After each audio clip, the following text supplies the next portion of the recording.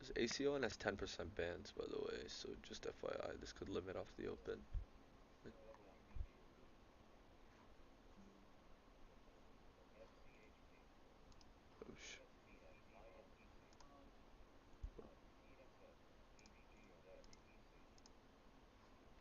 oh I'm not gonna take that breakout because it's just not that clean. Yeah, I'd want like one more higher though, but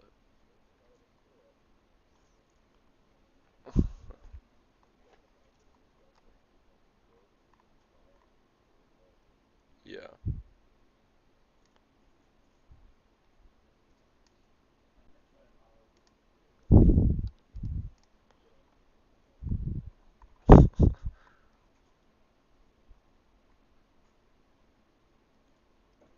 yeah,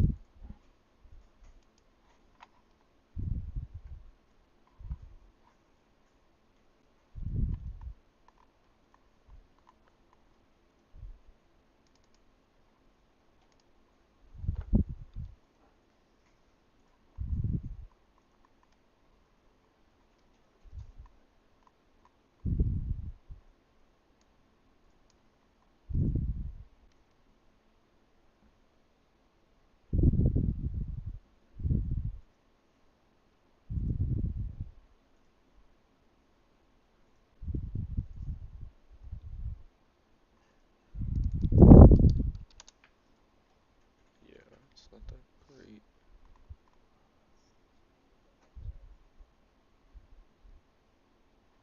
Yeah.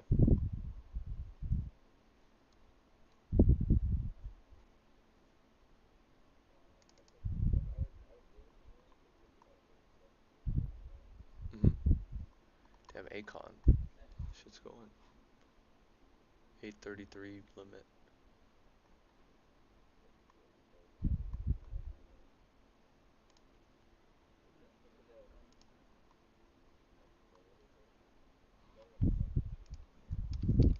Yeah. Yeah. It's like immediately until limit. Yeah. Yeah. It just wasn't a great breakout. It would need to be. Yeah. Like the length of consolidation was good, right? Like 7 and 9, but the tightness was. Yeah. Yeah. 100%. Um.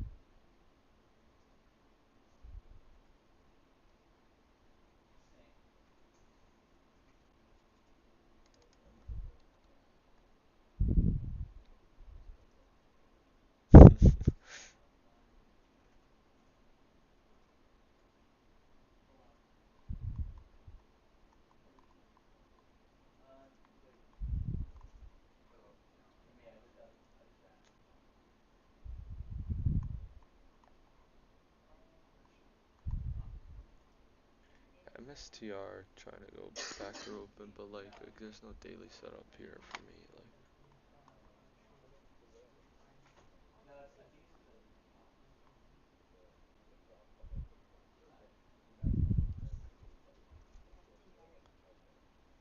Yeah, it just doesn't. Yeah, it can work, but again, yeah, it just I don't know. It's not that great. Like I don't see the daily setup here.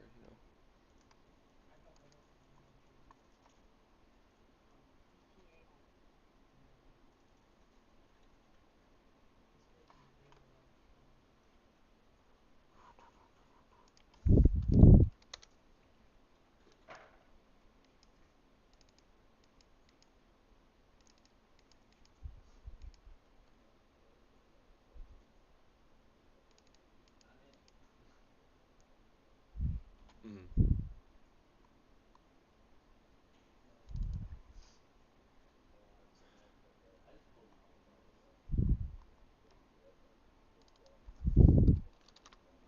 Yeah, uh,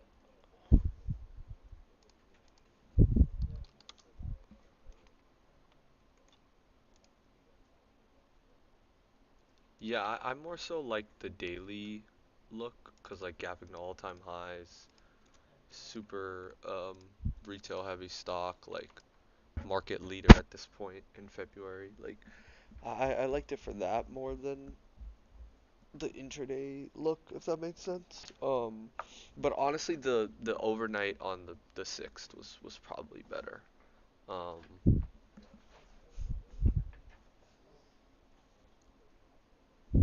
mhm, mhm. Yeah, yeah, 100%.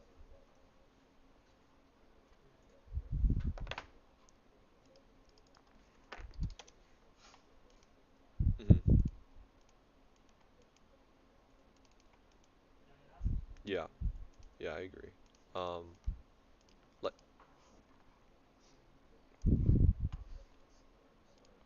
yeah, I can't even. Yeah,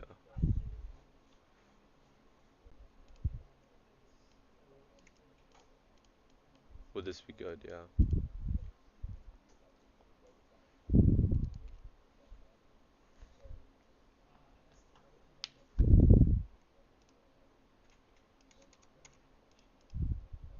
Mhm.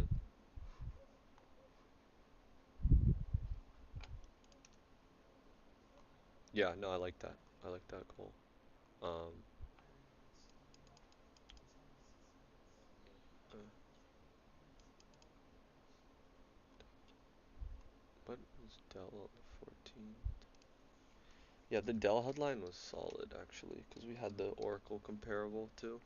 Like in terms of easy, like it was easy, you know?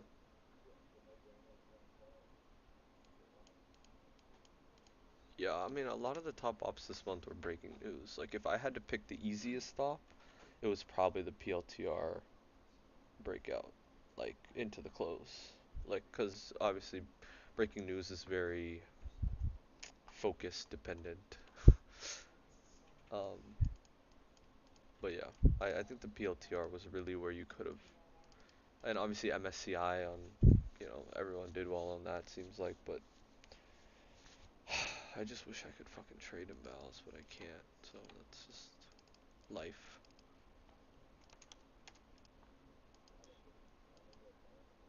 Yeah, I took it out. I took it out.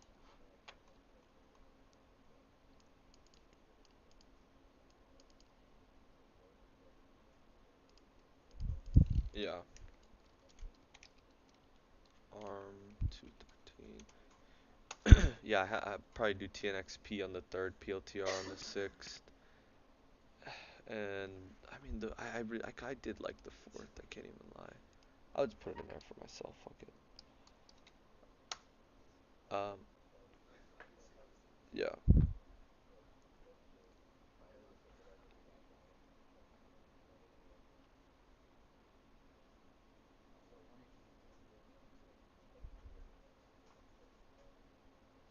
Hmm. Yeah, that's fair. Yeah.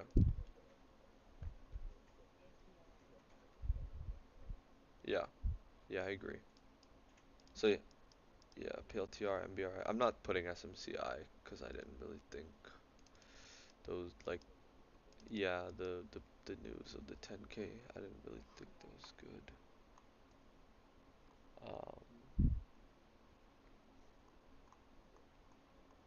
Maybe some of those overnights, like you were saying, but again, I can't really even like. I think my list might be a little different than yours because I one am not trading in bells and two can't overnight, so I'm really just trying to focus on growing my stop intraday, and majority of that's gonna be news and fucking price action, right?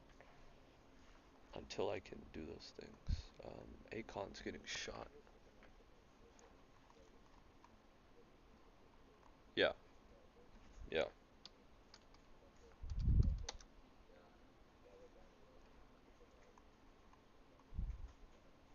yeah. No, you're right. You're right. It's a good point. We should honestly, if it was up, yeah, those,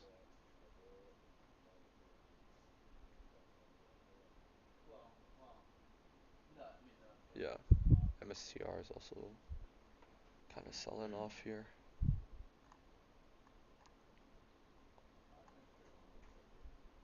it's just like, bro, like I don't know what to make of these like mid-range dailies. Like it's just like I know people were like horny that it was good, but like I didn't like, yeah, I can like like on the KGG call and whatnot, like everyone's like, oh, Bitcoin, Bitcoin.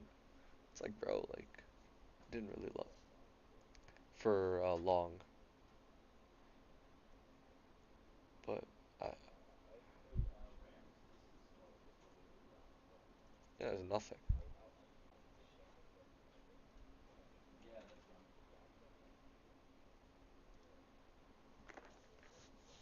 Yeah.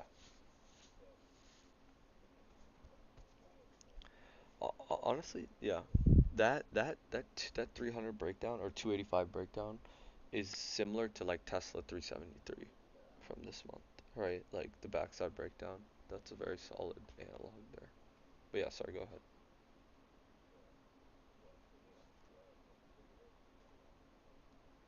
Yeah, I agree.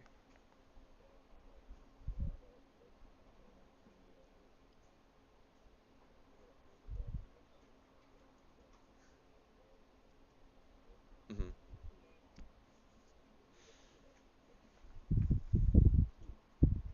Oh yeah, yeah. Yo, check sorry, BTAI is limiting. BTAI.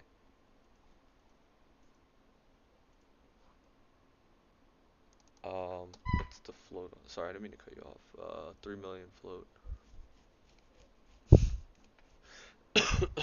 It's a 3 million float. I don't know if there's news on this. Let me see. Yeah, there's news. There's FDA concluded the inspection, but yeah. So fresh news, 3 million float, high offering ability, 20% bans, it looks like. Yeah, which is not great, but I mean, we're making a big move, so let's look at what this retracement looks like right now. Also, high offering ability too. So let me see if they have what their shelves are looking like. Do they have? Yeah, they have ATM for 115 mil. God damn, they have a $280 million shelf. Yeah, this can offer today. So probably keep that on watch with Acon. Like BTAI and Acon, probably the on watch for offerings. But sorry, uh, Acon much worse though, because it kind of faded. But alright, anyways, you were saying. No, you're good. Is it under the? Oh yeah,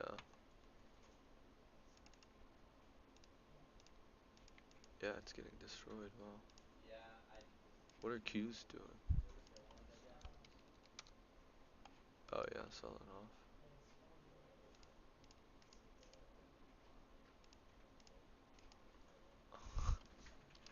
I'm dead.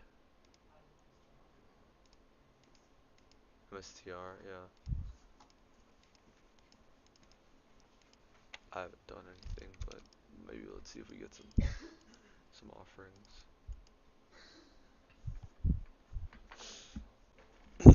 TRNR is also starting to turn up here too. Turner. It has probably a better daily look than some of these, but yeah, are we under pre-market low? Oh yeah, yeah we are. Okay, I'm a sudden alert.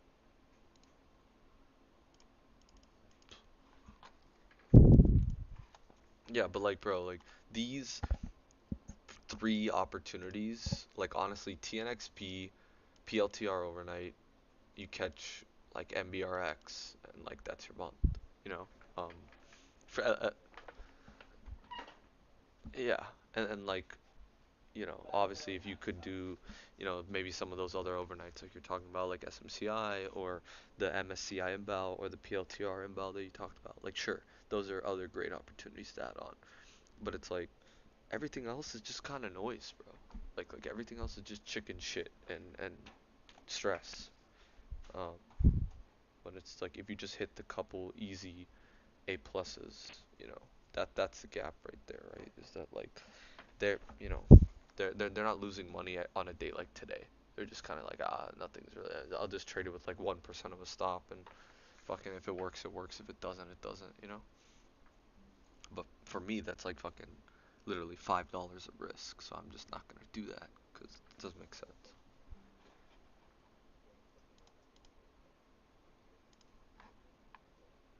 Yeah.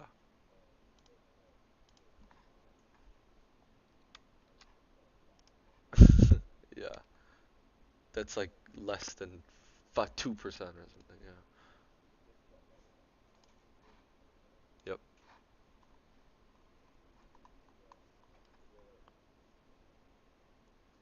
Yeah. Like the goal right now is to be in a position to like take advantage of good opportunities because like honestly, yeah. Go ahead. Go ahead.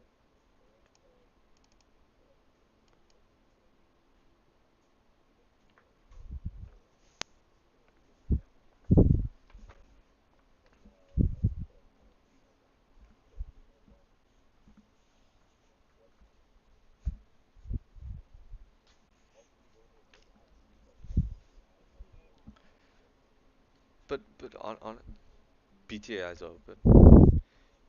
But like honestly, like that's ideal. But in an ideal world, it's like Brandon said, like your job is just to not lose money day to day. So it's just like I feel like you go in like yeah, that's ideal. But you usually when you're trading every day, you're trying to make money, and that's where you get in trouble and you get in these holes, and then like the big op comes, and then yeah, even if you do well, yeah, it's just like this negative feedback loop that's just constantly like, oh, well, I'm gonna make money and then I'm gonna be up when the big up comes and I'm gonna. It's like that's just a trap. I feel like it's just like, what if I just go into it with a clean slate and see what I can do?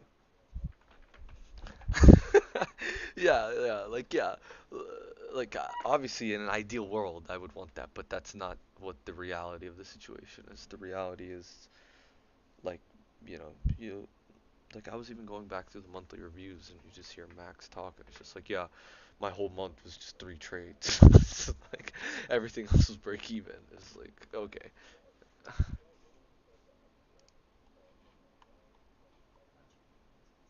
yeah, it, it's a shit month. Yeah, it's literally like what Nano said. Like he made, he's up like 20K, which is nothing, and then he made like 150 on the inbounds, and it's like, oh, I have a 200K month. It's like, well, hold on, like that, 80% of that came from one day. You know?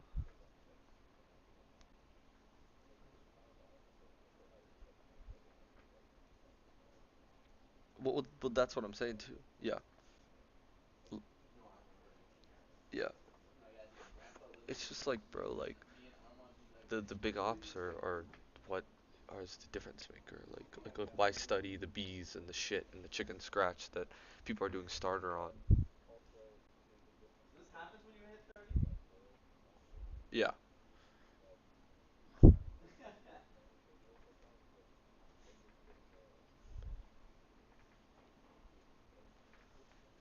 which is fine though. Like if it makes money, Carter, like everyone's gonna have to shut up. You know? I mean, but that's impossible though. Like like in terms of okay, instead of A plus, I'll say like A. Like MBRX like wasn't A plus technically because it's backside and it's SSR, but it's still a really good fucking opportunity, right? Or like that PLTR breakout wasn't an A plus VVOS, like oh my god, like oh my fuck, like this is, but it's still you can tell it's an A opportunity, like it's an opportunity that doesn't come around every month, right? So it's like you get a couple of those a month that are the differentiator, and like yeah,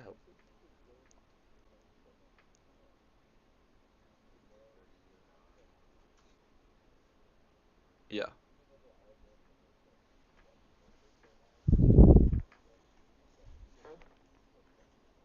Yeah,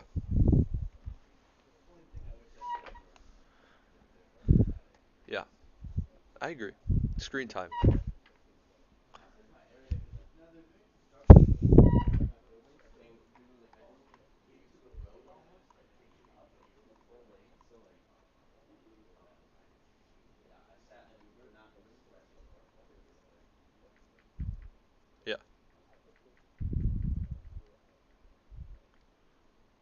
Yeah.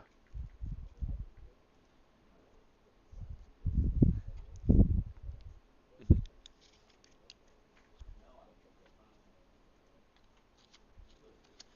Yeah, that's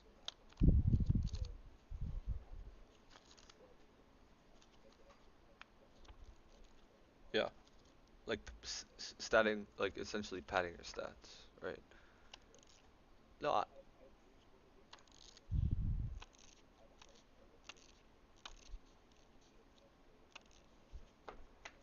yeah.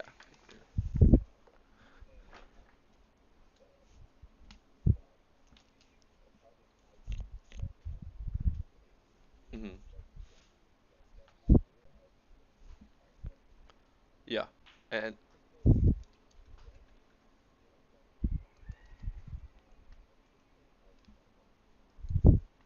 jeez.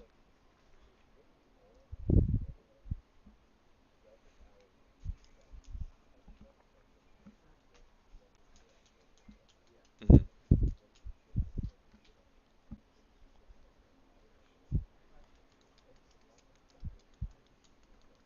Yeah.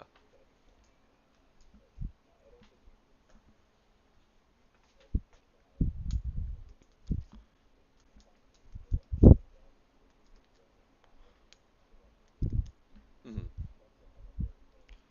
Oh yeah, yeah. But it accelerates your growth, 100%.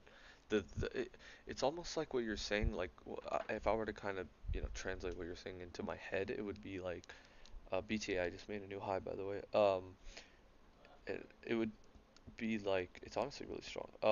It would be like honestly you're just using starter risk to kind of feel out the tape, and in these tight risk to reward spots, right? So like yes, I understand you're not trying to make money, and you're even if someone like Graham can risk 3 grand or 2 grand or 1 grand to potentially make 5 or 10 on these super tight spots on the tape. Even Max does it, right? Like I 100% agree, and we should definitely work on that. But the problem that I sometimes run into is then I'm like, oh, why don't I start sizing this up, And then that's where you get in trouble. It's like these aren't the real, like there's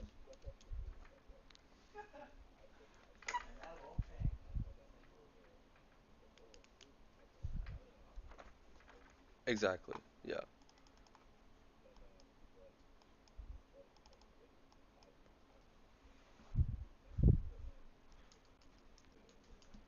no,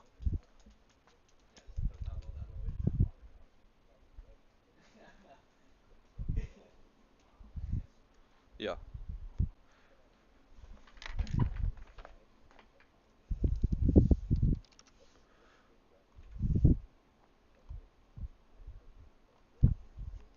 yeah. It is the same patterns, yes,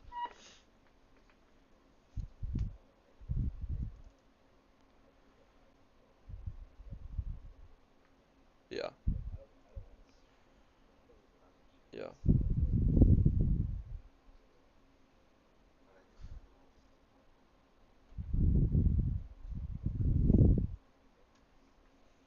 yeah,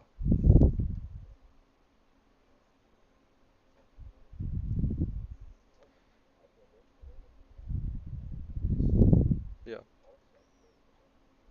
yeah,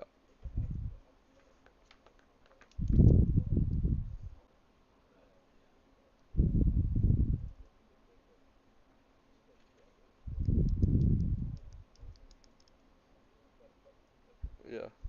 I mean that's just what they do. Like they honestly Shark trades the same way. That like it's just like for Lance's style, he's just catching the easy leg, you know. Um,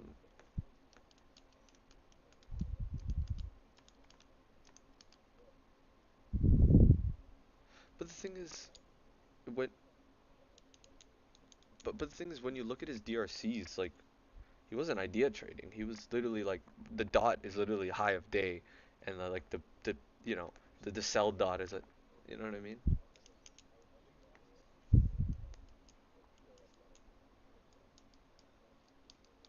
Oh yeah yeah yeah yeah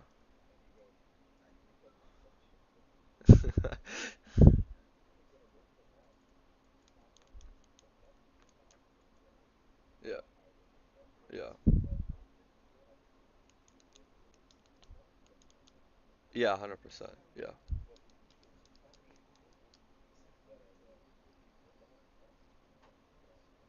Yeah, yeah, that's where he's getting his size. Yeah. Yeah, I agree with that.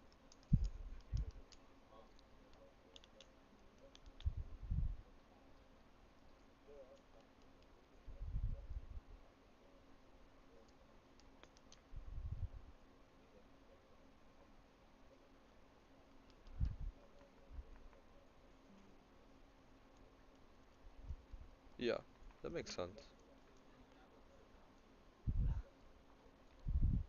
Yeah, I mean, honestly, Nano and Armand and Steven just trade that way, like, and they make a lot of money, you know?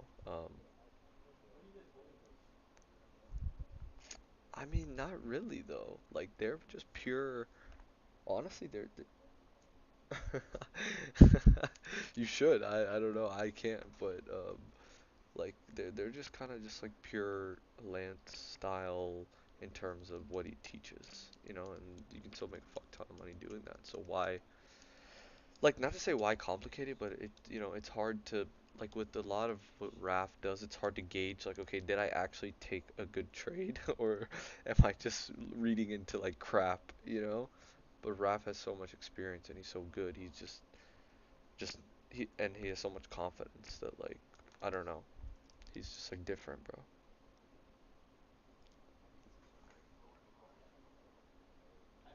Yeah. Yeah.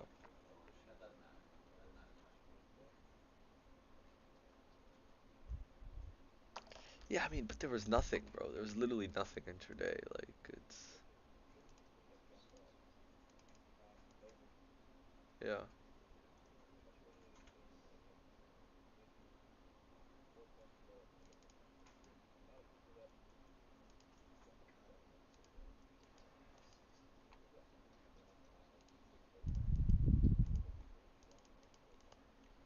Yeah.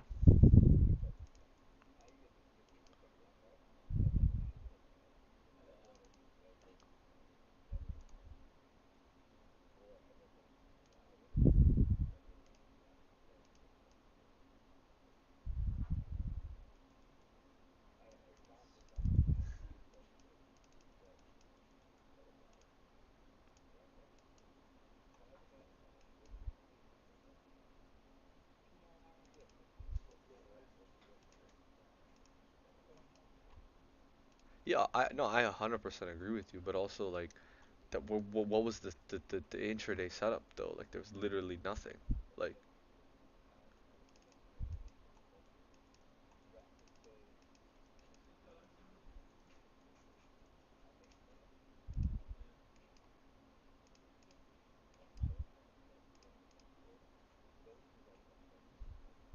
yeah,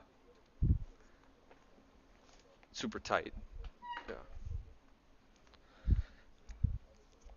Yeah.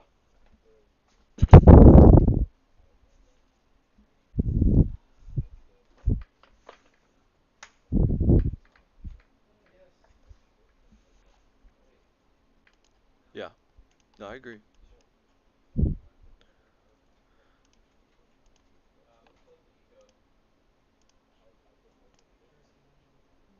Mhm.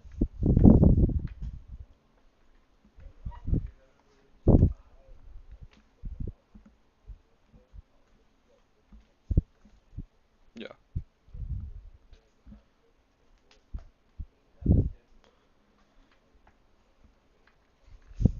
No, it's just a tight spot to get involved. It's, I mean, that's honestly what the intraday is for.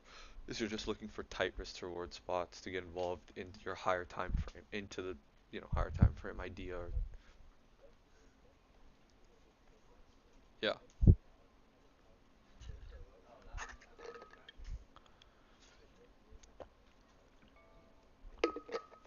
TR&R to pre-market highs.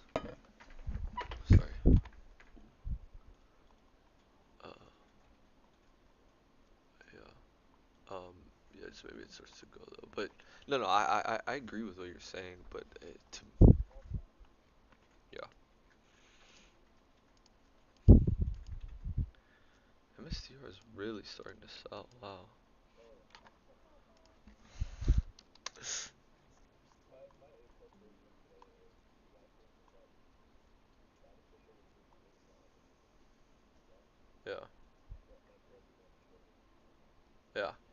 And just hold it as an idea, yeah. No, no, yeah, we didn't.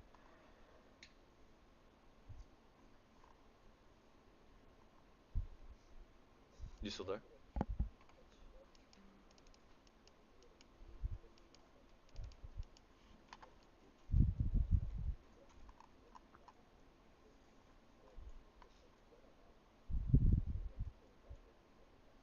Hmm. Yeah, that's fair. I mean, I feel like, but I feel like at the end of the day, that's all chicken scratch. Like everything we're talking about, there's gonna be another trade tomorrow where, I mean, well, I would say we are. Why are we not? Like TNXP, well, I was flat in February, but that is because I was CTO'd on on the best day of the month for my playbook. I feel like I was CTO'd on the 13th. I didn't couldn't hit MBRX offering, couldn't hit ARM. Dell I caught, Sound and Serve I caught. I did a little bit of like breaking news on the idea in the pre-market, and I also took the bouncy ball on Sound in the pre-market. Um, MBRX, CTO'd, PLTR on the 4th I caught, PLTR on the 6th I didn't catch, but I implemented a solution for that, and then TNXP SOUN in the pre-market. Yeah, it wasn't that great to be honest, but I just basically idea traded it. Oh, let me see this. Where's what happened to the fucking thing? But yeah, but like, I mean,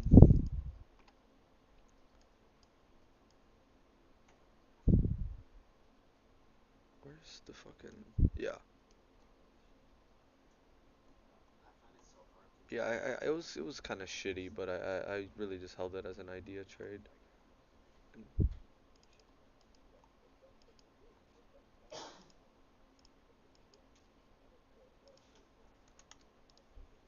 yeah, yeah,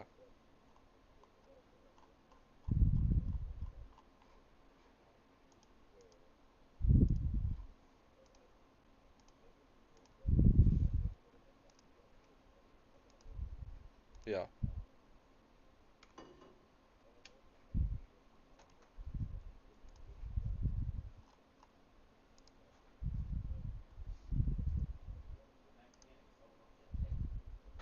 yeah,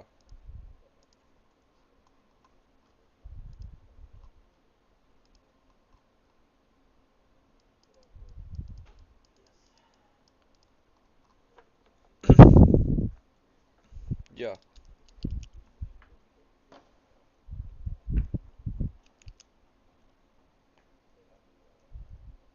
yeah. Like, and again, like for me, for all the big opportunities in February that I messed up on, I implemented solutions for, and like a lot of the thoughts that I have now are because of the lessons I've learned in January and February, are that like you know we don't get home runs every day. This isn't 2024, and you can really just get in trouble trying to trade things that aren't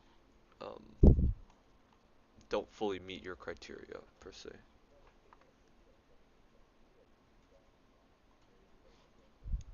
Yeah. No.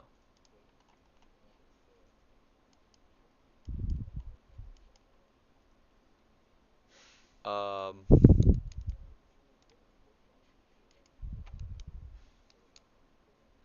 Yeah.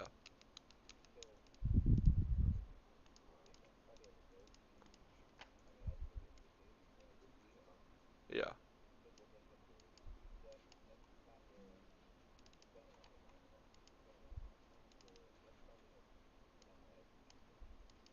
Yeah. I mean that's fair.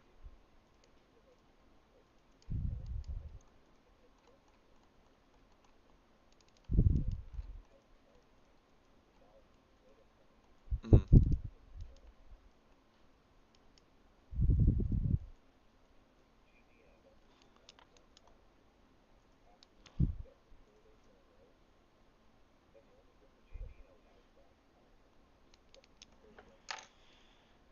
Yeah.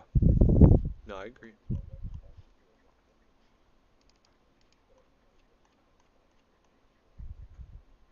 Yeah, no, no, I agree with what you're saying. It's not that I don't. It's just on the other opportunities that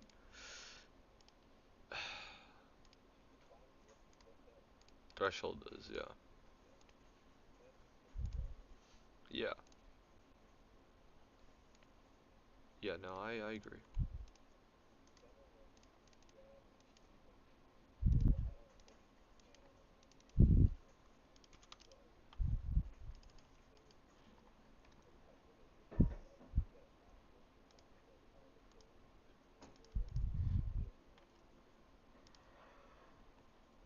Okay.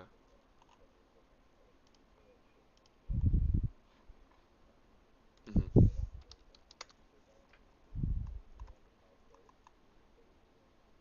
Yeah.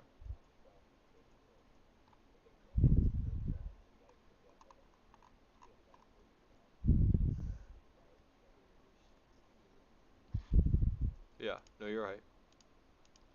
I think Brandon used to do a lot of that too.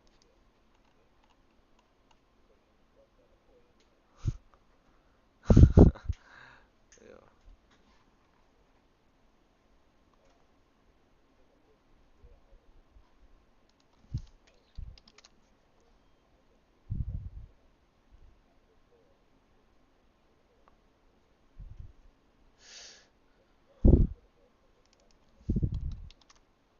Yeah, then it's a different, yeah.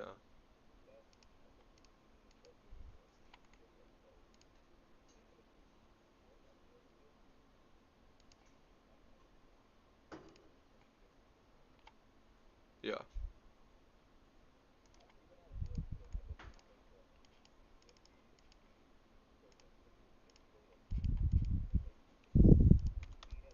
Yeah. That's hilarious. Well, yeah. No, no, no, you're good. Another thing also is that like I've noticed, like, it's okay to operate differently. Like there isn't like a one size fits all job, right? Like what works for, and that's honestly what I've noticed with like Brandon and Raph and like Danji. Like Danji operates differently than Lance, right? And and he still does well. Or Graham and Max operate differently, and Nano and whoever operate differently. Like this isn't a one size fits all, right? Like you gotta kind of, it's at the end of the day, at least for me, another thing that I learned this year is that like trading is personal. You gotta make it your own. What makes sense to you may not make sense to somebody else, and that's okay. And as long as you're making money, that's the end goal. You know. So I think it's fine to operate like like I understand, like okay, Max does it this way, so we should be open-minded to doing it that way too. Um, but also at the same time, it's like we should also s- strive more towards like what makes sense to us, in terms of our style and our playbook. Because like Casey and Dan might love doing those tape scalps and doing all that and archiving that, but that may not make sense to me right now. What makes sense to me right now may be like, okay, look, I'm cool missing the MSTR sell off today, right? Like, that's fine. That's not where I've studied. That's not where I know I have edge. That's not where I know I can get super tight risk to reward and put up a big day and get a stop bump. But where I have studied is in these select niche patterns where I do have expertise in the market is when X, Y, and Z align, and that's kind of where I know I can put up a good month. You know,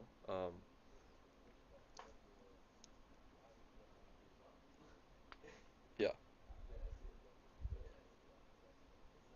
yeah, yeah.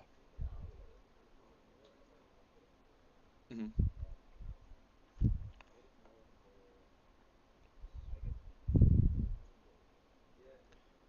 Yeah, for breaking news, and that can be subsetted into, specific situations. That could be like Trump tariffs, AI headlines, roaring kitty tweets, however you want to, subsect them. Um, And obviously, what's more in play deserves more risk, right? So we're definitely gonna get more headlines, right? We're gonna get more, yeah, we're gonna get more offerings on multi-day runners, or even on 1 day gaps or on day ones, right? Like those are still trades that have like 80-90% hit rates, where you can get super tight if you're fast and you know get like 5,000 shares of a $10 stock and make $2 or something stupid, or 1,000 shares of a $10 stock, make a couple dollars, or not even 10, even like $3. Um, so like those are gonna come, and I'm confident knowing that I just need to catch a couple of them, right? Like the super obvious bouncy balls and breakouts and breakdowns. Yeah, yeah, I like that Soxel from last week. Um, on the 27th, I was flying that day. Oh yeah, yeah, yeah, yeah, yeah, you did. Yeah. No, the Soxel one was good. I like the Soxel one. Yeah.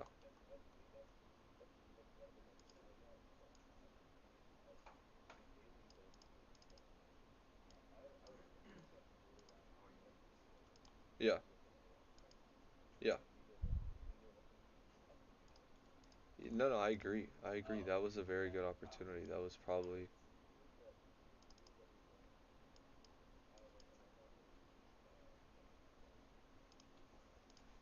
Yeah, I mean that's fair.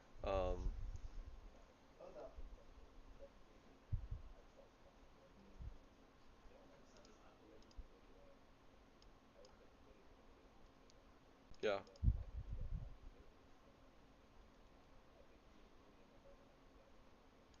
100%. And I don't want to chalk it up to the excuse 100%, but I feel like if you had seen that and we talked about it, I definitely would have taken it, and I definitely would have probably urged you to take it because we would have been like, look, what are the cons, right? Like, let's just start with the cons. Nothing, right? Like,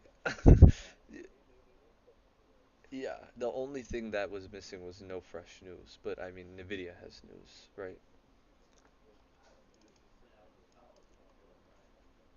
Yeah, 100%. So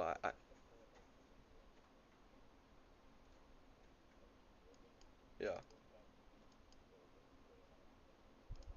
bro, and like that's a thing where you can risk like fucking what is this? Like you can risk like what, like 5 cents and to make $1 to the downside, like you know what I mean? So I 100% agree.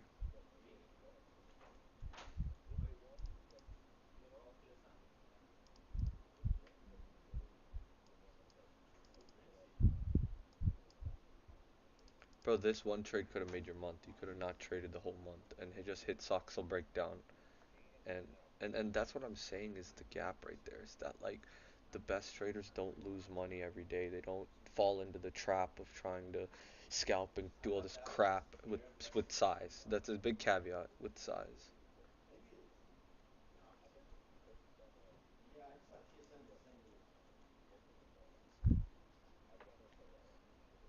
Yeah.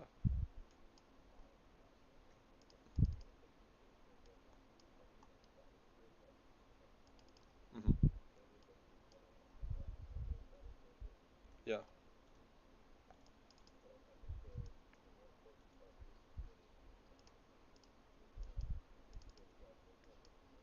Yeah.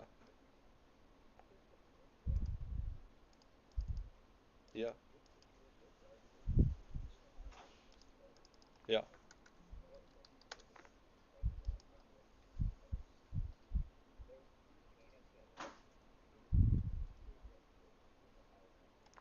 Hmm. Yeah. I agree.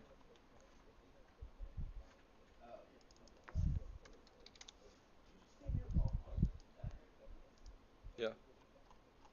No, I agree. Well, PLTR, I don't think we were working together at that point, but the Sox, I agree, and I don't want to make excuses again. I don't, but I feel like, yeah, if we were on call together, I feel like I would have definitely urged us, and you probably would have done the same, where it's like, this has a really good daily, a really good intraday, and like we can't not take this. This is as A as it gets.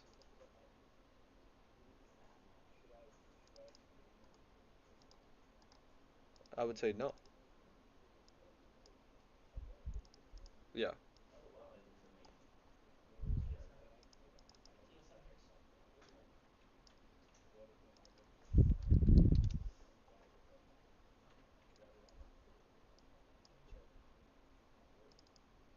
So how did it hit your radar then? Like how did you see it?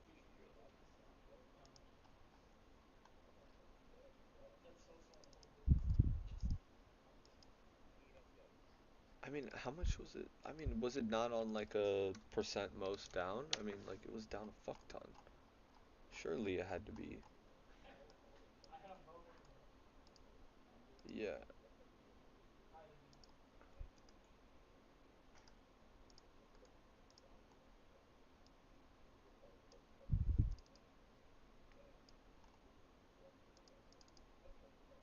Yeah.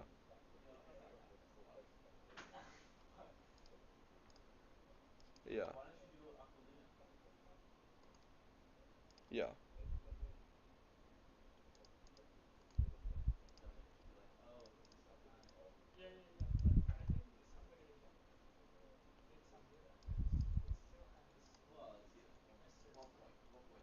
Yeah. No, I agree. Yeah, I agree. Oh shit. Was there news on TSM? Trump TSMC expected. No, no, no. I don't know. It's just like fucking. I don't know what the hell is going on. No, I agree with you. Those two range break trades were what the fuck? Um, yeah. Sorry, I was trying to do like this.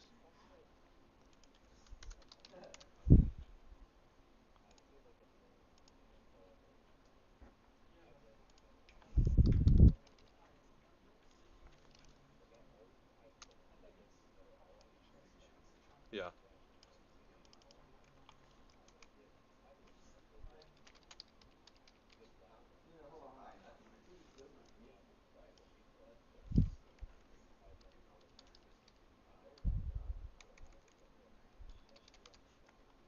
Hmm.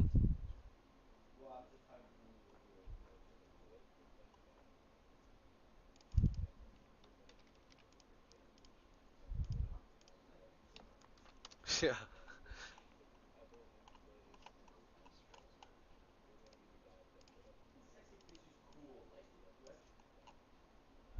And that's where I agree with you. Is that's the fucking the differentiator, and like that's where it's like okay, like you can put up a couple stops on this stuff, right? And like you have your couple of niche patterns, you have your A's, and like that's where, like you don't need to be good at everything, and but you should be open-minded to like okay, there was an A plus offering, how can I implement this into my playbook? And that's exactly where I'm at. Is like I don't care about the B's, I don't care about the shit, I only care about the picture perfect stuff, where it's like, you get a Soxel, you get a MSTR the other day, that wasn't picture perfect, but it was good enough to take, right? Yeah, the bouncy ball that we took last week. Yeah. Remember? Yeah, like yeah. Yeah. The 225. Like that wasn't picture perfect, but that was still. Wait, what was that? 225? I don't know when that was. Yeah, I like the 247. Like that, but that's good enough to take where it's like, hold on, like you have similar nuances there, right? You have a daily aligned, you have the news, you have the breakdown, you know what I mean? We're holding weak. Obviously, Soxel is way better, but like,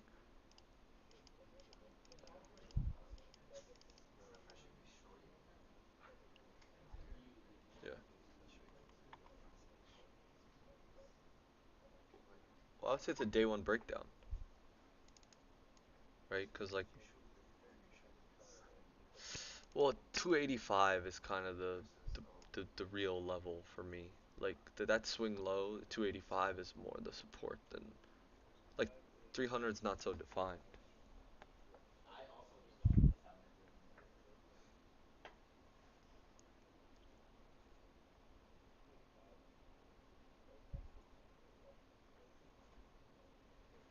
Yeah.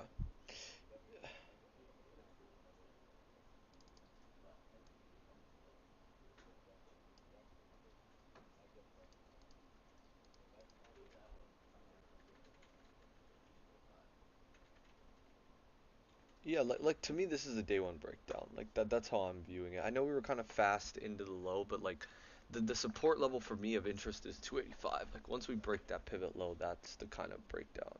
You know what I mean? Um, but I agree. Like Soxel was way better. Um, but that's where again, like we talk about A trades, like it's not so fast, it's not so complicated. It's in, you might get two of them a month, but those two are what are gonna make up your month, right? You hit TSM spiking. Um, I don't know what's going on here. Yeah, sorry, go ahead.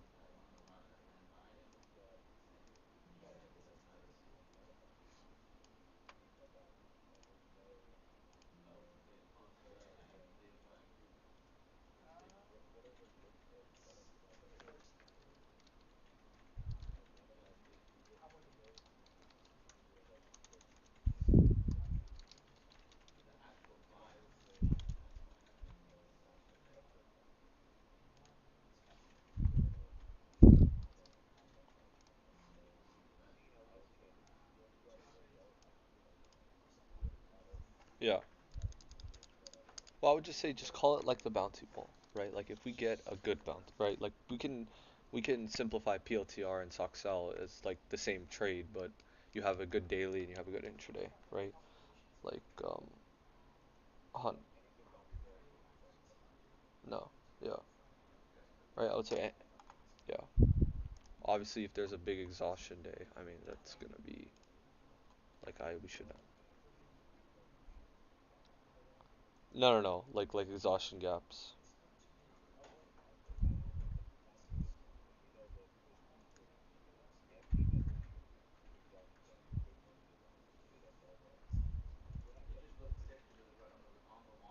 Yeah. Yeah.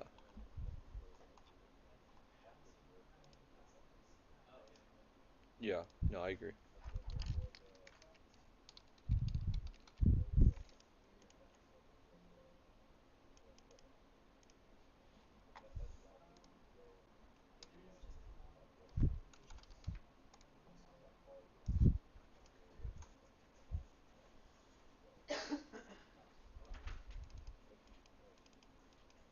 No.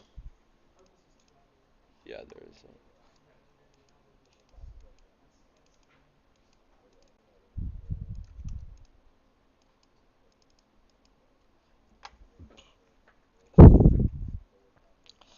Yeah, but that's not. Yeah, the like those weren't so amazing to me at least. Um, I thought. Yeah.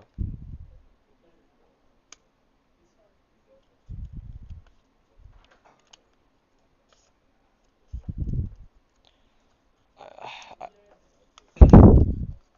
yeah, like 10-20%. I would say like 20% minimum. Like if it's like if there's a daily, there's news and it's like holding up well for hours and it breaks out. I mean, I like that's a plus for me, and I'm cool losing a whole day on that.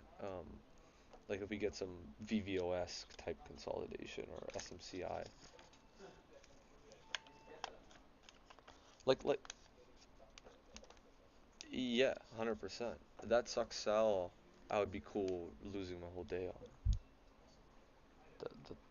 Like, that was really good. So just those, so like yeah, you talk about A opportunities, like those are gonna make up the month. Like honestly, I would even throw this Oxel bounty pool into this list to where like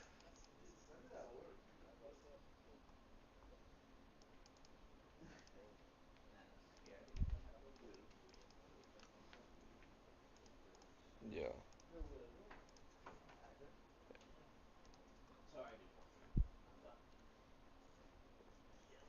Like honestly, that's what I'm really focused on. Yeah, yeah, yeah. That was another easy one. Yeah,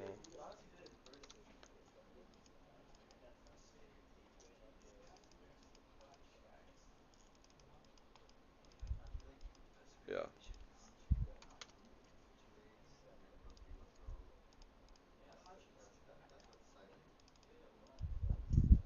Mhm, mhm.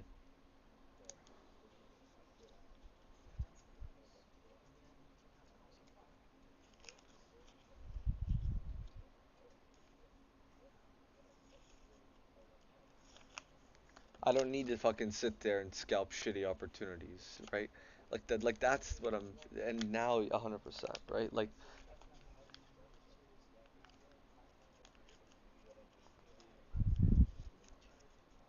yeah. Now all of a sudden it's different, right? Yeah. 100%. Bro, a lot of this job is I like connecting those dots in real time and just like having that feedback loop to just sit. Like that's why I'm so cool sitting back today. Is because like I know when that opportunity comes, I'm gonna hit it. Like I'll be fine. You know? Like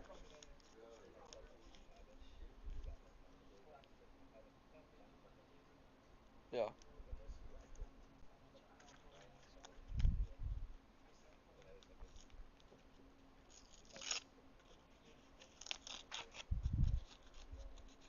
yeah.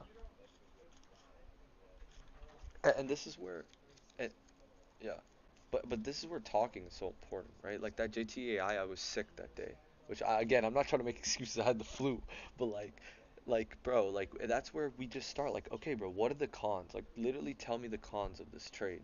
Like, let's start there. You know what I mean? And if you can't name a con, then like, why are you not putting the risk on, right? If you're gonna sit there and say like, okay, it's not tight enough, then I'll press you and I'll say like Carter, like, okay, why is it not tight enough? It's holding up in the upper quartile or whatever, right? Or like, why is the consolidation not long enough, right? Or you may say it's not in play, and I'll say, well, it's rotating the float 50x. Why is it not in play? You know, it's like this is where that back and forth of like, dude, like Soxel, you know, Daly's breaking down. Yeah, like tell me one con. Yeah. Like I would just sit there and be like, dude, there's no cons. Like you're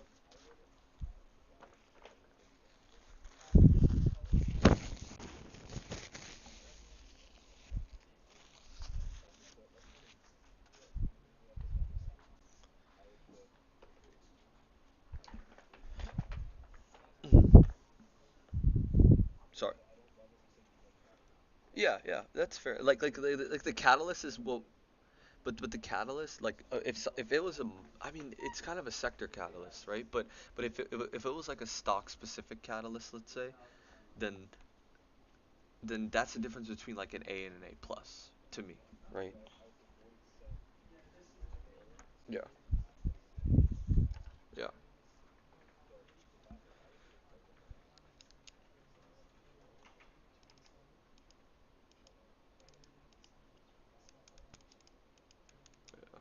yeah,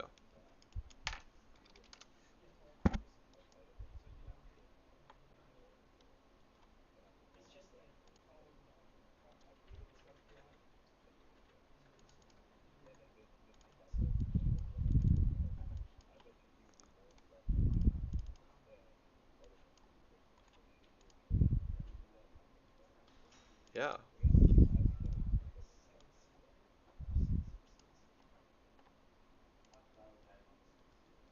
Did I lose you? Hello? Oh,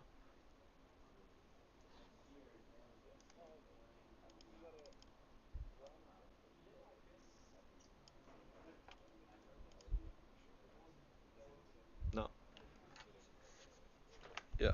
Well, it's good to remind yourself, right? Because like on a day like today, you can easily miss MSTR, get tilted, and then now you're like, fuck, I need to fucking scalp or I need idea trade more, right? But it's good to remind ourselves that look, like we only need 2 to 3 really good trades a month in our wheelhouse to make our month.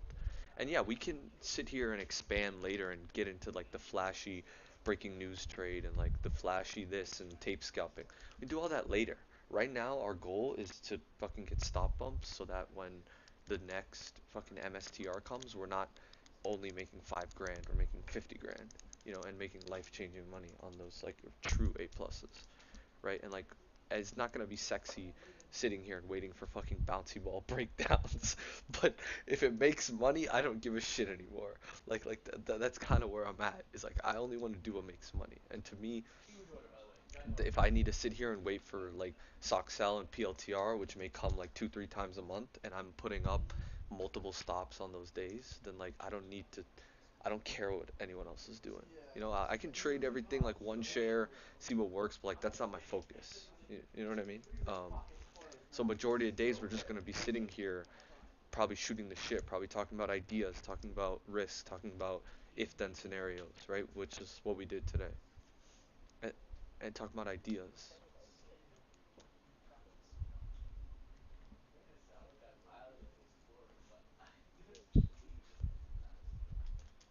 No, bro, the worst thing, and that's good. And sorry to cut you off.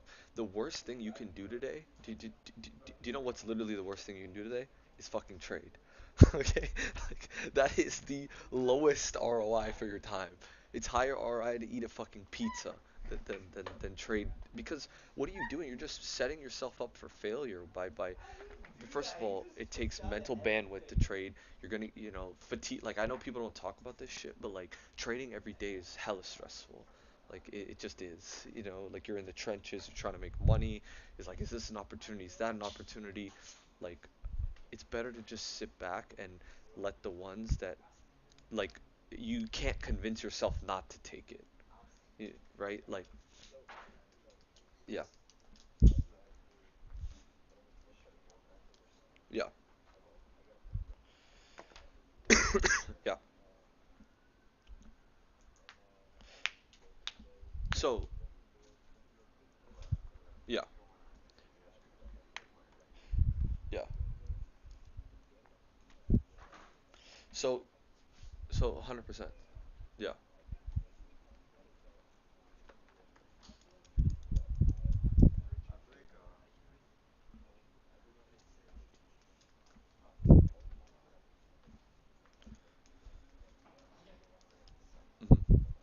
Hmm.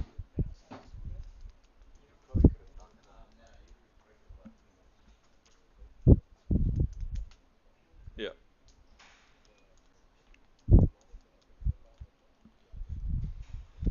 Yeah. Yeah. Yeah. Yeah.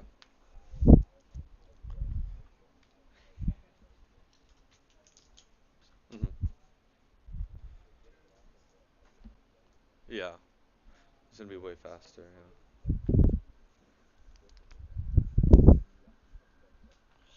So like, honestly, I agree with everything what you're saying. What let's do is let's take a break, right, for a little bit. You finish your monthly review, and when we reconvene, whether whenever you're free, I'll probably just grab lunch. Let's have like, what are the 5 ops this month that you really could have made your month on, that were like the slow, easy, not so flashy, like not the fucking hard breaking news trade that you have to analyze a million, like what were the 5 easy places we could have made a really good month. And then the second thing we'll do is like, what were the big losses we took this month, and the solutions, and like 1% improvements, right? And then let's kind of talk about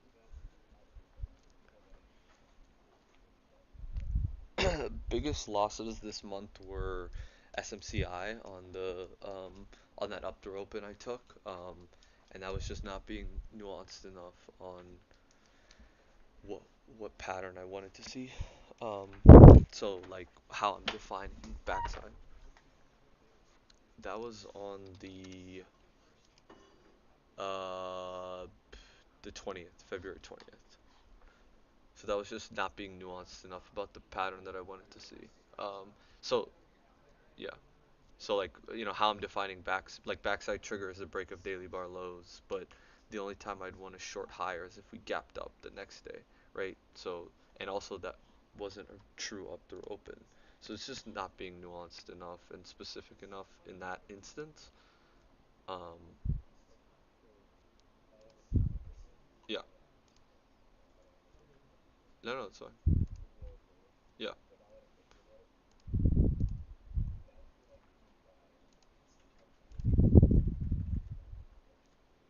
hmm,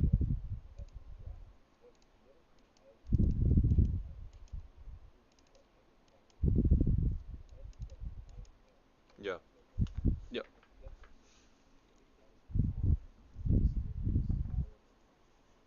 hmm,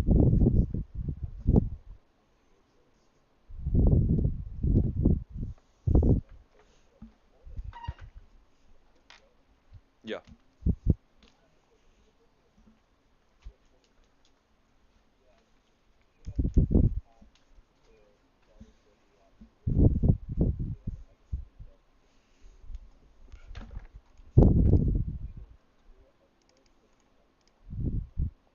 hmm,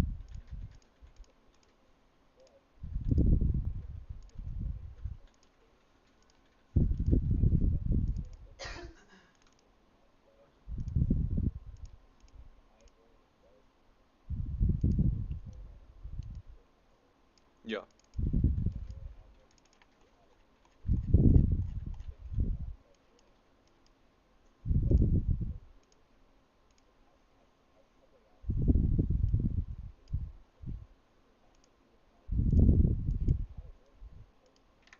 yeah. No, he does.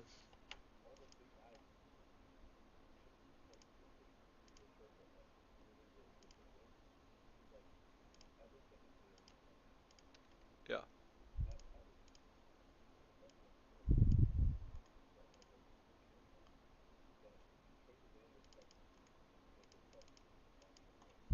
hmm,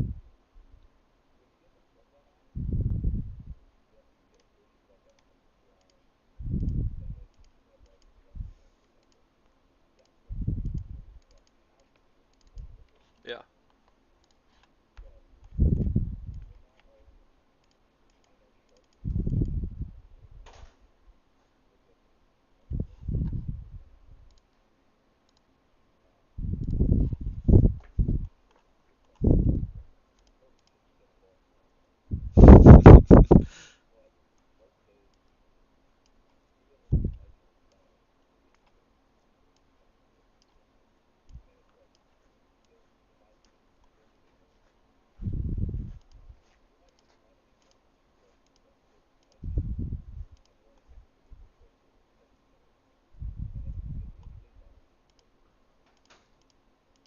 yeah. No, it makes sense. I can see that 100%. Um, but yeah, but we'll talk about this in the monthly review. But yeah, but let's I guess take a little break and then we'll let's do like the top five easiest places we could have made a month and okay, perfect. All right, talk soon, bro. Peace.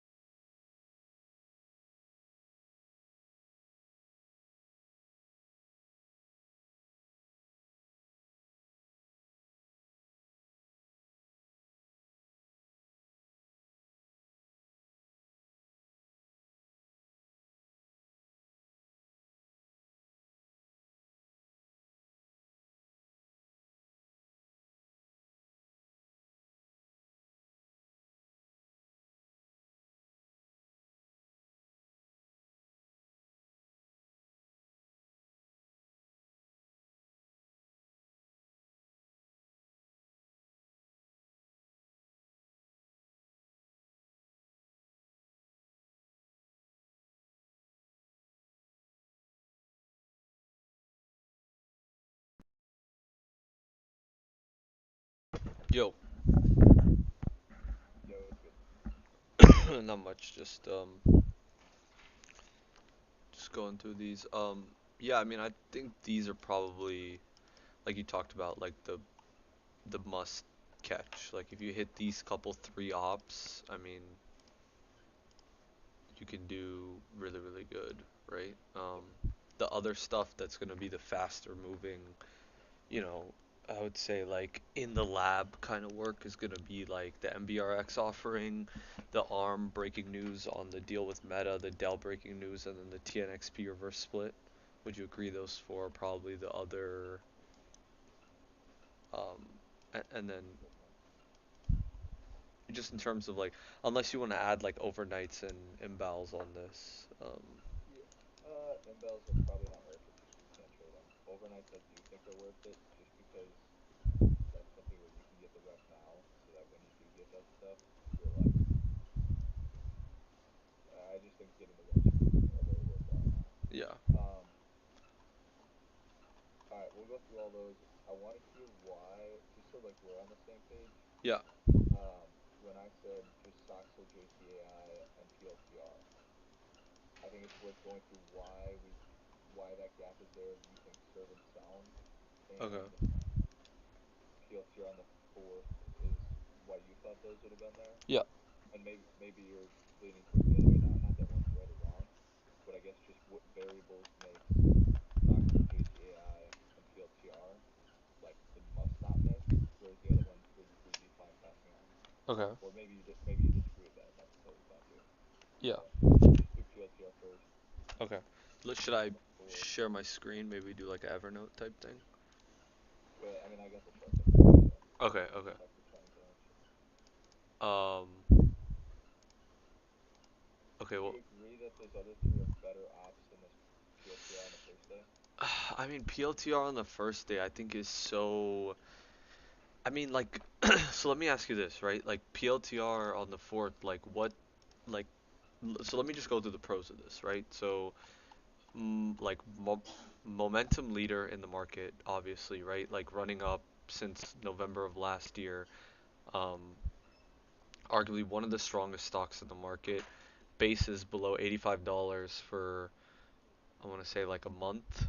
Yeah, like, end of um, December to January, end of January. Then we're gapping up to all-time highs on a news catalyst. Like, yeah, I understand day one earnings. Like, I don't give a shit. Like, we're Yeah. gapping to all-time highs. You know, like there's literally no overhead above. Um, on a news catalyst, on a momentum stock, huge volume. Like, I don't even look at the fucking earnings. Like, I don't really. I'm viewing news as binary. Yeah, same. Like, I'm not fucking looking. Oh, this is a seven. This is a 3.79. Like, I don't give a shit. Like, we're gapping to all-time highs on fresh news on a momentum stock like PLTR that has huge reflexive ability, huge options flow. Like, that has my attention. Um, we make a huge move from like 85 to 105. We hold up well into the open, right? We're opening up like right near pre-market highs, and I just think that down through open is just like so good. Because you have everything on your side, right? You have a daily chart breaking the all-time highs, you have fresh news, and then you have an intraday chart that's aligning. And it's not, I think the intraday is so shit that like I agree with you on everything. yeah, Like I love we have a catalyst. We're gonna do insane RVOL. yeah, Um, I guess the down through open just doesn't seem that clean to me. yeah, Um, and that's like when you look at all the other charts, like the PLTR breakout into the close, like that's not A plus, but like that's a pretty damn good breakout. Like 6 hours long consolidation, all that stuff. hmm Um, but to me, a consolidation breakout has edge in itself, hmm just from simple supply and demand, like it, how Sorry, do that you works. yeah, A breakout has edge. yeah, A down through open does not have edge. Like yeah. there's not edge in a down through open. It's the edge in all the other stuff. In the higher time frame, that, yeah, And a down through open is a way to get risk on the table. yeah, Um, I don't know. I also don't like the consolidation isn't that A plus. I don't love that we broke. Like I'm saying, after hours we Oh, the I don't consolidate. love Yeah. I don't love that we wicked above um, the after hours high in pre-market and then fell back down again. But here's where I'll challenge you. Here's where I'll challenge you, right? Like it's the same thing. You're reading into the pre-market and after hours when the edge is in the higher time frame, right? Like the Yeah, but edge. I don't love this. Yeah. When this thing's like 24% gap up is a fucking metric fuck up. Like Yeah, I of know you don't course. want to be analyst and stuff, Yeah. but I just don't. I think all those other three are just such a much slower, easier, like very obvious trade. Yeah. If we had an opening range break here, I would say hands down yes, you're right. Okay. That's fair. But the down through open to me is not this like it's just such a subjective like a breakdown and breakdown are like yes no shit, but a down through open there's people that define down through opens in so many different ways. Yeah. Where like I'm looking at a 2 minute chart, this just looks like shit on a 2 minute chart. Yeah. Whereas there's some people that define like you remember that SMCI down through open Yeah. where the first 2 minute bar should close below and we really shouldn't have tried to push higher at all. Yeah. And then you almost get like a pause 2 minute candle and then go through the open. Like for me, those are yes, I'm gonna take those. Whereas I mean, I can't remember the last time I've taken like a down through open or up through open because it's like, what setups do they really make sense in? I'd rather just be taking the breakout or breakdown. Yeah. That's fair. Like, why does it? I just get like, why does it have it? So then why not take a pre-market high break here? I just think it's a tighter risk to reward spot to get involved, right? Like buying the pre-market high is such a chase at that point that I think like Yeah, I agree. I'm kind of just playing for the opening momentum on this. Do you know what this reminds me of? There was one in Meta at the beginning of the year on February 2nd, 2024. Um, I, I do remember this. I remember actually trading that one. yeah, It was pretty like good. this almost it's the same thing. Like to me, like I'm just looking kind of at the variables and I'm just like, all right, like what do we have here, right? We have a stock, we have a super reflexive stock that everybody's watching. This isn't fucking Home Depot, right? Like this is we're talking about PLTR, right? Like the one of the strongest stocks in the market, um, meme potential, right? And then we have fresh news, we're gapping to all-time highs daily. There's no overhead supply, and we get a down through open. Like I'm just mechanically buying that down through open, and I like just 2 minute trailing out. Like, you know, For some reason I see the meta one so much cleaner as a down through open than I do on the because why you get the first swing down, you yeah, close below the open. You yeah, have that pause candle, and then you go back up through the open. Like for you, was it SMCI the one that was down through open I took the stop on? yeah, Like the fact that you even called that a down through open, I'm like, what the fuck are you even talking about? yeah. That Like was more new to me. Like that was more like an intra bar one. I usually don't do that. yeah, Um, but I was just like experimenting with shit. Like I agree, a down through open is one 2 minute bar closes down, and then we trade to the opening price. That's and yeah, to me it's such a field trade. yeah. I mean, It really is because there's times where you can like wick up then go down. Like it's just yeah, I I, don't know. To me it's not like if we're focused on the easiest money that we're both yeah. That's fair. agree on. I mean, But we don't have to add this one. That's fine. if we got, dude, I'm with you. If we get like an opening range break in that, like I love everything you said about the higher time frame, Catalyst, Marvel, super strong stock. It's like yes, just find ways to get long. Yeah, But I'm saying the down through open. I just don't have confidence in why a specific like you said, it's just a way to literally structure trades. yeah. It's just a tight risk reward But spot. but Yeah, but at that point, I would much rather like idea trade it and just bid in the down like in yeah. the prices if I'm gonna trade it down through open. Whereas 100%. if I get a specific opening range break, I know the opening range break itself has edge. Oh, a hundred Whereas the percent. down through open, whereas the down through open has no edge. So if we had like a half hour consolidation off the open, then I completely agree with that. But in terms of the slowest, easiest money we see right now, I just don't think this is Fair. comparable to the other two. Yeah, that's fair. That's fair. Yeah, I can see that how those consolidations might be slower, easier, and how we can really make our month. I agree. Um, I just think that's higher ROI right now. yeah, yeah, no, that's But fine. I think I mean it's really worthwhile to talk through like the higher time frame and shit. So, Yeah, yeah, 100%. um, and then Servant Sound. I mean, I'm honestly viewing serve and sound very similar to PLTR. Um, on what were the dates on that? The The 14th? 14th.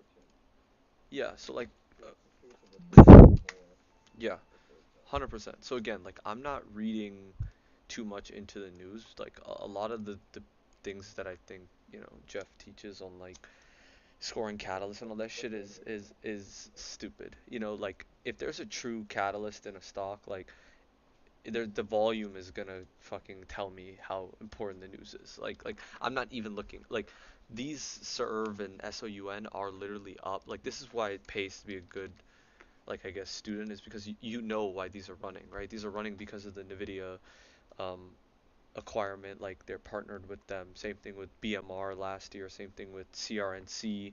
Like these are all running off the NVIDIA partnerships. So now that they kind of, NVIDIA We disclosed that. know it's bad. The price is reacting bad. We want to get short. Exactly. Yeah. What's the trade? Yeah, the trade again is just like the up to open on sound and serve. I think that's one. I think the other one is Fuck, dude. When we're down, like I know I don't want to be analyst on that, but I guess where we're gonna have to just agree to disagree is the down through open to me is not a trade that's easy to make. okay. I think there's so many times where I've seen a down through open and up through open like just be to me it's noise. It's so much noise. Really? Like Okay. it's literally just a way to structure trade. Like you need everything there. Like if there's a down through open leading into a clean pre-market high break or low break, I get that. But like for me, I would rather take the first, like let's say we're trading serve. Yeah. I would rather find a good level. Like let's say the 15 is an inflection point. We Yeah. previously bounced into that. That was kind of a breakdown. Yeah. We failed there a few times. I would rather offer up in the 15, risking a hold above it, than wait for the up through open. Because again, all it is the higher time frame setup. It's bad. You want to find ways to get short. Yeah. Exactly. Yeah. 100%. So there's just a million ways, and like I would say you would tend to stray away from that like offer up into the level Yeah. on front side, which is fine because I don't even love that trade anyways. Um, how much were we down in the first half? It was a much a fuck ton of money, Yeah. It like was what like. 40%, no, almost 40%. Like how much? Think of it in terms of EV perspective. Like Mhm. if you can hit that headline, how much EV do you think that has relative to anything else 20 minutes after the headline? Yeah. They're not even comparable. Yeah. So what's the most you'd risk on an up through open when you know how much edge is there in the breaking news? I'm like I couldn't risk 10% on that. Yeah. I mean, I think again, like the trade here for me is just the news, daily chart, intraday chart. Like I just try and keep it as simple as possible. Like I'm not trying to, like, I understand the higher EV is in the headline. I'm not disagreeing with you there. Yeah. It's the same on PLTR for me. It's just and the up through open is not why it has edge. I'm just looking for a spot. When we have fresh news and a daily chart, I'm just looking for an intraday setup to get involved. Like I don't really, I'm not reading into it more than that. Okay, here's a good question. You Yeah. know how Lance is copy people who make money? Yeah. Have you ever seen in one of Lance's DOCs him take an up through open or down through open on this stuff? No, but I've seen other people do it. Who do we learn this from? Caleb and fucking Jonathan, who are on the same watch me hit the up through open. Really? I thought it was Dan G. Yes. No. Because Caleb and Jonathan would always talk about it, and then Dan started just like he once in a while he'd be like, "Oh, I could see a down through open if it's a day one." Like I mean, Caleb and Jonathan were literally the ones who came up with it. There are times where it totally works, and I think it makes sense. yeah, I didn't know Like that. it's it's the same exact. As funny as it sounds, and I make fun of myself for calling it the gap pick and roll and all that other bullshit. Yeah, It's the exact same dynamic, but you waiting for it to go through the open price is just being like late to what the actual dynamics are. Like if that trade has edge, right?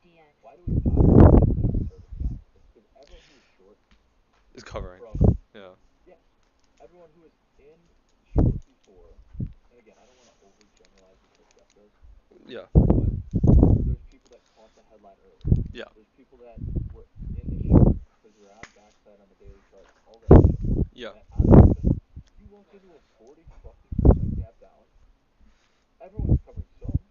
Yeah. Like, holy shit. Yeah. Um, and then you have the other side of things, the supply and demand.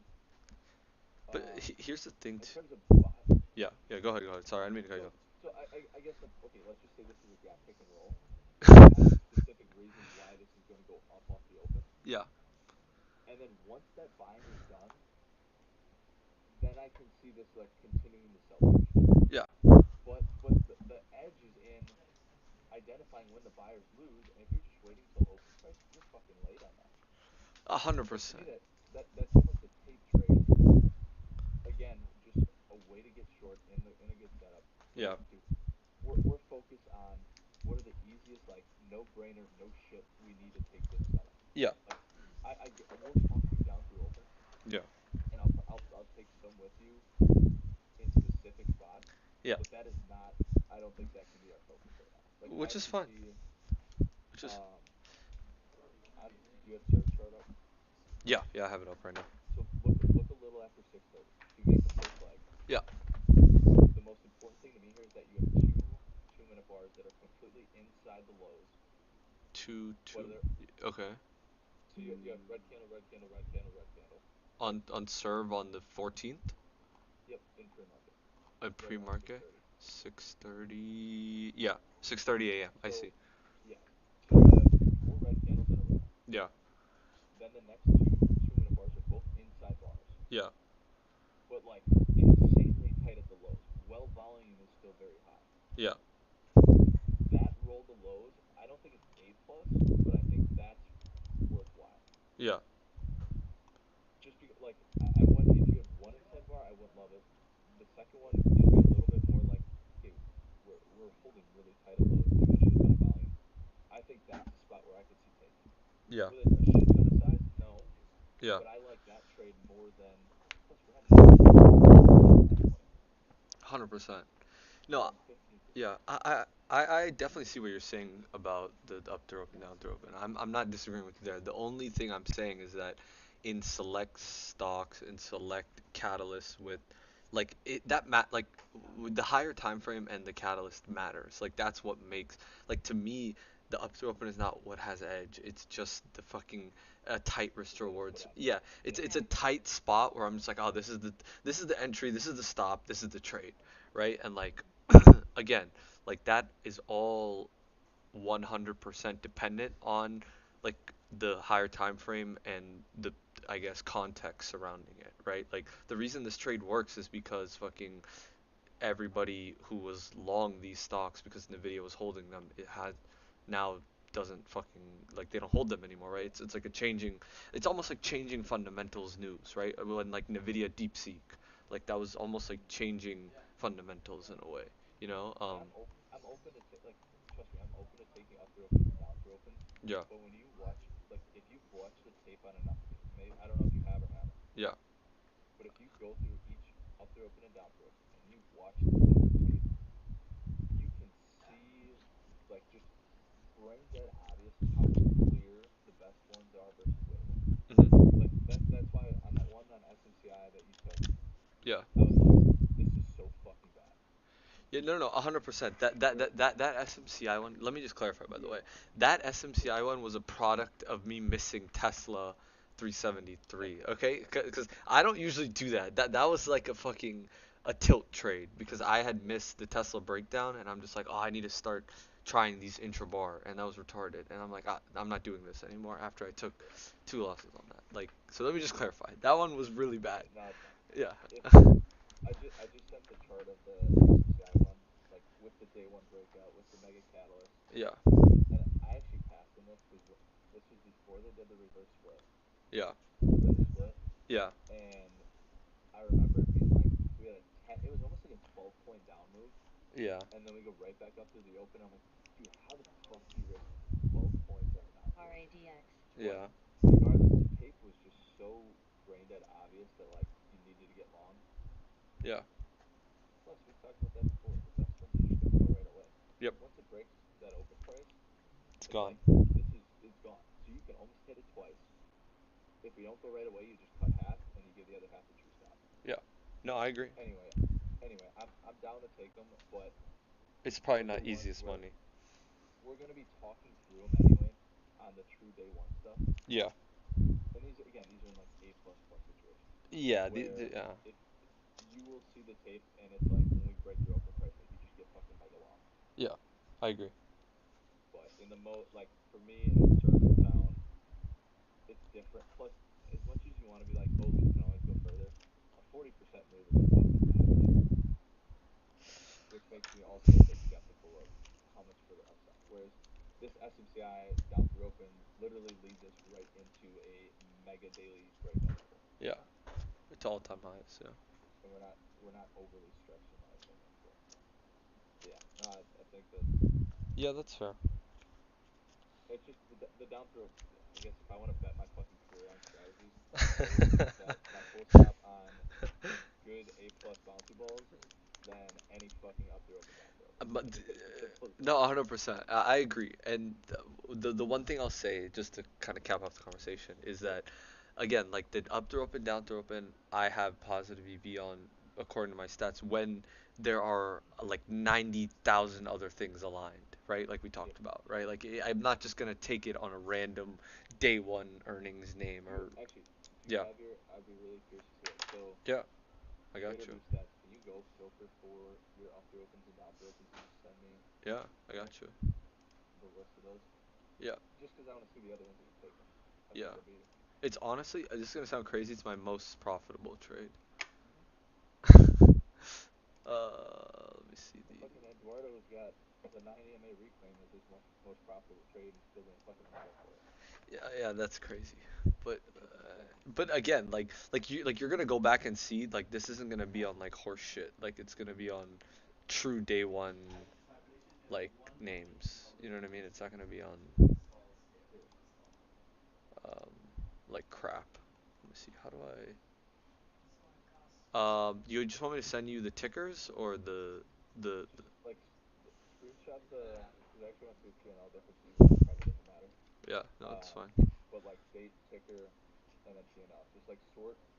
So go to My, the down through open, up through open, whatever you tag all those as, yeah, I got you right and here. then just sort by top P&L to losing P&L, or yeah, I guess just top to bottom, and then Top. send me a screenshot of like, I don't know how many you've taken, but I've 5, 10. taken like 14. Well, fuck it, just send me all of them.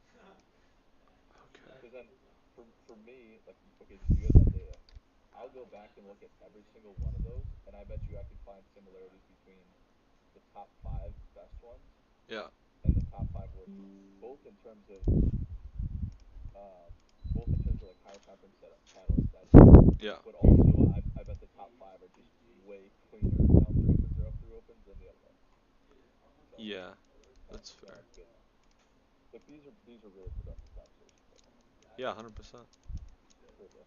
But yeah, I mean, in terms of, I agree with you. In terms of like where we can focus on in terms of easy money, we can definitely take advantage of these, like bouncy balls, and just like make those a big part of our month on really like the most important quality for an intraday trade for me is gonna be how in play the ticker is. Like whether it's Sure. the news or the daily chart setup. Like it just it, Okay, so I'm curious, real quick, just so I learn like what you're looking at yeah, in any type of like earnings day one or a Nvidia DeepSeek, yeah, basically day one in play stuff.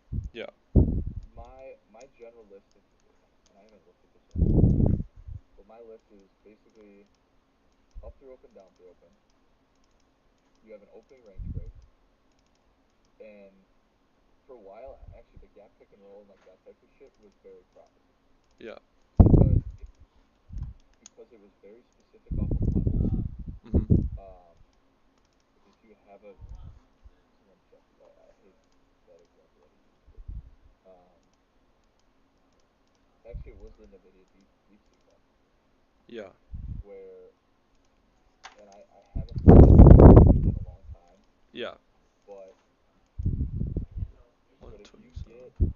like a very key inflection point, we get a first move up into resistance, like turn into resistance, Yeah. and then roll from there. Like it's the same. I actually think that's a way more profitable trade than Yeah. Um, Let me see this. Yeah, I've personally never really traded those because I really just like momentum, if I'm being honest. And like Yeah. to me the and like with a lot of Lance's style, it's a lot of just hey, stay out of mid range, stay out of this, like just hit. So to me, like the up throw open, down throw open is just a momentum trade off the open to where like I can again just find a tight spot to get long or short and just play the momentum from there. So like for me on this Nvidia, I'd probably just wait for that bouncy ball at like 123 and hit the shit out of What that. what would be your argument? So up through open, down through open. That's momentum in range. So Lance has talked about get away from momentum and mid range stuff. Yeah. To me, my perspective, and I used to actually be the opposite, and I forget, maybe it was Graham that explained this to me really well. Hmm. So hopefully I can explain it to you well. Yeah. But if you're gonna trade in no man's land, right? Yeah. To me, the worst thing you can do is hit momentum in no man's land, where your momentum stop is also in no man's land, where you're not truly wrong. Yeah. That's the biggest example is hit lows, didn't work. Okay, you stop up the highs. Hit lows, stop up the highs, and it ends up just being like this trending move that works exactly how you wanted it to, Yeah. but you had no momentum again. Fuck. Yeah. Whereas if I'm willing to trade anything in no man's land, momentum or more idea trading, why the hell would you not want to get the absolute best prices possible Yeah. and risk where you're truly wrong? Because then you're never going to get chopped up. There's like you could trade any bullshit ticker any day, but if you're really good at just getting good prices, you're probably still going to make money. That's honestly what Raph does. I can't. Imagine Nvidia DeepSeek, right? Yeah. We have breakdown. We have the price action is clearly telling us this is bad. Yeah, he's just trying to get the best price. But I mean, that's He's like, honestly, yeah, that's what a lot of those guys do. the The higher it goes, like the just keep better. shorting. Yeah.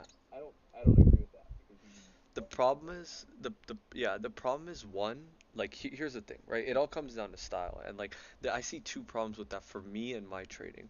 One, that style tends to be a lot more undefined and a lot more feel based rather than like this is the entry, this is the stop, this is the trade, right?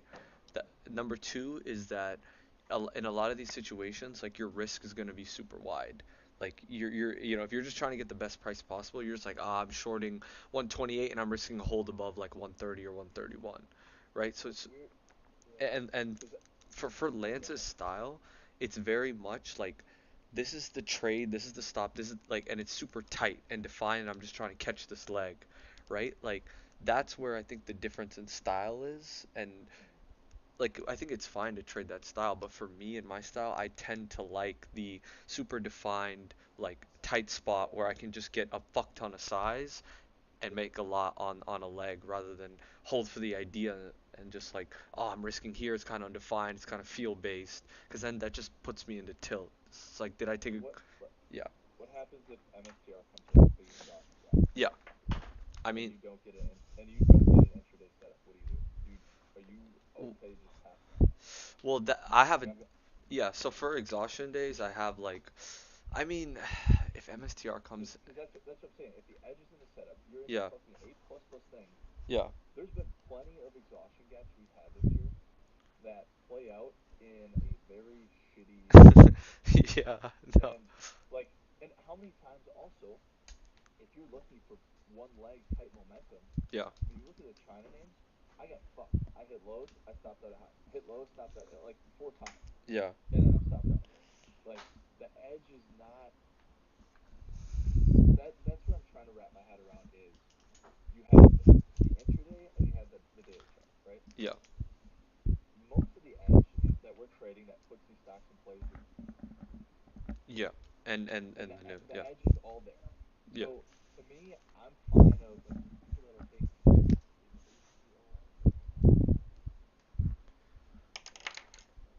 Oh yeah. ACO. Yeah, I wouldn't take that still too way too extended. But anyways, that's I won't chase the bird. yeah. I just would get, and I'm like Jesse out loud. I'm not saying I do this every day. No, that's fine.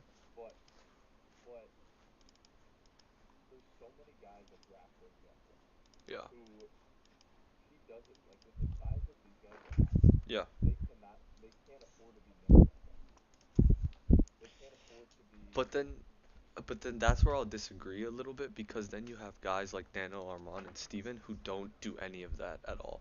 Like they are super like Lance defined in terms of like this is the stop, this is the entry, this is the trade. Like they don't do really any of that idea Yeah, shit. Like it's all super defined, which is why I'm like I kind of think that's the A plus.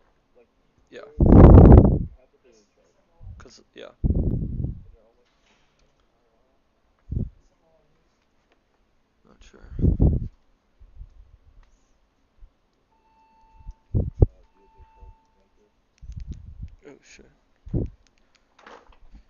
Not AI. Yeah. Um, where's the piece of shit? Like those are the headlines that I'm fine with completely passing on because I don't understand them fully. Yeah. Did I really use the wrong Yeah. full Fuck sentence? yeah, yeah. Yeah, Yeah, 100%. good passing on that. Whatever. Anyway, I think you have to be just so.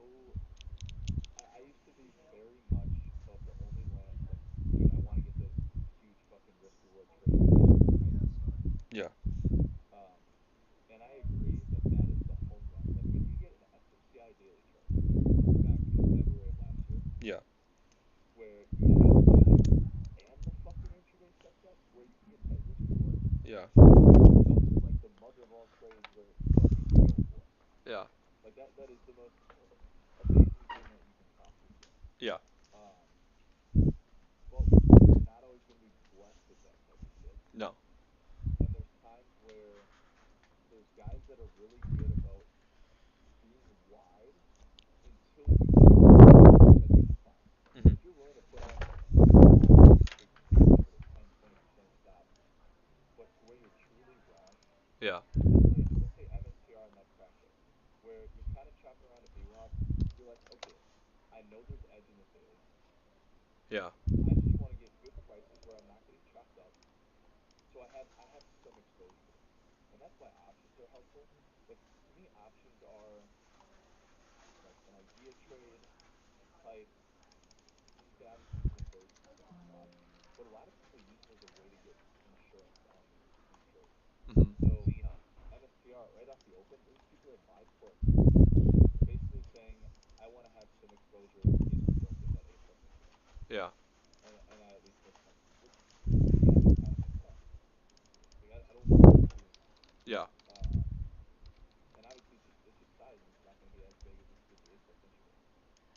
And it's just, yeah, I don't know. You either have to you just have to make sure to separate the two, Mhm. where you have one portion, like big picture idea trade. You're probably only going to get 1.5, 2R at best, Yeah. but you're also not going to get fucked by taking like if it plays out, you're going to make money. Yeah. Whereas some of the tight risk reward stuff, you might go for, and it might sound good, but it's just it's like a fucking roller coaster. But then that's yeah, 100%. It comes down to style, and that's where another thing I also believe that Lance talks about is like the best trades set up for your playbook. Like they just do. You know, like SMCI, like give me an SMCI daily that didn't set up intraday, right? Like it's like it's just tough, you know, and that's where at the end of the day, like I feel like you gotta be okay missing some stuff to catch like the amazing trades, if that makes sense. What are your trades on MSTR that freaks you out right now? Like in case like your sequence of trades is starting from the open. What do you mean, like like what my So permutations are, or so what I look for is I look for whatever signal gives me like the big crack line. Like that's yeah, really like the big one. Um, if we go far enough, I'm willing to take a bounce opportunity on those. yeah, If we kick up far enough, we'll take a bounce. I also look for the passive shorts, which you can use VWAP as a guide. You can use 50% retracement as a guide. yeah, Um, the move like back into VWAP, yeah, I know what you're talking about. that's again, that's no man's land. That's more of an idea trade. But I don't love that, yeah, Yeah, which is fine. yeah, But to me, the next low a day breakdown, like yes, you can hit that. Maybe it's a tighter risk reward spot, but I think it I don't know. cucked. I think I It's took like it and it great. cucked. Yeah, exactly. Like that's not why. I mean, that's a shitty. You're pretty extended into those lows. That's not why it has edge. The SSCI one was good. So yes, you can go for it.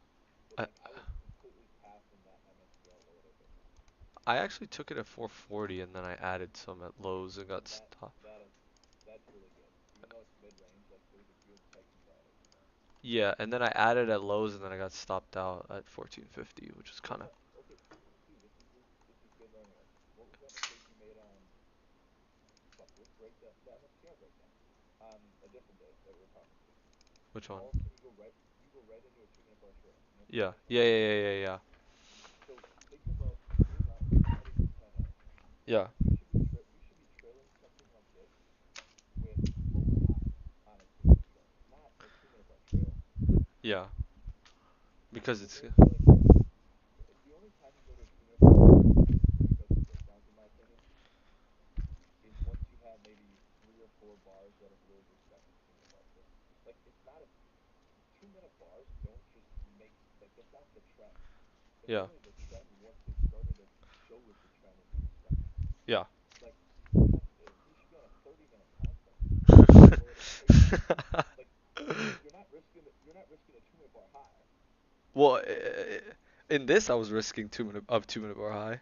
this is retarded Why? because that's not why it has edge. The only But I'm you're looking gonna for a tight spot. I'm looking for a tight spot on yeah, the. but you're gonna cuck yourself like that because But that's that's an. not what like But it's on MSTR too probably. yeah, at this If point that it trail was. breaks right through there, like But here's the thing too, right? The yeah, there's another concept is that the best trades work right away and they don't look back, right? So if I'm risking a 2 minute bar high, theoretically, it shouldn't come back on me, or the best ones don't. that's not a good if that breakdown on MSTR was hitting lows, that's not that good at all. You're also coming from some high flyers here. You're making a 14 point move straight into lower late, and you're willing to hit that low day breakdown. Yeah, I Do mean, I expect that to happen every follow through? Fuck no. I want to be. I would put a $4,000 on that and put risk on and to ride especially super low than try to push a super tight spot where you. I mean, there's so many times where you're just gonna get stopped out and it's gonna end up doing exactly what you wanted. yeah, I mean that's fair. I tend to like the tight stops, so it's again, I You think I need to just be very specific about like on a breakdown there. Why? Okay, we break 426, which is low day. yeah, Where am I wrong? And this truly took me a long, long time to learn this. yeah, Where am I wrong? I would say a hold back above that low. A hold. All the best traders, they don't use prices stops. They use a hold above an area.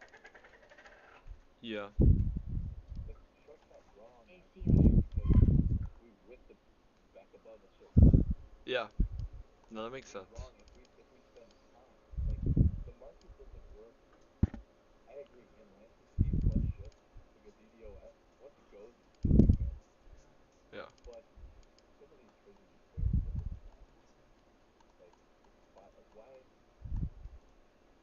What's so great about a 2 minute bar? Lance literally just said he started to use it because he feels like it's a good balance between signal and noise. yeah. No, no. I mean, there's no edge in that, of course, but I think, Like I would risk. I would hit that lower day breakdown or honestly, I'd hope I'm in some better prices with the idea trades. yeah, Um, and then add at lower. Like I'm fine with adding at lower day. I don't love it completely just like rolling into it. But at that point, like I would have to be sized where I can let this thing hold above low day. There's just dude, there's too much. Any fucking random idiot in the world can be like, okay, I'm gonna buy 500,000 shares in MSTR once it pops above like the market is like with how many players there are and everything. There's just so much fucking noise. yeah, Even in the A plus MSTR exhaustion gap, there's fucking a lot of noise. yeah, Um, so it's just like zoom out. What is the daily expectancy? What's the daily chart? Because the daily's the reason why it has edge. Um, like for me, I just want to play that and be able to put my size on. And if I'm handed that spot where you can get tight, then it's like, thank God you just gave me a fucking ripper. I'm gonna go for it. Yeah. But you can't just like create these tight little spots and they're not actually there. Is kind of what I'm saying. Like the only after you have that first crack leg, my only thing I can confidently say is that higher day bend. That's it. Yeah. So now you're Like just, that's it. yeah, There's no other. So at that point, let's fucking wrap us up. I don't know, 2-3 million at the lowest there. You gave it all. literally gave back everything on that top of VWAP. Yeah, I know. Because why? He's like, I know we just have further downside. Like after that crack, I'm like high day bend. We can do a DXY pop all the way back up there, but even that didn't look high. So Yeah. it's just very like how do you separate idea trade versus intraday specific, and you just have to have it like you truly have to have an A plus intraday to be able to tight that math. Too many too Yeah. many people try to just because the daily setup good. Too many people try to What's up?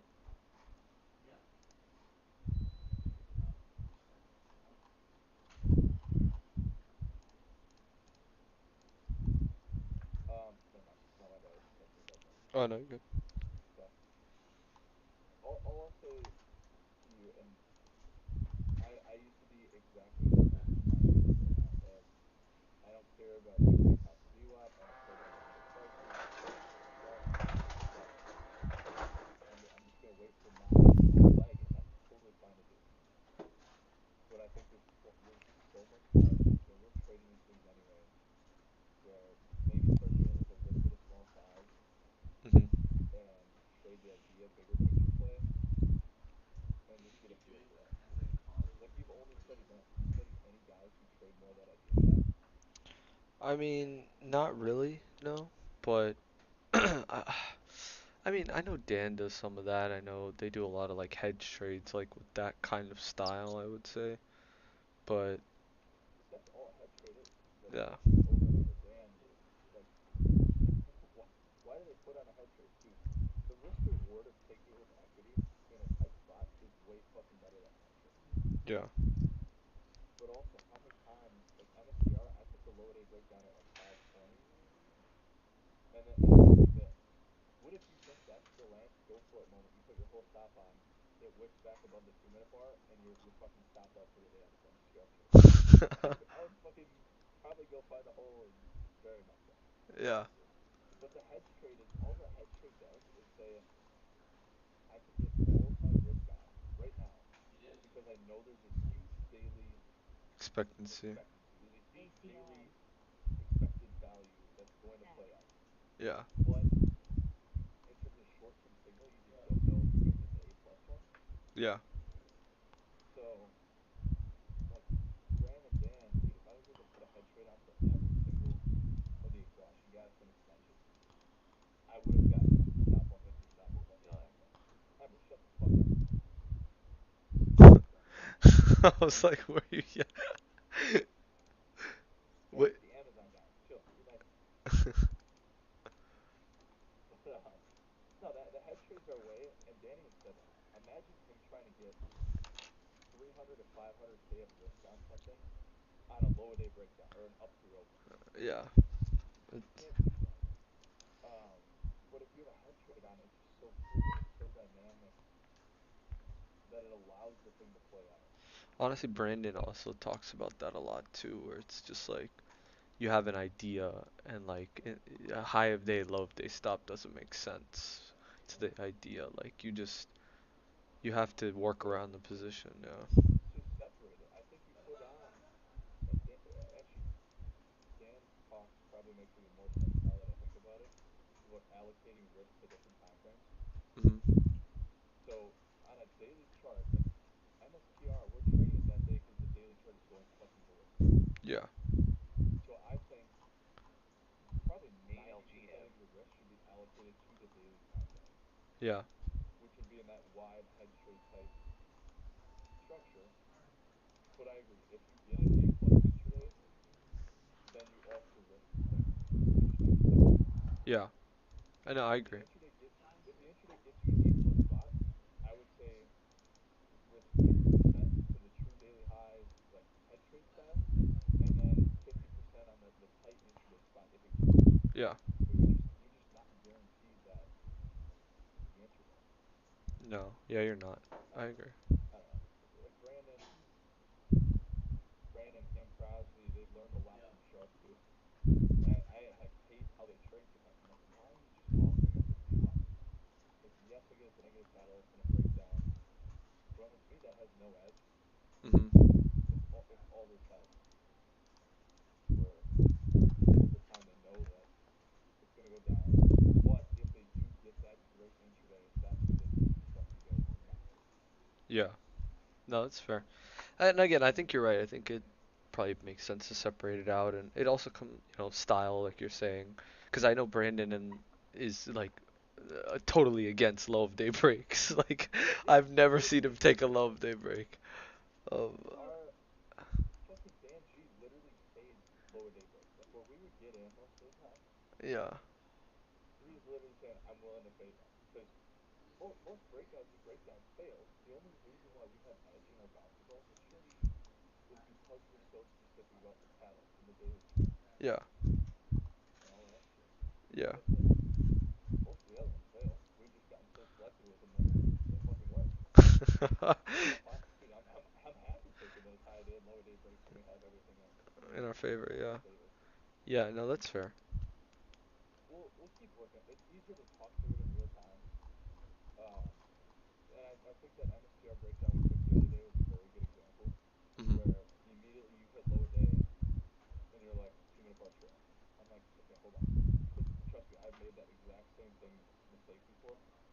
I'm like, if we start to respect 2 minute bars, yes, I'm happy to trail the entire time if Yeah, it shows me that matters. yeah. Otherwise, the 2 minute bar doesn't fucking matter after we consolidate for 6 hours.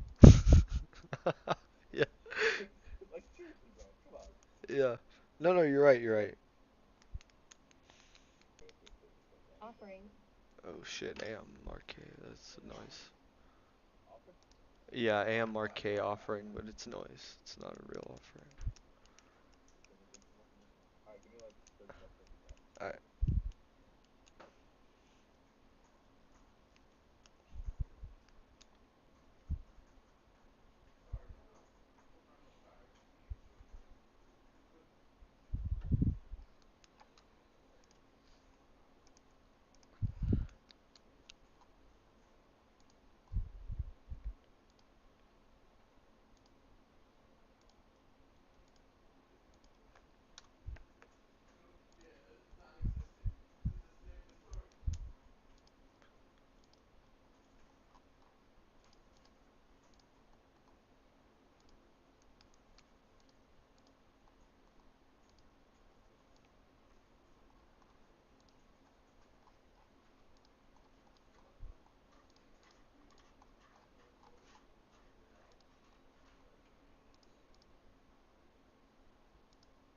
Alright. alright. So anyway, I'll get off my fucking rant, but I really do wish someone would have like taught me a lot of this before, Mhm. because all I did was study Lance's chart for so long. Yeah, And the problem is like it's all incredible stuff and like you need to do it, yeah, but I started applying it in different spots. Dude, when you look at his Tesla exactions, yeah, do you have the charts in that one? yeah. Lance is shorting the fucking first move up and he's got dots all over the place. Yeah. And then and then you How have you seen that, by the way? I forget where I saw. No, it was on one of his anyway. And then it Oh, drops out like he's willing to cover a little bit, and then it pops again. And this is like early in his career. yeah. Um, Did, he's shorting more on the pop. Like he realized the daily expectancy of this motherfucker is going down. So I want to short the pops, get good prices, yeah. and be able to get size on because that trade, that chart never gave a good intraday. No, yeah, it didn't. Well, the first move up it was nice. Even MSTR, like how did you trade MSTR last year in the regular? Let me see if I can. Um, I hit the low of day at 9:38, got stopped out, Yep. and then I hit the second low, um, and then just trailed, and then I hit the low at 10, because I just kept adding, I just kept hitting every single goddamn low. Um, Hit, wait, on 10? no, at 10, 10 a.m., the Yeah, okay, yeah, yeah. 487, and then I hit the low at, Were you trail? So you hit the first low, got stopped out. yeah. Again, that in my just from that trade alone, But that was like I starter for me, like, cause that was ass. Like that was 3 wicks and a breakdown. Like that was the second low I hit. I mean, if I could go back in time, I would do this way differently. But I hit this with like 20%. yeah, Like, I was literally in, I think in 30% of my time, and I was so cause I was like, ah, this is not so good. But again, I just lost. exactly because even this intraday, all of these roll stores are shit. Yeah, They're they're all all not shit. good. Yeah, Whereas if you're in a hedge trade, you have max fucking size on yeah, literally from the open. yeah, With if you want to get 300K of risk on, you have 300K of risk on.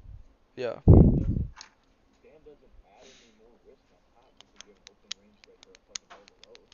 yeah, He's not getting more net short because of that. He's just like, if we go up, I'll be riding a delta, like slightly delta neutral or slightly delta long position, yeah, and once we start to roll, I'm gonna get very net short. But it's not me adding anything. yeah. That being said, so I agree with that. But if they were to give you true, like nothing in this chart in that first crack leg is A plus P&L. No, I actually, yeah, I actually did short the turn at 10:20, but very small, and that made up a bunch of P&L. Like I shorted that we like Oh yeah, popped, and then I shorted that in no man's land because I was like, I put very against that high, like super tight risk, and then that 2 minute leg just made up like all my P&L. yeah. I mean, I can see that. If you, And then I flipped long, and then I was like, alright, this is not working. So I just cut it before it worked. If I'm if being you're honest. getting those tight, yeah, if you're getting those tight risk, again, talk about that bounce trade. You hit that bar break. I'm guessing that's probably where you took it. Yeah, yeah, I hit the 440 turn, yeah. And I think one is probably a safe turn way before that, Yeah. too late. Two, I would agree that even Lance would probably add on a 2 minute bar break like that, which I think that's fair. Yeah. But also it's like no like it doesn't always have to play out textbook perfect. And I've noticed that compared to Lance's field team, a lot of stuff doesn't play out that clean. No, yeah, it doesn't. Um, like we end up putting in that higher low, and it just looks like we're consolidating at lows, and then finally we lift and we amplify off it. Yeah. And maybe I'm fucking going on a tangent here because Dan's just ingrained this in my head now of like short term price action is noise, noise, noise, noise, noise. And unless you have the liquidity plus intraday setup, it's noise. Yeah. You're fucking trading noise. Yeah. Take Yeah. because yes, if you take every roll below, one of them's gonna fucking work. Yeah. Like no fucking Eventually, shit. You ever do that? eventually you're gonna catch one. Yeah, like congrats. Yeah. But and like yes, you're getting tight enough risk reward where yeah, you could probably squeak out a win, but man, to hit fucking 5 roll the lows before one of them work. Yeah. No, But you're right. I mean, imagine you might be stopped out at that point. What Yeah. if you've taken? I mean, if you look at the roll the lows, you hit the 938 mark. Yeah. What did he stop on? I don't know. Maybe you put on 1020 for that stop on. You hit the second one. That worked, right? Yeah. I could see adding on that Fo- 9 o'clock one. Yeah, I mean that's where yeah. Like once we failed the bounce and rolled again, I was like, alright, fuck it. And 90% of stop. you're still in from that second roll stop, right? Yeah. Okay. So then you just added to that, lowered your stop. Yeah. You're basically still trailing it. Yeah. Did you take the stop at 10:04 then? No, I was just like, I'll just give it to 487, uh, which was the And pre-prior you low. literally top tick stopped out, and then you hit right back in Top on that bounce. ticks? No, no, no, no, no, no. I didn't stop out at 10:04. I was just like instead of giving it to 483, the prior 2 minute bar high, I'll just give it to 487, which was the prior roll that I took. Um, Yeah, but then once you go, oh, so you took it off in a 2 minute bar trail on the 10-12. Yeah. yeah, but if I were to trade this over again, I wouldn't 2 minute bar trail this. Like I've created better systems and rules. So what? Okay, Like fine. if I were to Now we're getting somewhere. What yeah, are your targets for these events when you get the jumbo? fucking the daily moving average. No, when you what was it? Yesterday you said daily. Yeah. That's where the fucking edge is in this shit. Yeah. Yeah, no, if I were to trade this again, I'm targeting the daily moving average, and I'm not 2 minute bar trailing this. But like, think of how. Okay, I love Lance. Trust me, I love him, and he's still a piece of shit. yeah, But when you think about that from a common sense standpoint of I'm in a 2 minute bar trail to see Rashi gap, yeah, it doesn't make bro, you're sense. fucking nuts. Like, how does that even make sense? No, no, it doesn't. Yeah, it doesn't. Yeah, And it makes no he would sense. agree with that too. Yeah, he would. But Yeah, but he's like to teach other people that's like a 2 minute bar trail always uses gap. That's the most simplistic way to teach people to not blow up and doing the right stuff. yeah, All the other nuances that we're like you're starting to get to that point where you can learn those and it's beneficial. That's way too complex for most people, and he would probably still teach it to them. yeah. And that's why I think he took the yep. We're completely avoiding no man's land. We're just trailing. Imagine, Yeah, imagine for a second me explaining like, okay, we're scalping, we're hitting range breaks, blah blah blah, and now you introduce this idea trading style where you're super dynamic, you're making it hold above this. Like that's an art. yeah, That's an art. That's not a fucking like Lance's is a science. You consolidate X bars, you hit the lows, 2 minute bar trail. That's the no brainer shit. yeah, Now you get the idea stuff. That's you're a newbie, you're fucked. You're so confused at that point. yeah. No, I agree. It's probably gonna be super overwhelming, but it's good. No, I So mean, yeah, this is good conversation. it's daily expectancy, which is why the hedge trade's so powerful because you get max size on that you want, and even if you don't get the intraday, you're still gonna be able to catch your daily swing. And if you get an A plus opening range break or a really well confirmed type trade, that's where I think you can add. You almost treat it as a totally separate trade, and I wouldn't trade it differently. Yeah. Like then you put on additional risk with the intraday But stuff. here's the thing, right? Like I'm so handicapped to where like I am having to make money in these trades on the intraday time frame because that's just the parameters that I've been given, right? Like I can't swing. Like I can't fucking look at like I can't put on a hedge trade, right? I can't the only thing I can do is make money intraday. Like that until I make 25K. So I have to find a way to make 25K intraday in this. Like I agree with everything you're As saying. easy as possible. Like I think Yeah. as frustrating as it is, because I literally went through a whole year sitting on one hedge trade. Even on this MNCL, I couldn't put on a hedge trade, which is why I only had 25, 30% of the stock Yeah. at the time. Like Yeah. that's fucking frustrating. No, it Because all is. these guys are max risk on these hedge trades, even if the prior close. Yeah. And I'm like, fuck, like it is way harder. But because you learn how to do it early on, I think down the road, like you'll have a hedge trade option and you'll make a shit ton on the hedge trade. You'll get one or two of these where you see an intraday crash, and now that you've really learned how to execute with the equity, Yeah. you're gonna be like, that is the spot, and you're gonna add a shit ton of more risk, and it's gonna be one of those tight intraday spots where you get 5R on 50% of the stock. Yeah. Like it'll pay off. It does fucking suck right away, or right now, Yeah. because you're gonna take so many more paper cuts. It's fucking noisy. If you're trying to be super tight, you're fucked. Yeah. No, I agree. Imagine instead of taking every roll below you get 2%. If you get good prices and you're super live with a full stop, Probability you're is way higher, yeah. yeah, you're not taking any paper cuts. And at the end of the day, you make 5R on 20% of the stop, or 1.5 on a full stop. Same thing. Yeah. You'd be fine on the fucking being able to get a full stop.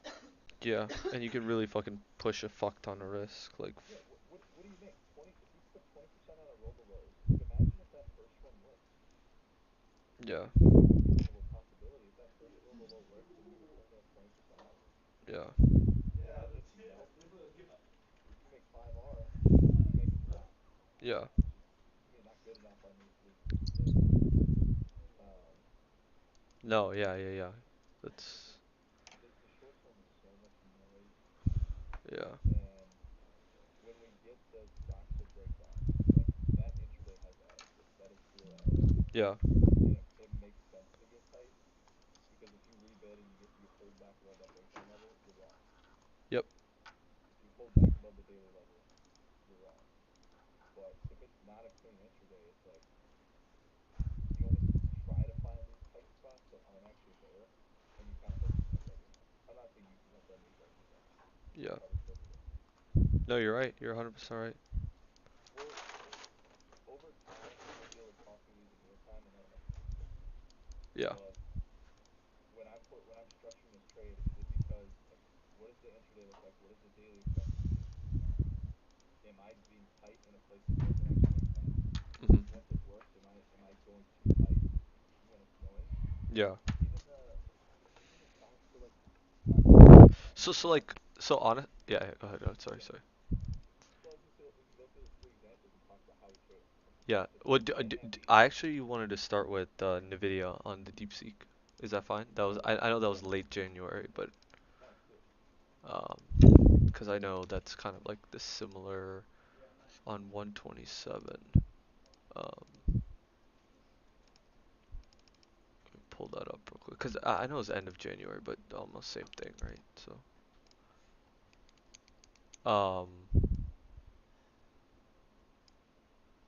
yeah, I mean, this is kind of very similar to how I'm viewing, and I think you would think the same is of Soxel, right? We get the huge day one catalyst, we're breaking down on the daily below like the prior swing low at like 127. You know, again, huge volume daily or news, daily, intraday. We get that huge move down, we can't bounce, and we essentially make that bouncy ball pattern against pre-market low. We break down, and this is Hold where on, that's a good nuance because I actually fucked that up in real time. which one?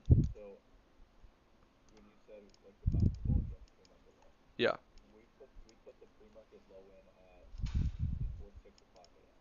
5:52. yeah, The way I was zoomed into this, I was really only looking at the intraday. I'm like, oh, the bouncy ball doesn't look that great. yeah, But when you zoom out again, that was a huge problem of mine is fucking being so zoomed in and not thinking big picture. yeah, Exactly what you just said is we had a bouncy ball against the pre-market lows. So from 6 a.m. till fucking 11 a.m. when we break, it's a 5 hour goddamn long play. That's A plus shit. yeah. Whereas when I'm just zoomed into the intraday, if you only look at this from the opening candle, it's like it's kind of a roll the lows. It looks okay, but It's not it's not great, great. yeah. But So honestly, like, honestly, and sorry to cut you off, but like, had we broken at 10:15, I don't USO. like it was USO. I don't see anything. Yeah. Um, I don't know. Maybe is it? I don't know. I don't see anything. Did Trump tweet some bullshit? I don't know. why why isn't this updated market on? Yeah, I'm not sure. All right. What do you see that in real time? Price Just spike. getting caught up. Um, yeah. So like, had we broken at 10, 10:15, yeah. yeah, XLES. 10, 10:15.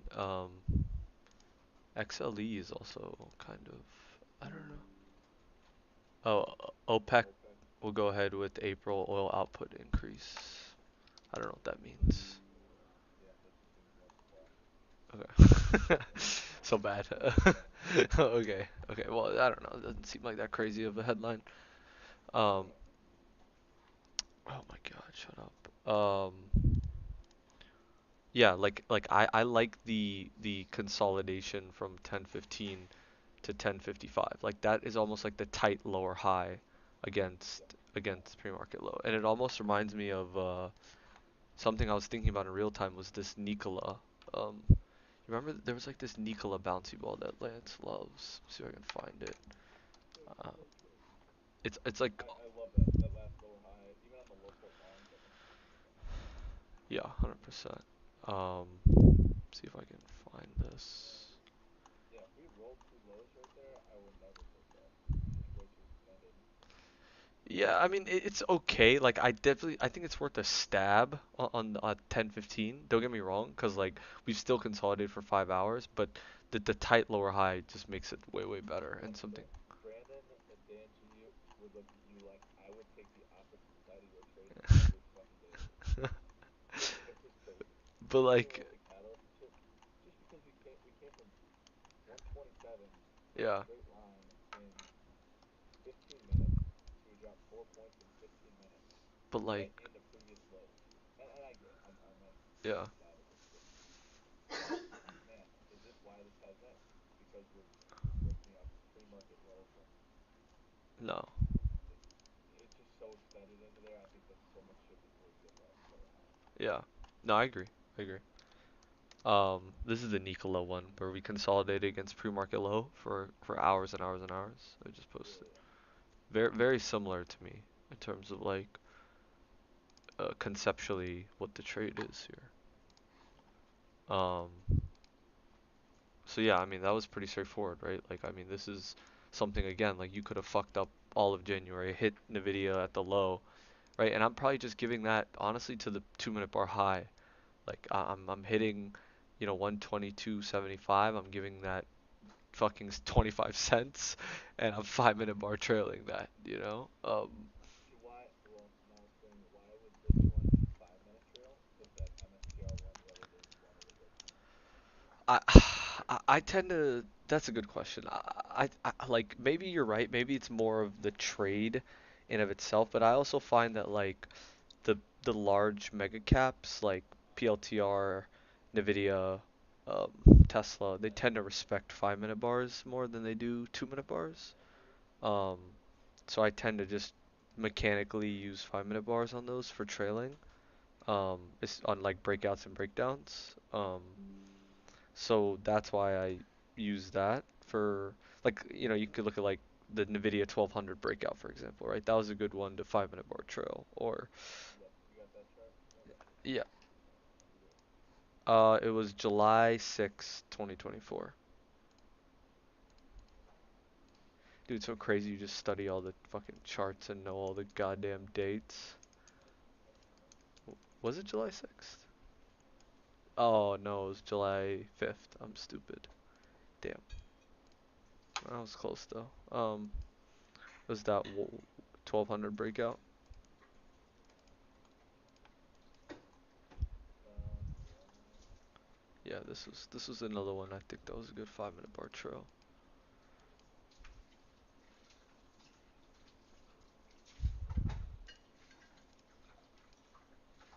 Anyway, like when Nvidia breaks pre-market lows, Yeah, you're viewing this as a breakdown, which I get it. Um, it's a breakdown. yeah, My general, and I think Lance would say the same thing, is like symmetry, symmetric, symmetry. yeah, To me, the range that we consolidated in both the days so far was basically 123 to 128, yeah. 5 points. Yeah, which we've respected from that 6 a.m. pre-market low. We've tested the top of that range at 128 3 times, and obviously 123 all the way. yeah, So a 5 point move from 123 gets you to 118. yeah, To me, I would draw a line right there and be like, okay, this is my target. If we would get there, I'd be okay taking some upside and then trailing the rest. yeah, Or maybe if it's really just going, we can split the trail. That's fine. That doesn't make a lot of fuss to me. yeah. There's guys that will literally say, that's my target. But what I guess why does it make sense to start trailing in the middle of that? Like when this could be Because when this is at yeah, 11 a.m. good and question. it's like this thing is trending lower highs very easily. Like why the fuck does it have to make sense to me at that point? It It really doesn't. should. But expected value is dynamic, right? And like as each bar elapses, our probability spectrum changes. And like I know, Dan's gonna be like intraday price action is noise, but Lance is somebody who truly believes that each bar changes his spectrum of Yeah, but the 2-minute bar, like to me, this is the most healthy price action you can get. yeah, Is when you have it respects the 2-minute bars for a little, you pull back. Like it wouldn't be bad if this consolidated even longer, made the next move. Like Nvidia is not just gonna go straight down to 118 respecting 2-minute bar. It sounds no, possible, yeah, and I've had an unrealistic expectation of how stocks move. yeah, Like I feel like it could go straight up and straight down, yeah. and it just fucking don't. And Shark always talks about the concept of energy. Mm, Like this isn't a low float breakout where it's going to be explosive in the short term. no. Um, but the premise like this, I'm looking at my friend right now. So what was that? You said Nvidia. What day was it? When 1200 broke out? The 5th of June, 2024.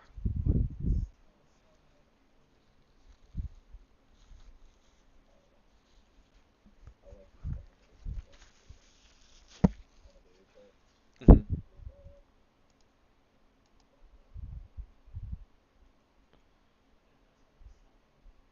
I guess like when you put it that way, you have this 118, you break it. To me, it's like zoom the fuck out. If we're not holding back above 123, the trade's finished. Like that's just me. For not, yeah. I mean, but I would just go to a 5 minute trail for this. Like, why? Like, to me, I don't love the idea of like just stop target and let the trade play out. Like, Yeah, no, I, that I agree. I like But the idea of like, after each trail, yeah, sorry. like Loki, we should put this in the thing where we're just like, let's go to easy money breakouts. Yeah, like let me throw this in here, cause Oh my god, did we miss something Nvidia? No, this is good though.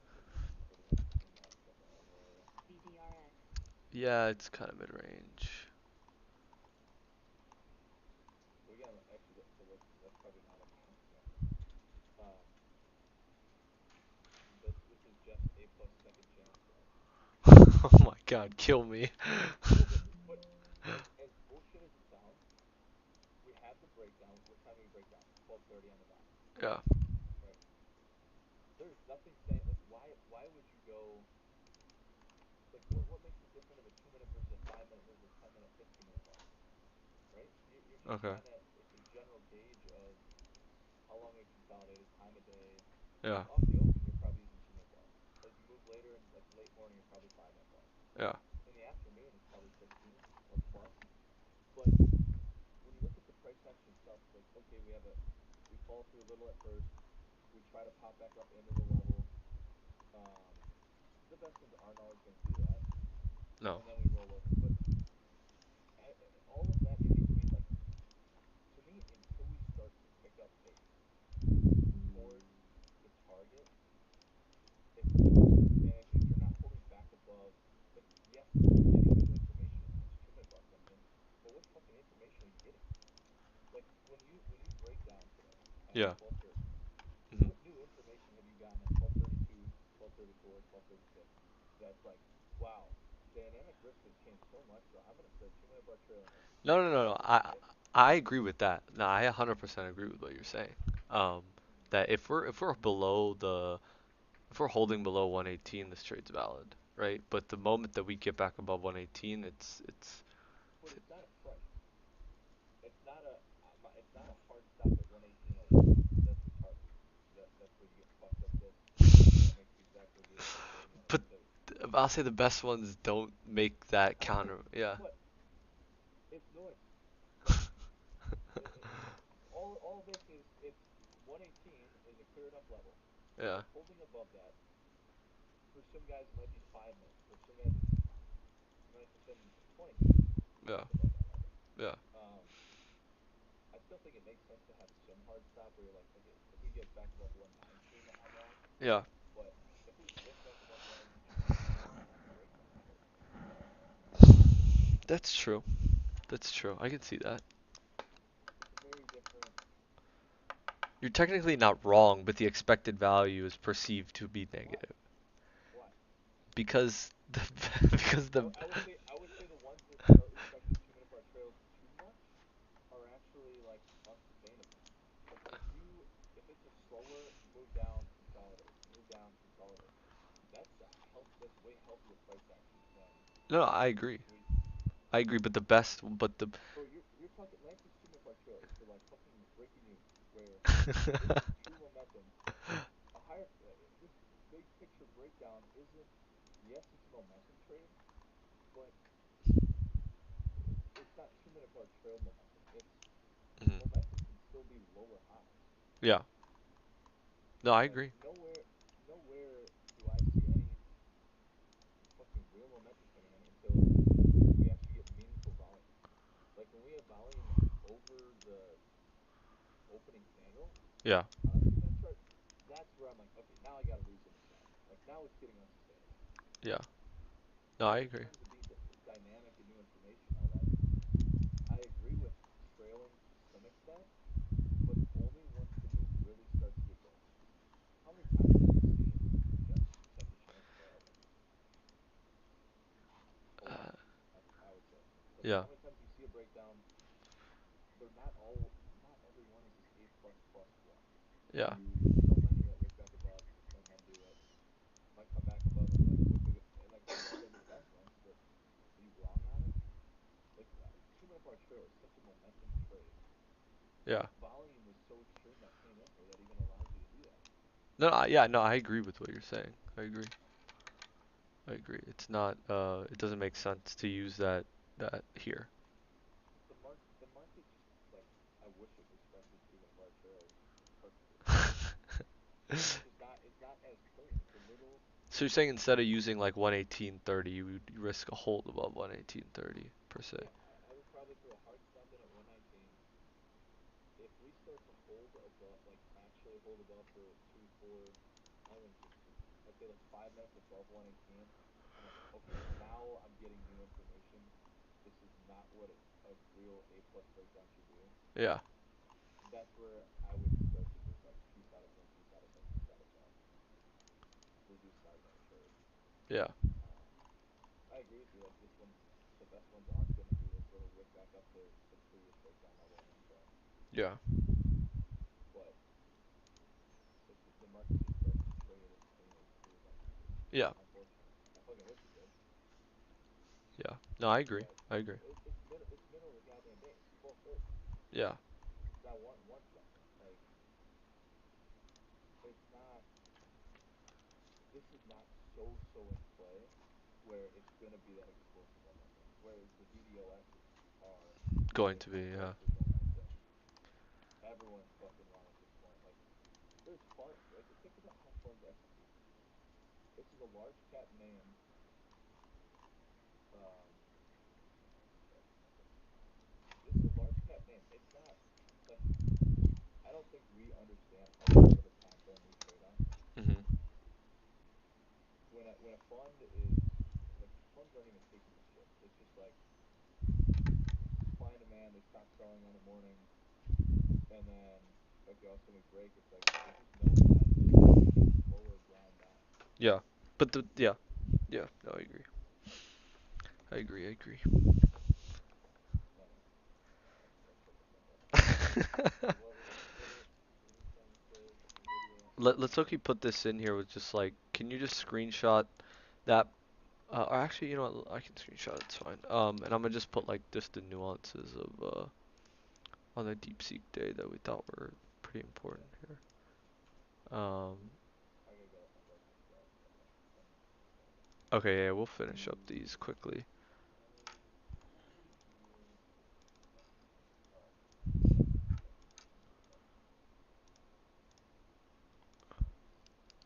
Let me do that. Um.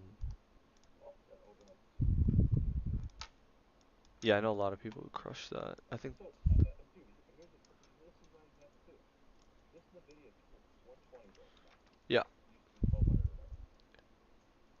I would say I would say 2 minute bar trail is your target at this time of day. Like you Yeah. shouldn't think about going to a 2 minute bar trail. I think you allocate maybe small percentage to the 5 minute drill. Yeah. I mean, there's guys that would literally go long 120, would give us a whole. I mean, there's shit you can actually hike through the house like a versus. Like Yeah. you could put a hard stop at 119.50, and I think that makes sense. Um, you could also use some of the bar low Yeah. on probably a 5 minute. I don't know if I'd ever really go 2 minutes. Um, but yeah, it's like why this is helping price action. Why am I wrong? I get EVs moving out of favor when you go right away, but like you want helpers pull back. You want this to consolidate. Yeah. If you're my mindset on this now would be first thought is I'm looking to see if this can close down today, high day. Same with the breakout. Same fucking thing. Same. Do you even think that's realistic? If it like imagine, do you think it's possible for this to respect 2,000 the whole way and close high a day if we break out today? No, that's. You realize like the thing would be at fucking 10,000 Yeah. Yeah. That would if that happened. be. Yeah. No, I The agree. market's just it's slow work, grind work. I'm fine with if you allocate a portion to like a true momentum trade. Sure, 5 minute bar trail makes 90%. But I mean, if we're here to make money, dude, every big trade is a swing trade. Yeah. Like the guys that really crush it, think about the overnight momentum. When we get this 120 breakout, we should be saying, man, I'm fucking putting a good chunk on now, so that when we close strong, because this is looking really good, Yeah. I'm adding like that intraday breakout. Part of your mentality is I want to see if this closes at high day, and if we do, I'm adding to the position that has me taking it from high day. Yeah. Instead of taking it off. Yeah. Imagine how much you're gonna fucking make on that, and you Yeah. can get tight risk reward. Yeah. That's crazy. Like that's where you go from making 5R on 20, 30% of your time to oh shit, this is so good you're probably putting 40, 50% on, and you're up 4 stops in your float. Like you just need to have that open mindedness that this thing can go so many directions and close high day and get more. Do you think it's gonna go all the way into the next open, respecting 2 minute bars? No, that would be crazy. Yeah. Anyway, Um. we gotta look at it. Yeah. I'm put this in here. So probably just short breakdown versus. Alright, put the nuances here of the NVIDIA. Good. What was that other one you said? PLTR? Portfolio breakdown or something? Hmm. No, I thought you had another good bouncy bar example. I have a, Or 1200 one. I have a bunch of them. Which one do you want? Um, I don't know. No, I think I'm good. Yeah. I mean, but this is honestly the stuff that Lance just preaches about. Yeah. It's just like these bouncy balls are just super easy. I mean, why not just fucking take advantage of them? Why do you think Nvidia is? I think Nvidia today. I'm fine passing. Let's just go sell the way into it. I think it's good. Yeah. But again, it's Like, give me this the bouncy ball at 113, and I'm taking it, right? It's just, what is what is Sox do? Sox is shit. See that's interesting. How look at how Sox was able to fucking bounce where Nvidia was just pinned at lows. yeah, That's interesting. Like that difference alone, I wouldn't. When the intraday is this good, even if we're not a great, like it's just allocating risk to different time frames. If the daily shit, then maybe your max you could ever put on it would be 50%. yeah, Like, but you get this intraday, it's like, okay, I can the intraday alone, I would say has how good of a weekend we're in. Is it something I'm gonna put 10, 20% on? I don't know. I think it's at least gonna go into the tens in some things. yeah, And this is a fucking really good bouncy bar pattern.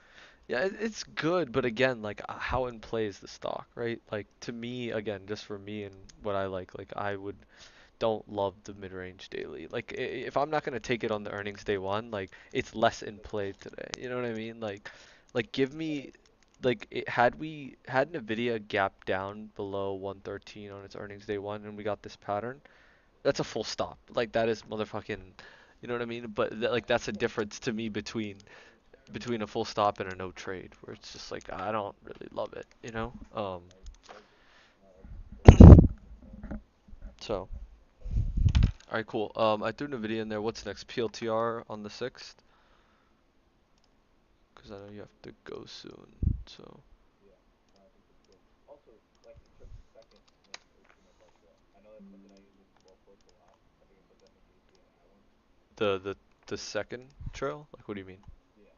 So you basically like a lot of people right after the breakout, you want to go to like a 2 minute bar trail right away. Yeah. But because stocks trade it, like they pull back and then they consolidate and then they build. Mhm. To me, I've noticed like all the best breakouts have two legs. On the daily chart, they have two legs. On the 5 minute chart, they have two legs. Mhm. Um, so you basically where you would get stopped out on that first 2 minute bar trail. I let that happen, let it consolidate, and then once we break the new highs again, that's when I'm willing to go to trail. Gotcha. Does that make sense? Yeah, yeah, yeah. Yeah, no, I do a similar thing. I'll just give it to, again, you may not like this, but I'll just give it to the prior breakout and just say like, okay, I'm not gonna Yeah. trail until it. Un Until you really start to go. Yeah, yeah. For these, I'm not gonna trail until we respect. But if I'm taking, yeah, momentum trade off the open, I want it to go. Yeah. If we got that deep sea daily setup where we're gapping below that range, Mhm. if we got today's bouncy ball in that deep sea setup, I would be willing to go like full stop on that. Yeah, 100%. Same. Okay. Okay. Interesting. Um. All right. PLTR. Is that the last one we're missing? PLTR, JTAI, SOXL. Those are the last three. Let's quick do the ones. I already threw them in there. We can do. Okay. Um. Yeah, then we just have to talk about JTI and SOXL. Yeah. But let's. Let's just do stock tickers real fast. Um. I mean, the videos are catalyst. I wrote most of the comments in there. Like we break them down below. That's actually a weekly chart in the bottom left I have. Okay. That's how long the daily consolidation is above 24. Oh wow. So I had to fit it into a weekly chart. Yeah. Um, and then you get the daily alignment or the intraday alignment right above that daily breakdown level. Mhm. So everything aligns on every time frame. Nvidia is your catalyst of if we have earnings on Nvidia and the last 10 have gone up on earnings and this one can't go up, like that's a change. That's Nvidia's a catalyst for that. Yeah. Um, you could even wait for the 24 breakdown. I think I mean, the real stop is you have to give it a hold above the level. Again, this is where, like you said, the best is go right away. I would say you maybe give half the stop to bar high, and you give the other half the stop to the hold level. Be a little bit more dynamic. So Okay. in the best one, you have maxed out. When it's kind of that wishy-washy one, you take some off, but you also have some on because that second trend shift. Yeah. That's fair. And then for dude, your mindset's got to be in these midday big bouncy ball trades. You need to be thinking we're going to close at higher lows, highs or lows. Okay. That needs to be your first thought, I think. And then yeah, it's just to me it's a trend trade. When these happen that late in the day, it's not really a moment. Like it's a yes, there's momentum coming in, but the way the stock like just how stocks trade, to me the edge is in lower highs, like pretty close to lower highs. Yeah. That's fair. Or like trailing a Yeah, moving average or something. yeah, and I think 5 minute bar is just still way too tight for me. They just don't respect it. If you look at every example, even that, I mean, that 1200 break, the Nikkei's a different example, I guess, but um, even all the Tesla ones. Tesla had one breakout after the election that out-respected 5 minute bars, like insanely. Remember that one? One per. Yeah, yeah, yeah. The 320. Yeah. Yeah, let me look it up. It's That's a one out of the 50 fucking examples you can find.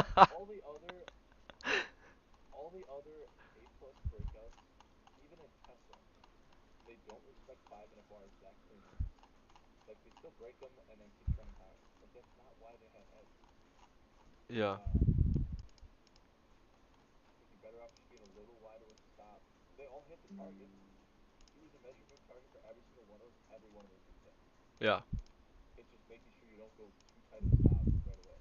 Let it zoom out, zoom out, zoom out. Let it fucking play out.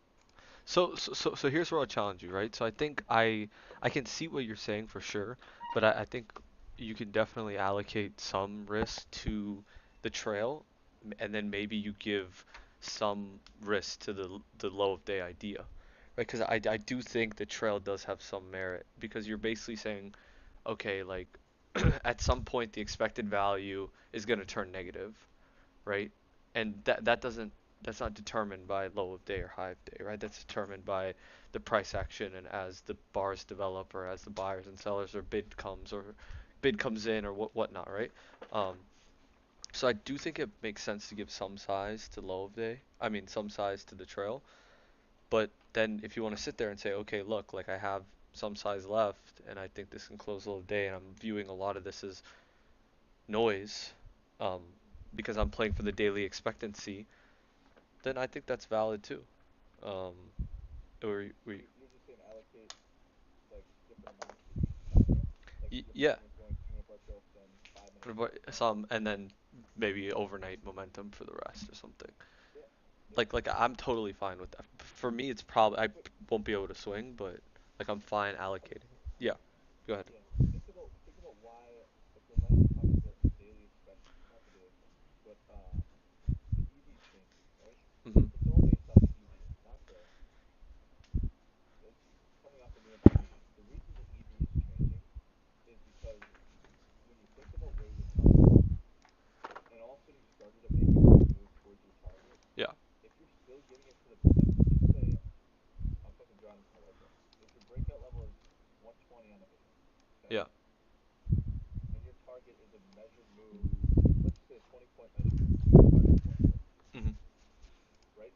At the break, at the original breakout, let's say you're risking 5 points to 115, Okay. okay, and this is like a very oversimplified. Let's just say that's the bar low or the breakout candle, and you have to risk 5 points. Yeah. So you're risking 5 to make 20. Yep. Yep. So it's a 4 hour trade, whatever. Yeah. As you move, as your trade progresses, when you go to end, say you get halfway to your target at 130, okay? Yep. If you're still giving it that original stop, you're now risking 15 points, basically. You're at one, the price is at 130, your original stop is 115. Yep. You have to risk 20 To make five. to make, no, if the target's 140 and you're at 130, so you got to make 5 to make 10, Yeah. Yeah. Yeah. Sorry. right? Yep. So you're now at less than 1 to 1 risk reward. You're trying to make 10 at this point and just start to risk manage. Yep. To me, all the trail is kind of making sure that risk reward stays in check a little bit. The probabilities are also The probabilities are also changing, right? Because as you get closer to that target, your probability is going up. But there's going to be a certain point where that expected value turns a negative, right? To where you may like let's say we're at 135 and you're risking what is it like down back to 120 or something or what 115? 115 Yeah, like you're risking 20 points to make 5. That doesn't make any sense, right? So that's where I think the trail is useful because at that point you don't let your once your perceived expected value of the trade turns negative, that is where it makes sense to exit. And that's all comes down to perception and system at the end of the day, right? Because like some you could just trail moving average, or you could trail bars, or you could trail on the daily time frames. It's all based on your perception of the expected value per your system. So I don't think there's like a right or wrong way to manage it because like yeah, okay, if it's an exhaustion gap and you're 2 minute bar trailing, that's retarded because the expectancy is on the daily chart, right? But if it's an intraday setup, then that's where I'm like, okay, like I can see using an intraday trail for it, like a moving average or 2 minute bars or 5 minute bars. You see what I'm saying?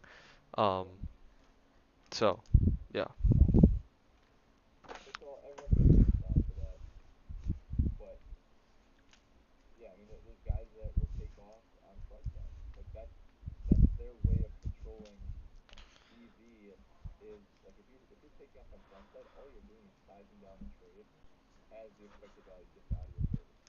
Yeah, but I don't even like that. I don't like taking off front side because why take sales if the expected value is still positive? Like that doesn't. But again, if Lancet, like when you first put on the trade, Yeah, you're expecting like if you bet dip to EV, it's not expected value. yeah, You can still be it could still have positive expected value in the trade, but a bet like if you're getting very close to negative, you should be it's very dynamic. It's not we have positive EV, and then all of a sudden, nope, there's nothing. yeah, yeah, It's a very like Dan's approach is very dynamic too. EV is gradually shifting out of favor. yeah. It's not positive, positive, positive at the same rate, like to all of a sudden nothing. No, that doesn't make any sense. No, yeah, it's gradually. Yeah, yeah, Gradually, which is why he's dynamic, right? It's just very easy to do this with. yeah, Um, and then yeah, be flat where EV now turns negative or like zero, but yeah, it's just a way of him sizing down the trade as he sees EV also decrease. yeah. I agree. And that's again, at that point we're getting into maybe um, those type of nuances. But no, those are good. Fun to have. I just think my biggest regret is in all the biggest setups, I go to that point and I trail too early, and I'm trying to force myself to wait. What is the real edge here? All of the good trades, we have a good 5 hour consolidation every day. Yeah. Trailing the first day, right? Why? Like Yeah, why just like you're just fucking hurting yourself, dude. yeah, Um, I mean, look at Tesla on a daily chart. Even the daily breakouts, yeah. they always end up going like a second daily breakout. So Tesla, I'm looking at the daily chart right now. We had the first breakout at what 272 ish Mhm. back in November, right after Yeah. the election, Yep. and we make a huge first rise bid to 363, right? Uh-huh. I don't mind like when that daily dips like that because you've you've actually gone a long ways.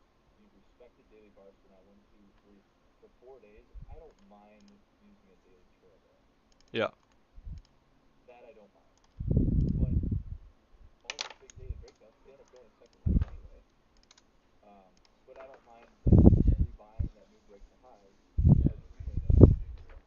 Give it bar low and then trail it. Yep. No, I agree. I agree. Yeah, it'll be easier when we're talking through this shit really factually. But Yeah, no, I agree. all right, let's bang the rest of these out. So Yeah. JTAI, which one are we on Coxel? PLTR, PLTR. Or were we on Soxel? I might better know. I don't even think yeah, I think we're still on Coxel. Okay, okay, we'll go through We'll go through Soxel. it. Yeah. So I don't know. You give me that daily breakdown. I'm thinking close low day. I'm gonna trail with lower highs. I don't mind like if we really pick up 5 minute bars, I can move to that tighter trail, but the default is close low day. Okay. Not Yeah, that's fine. that time of day. 100%. And the nuances again that make this good, right? News, daily, and then we get the big move, can't bounce, multi-hour consolidation, consecutive lower highs, breaking the lows, right? We understand it's a very easy trade, and like we can definitely. Last thing I'll say on this is like we had what Nvidia, PLTR, JTAI, Soxel. What's that like 5 bouncy bulls that we can really make a mark on the month, and like if we just hit all those with risk, I mean that's just our month right there, right? Yeah. Um, okay, cool. The two biggest variables to me are one the catalyst and the daily chart. Yep. I think that just do you agree that those are the ones where when they get below those, you should be way more aggressive about? Oh fuck yeah, dude. If it's a day one news catalyst and we're breaking out on the daily chart and we get this pattern, like if you're not in more than 90%, I'm gonna be pissed. I'm gonna be like, no, I'm literally gonna say to you, Carter, like, what are the cons? Like, give me one con. You know what I mean? Dude, once we get to that point, we'll fucking go make our mark on this. Yeah, right. All right, JTAI. This is fine. I don't think this is bad. To me, it's an easy money scalp. I'm not gonna put more than 20% in it. Yeah. I think 20% is on the upper end of this, given the Mhm. volatility. Yep, I agree. But I think we'll this see. was this day one news? I think it was, right? Day one Day one news. new news. Yeah, and the consolidation wasn't amazing. Yeah, Yeah, Wizards saying they try to come back. Now we're squeezing back together. yeah. I think this is We're okay. Yeah.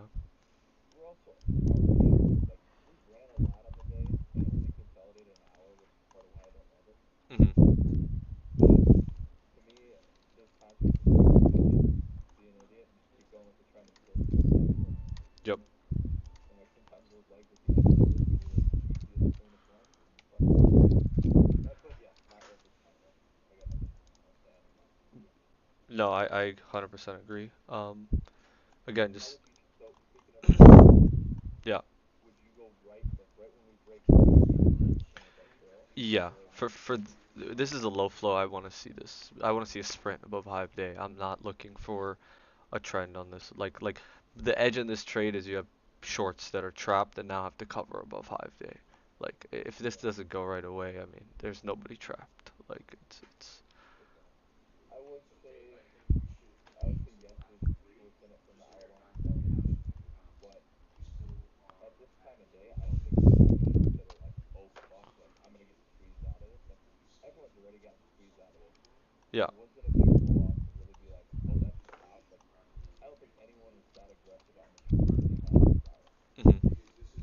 So if you look at the price action from the entire day, this is a good grinding time. Like it's just fucking grinding day. Which why would I say yes? We get a little hour long consolidation now, but I don't think that it's that explosive. Like to me, I would be positioned a little bit wider, just kind of. We've been grinding on this price action element ticker that day. I would expect it to play out a little slower than just straight 2 minute bar trail. Yeah, that's fair. That's fair. If we like, I feel the only reason why I feel like you still haven't wrapped your head around it, and not that I'm God and fucking I could be dead wrong about all this shit too, Yeah.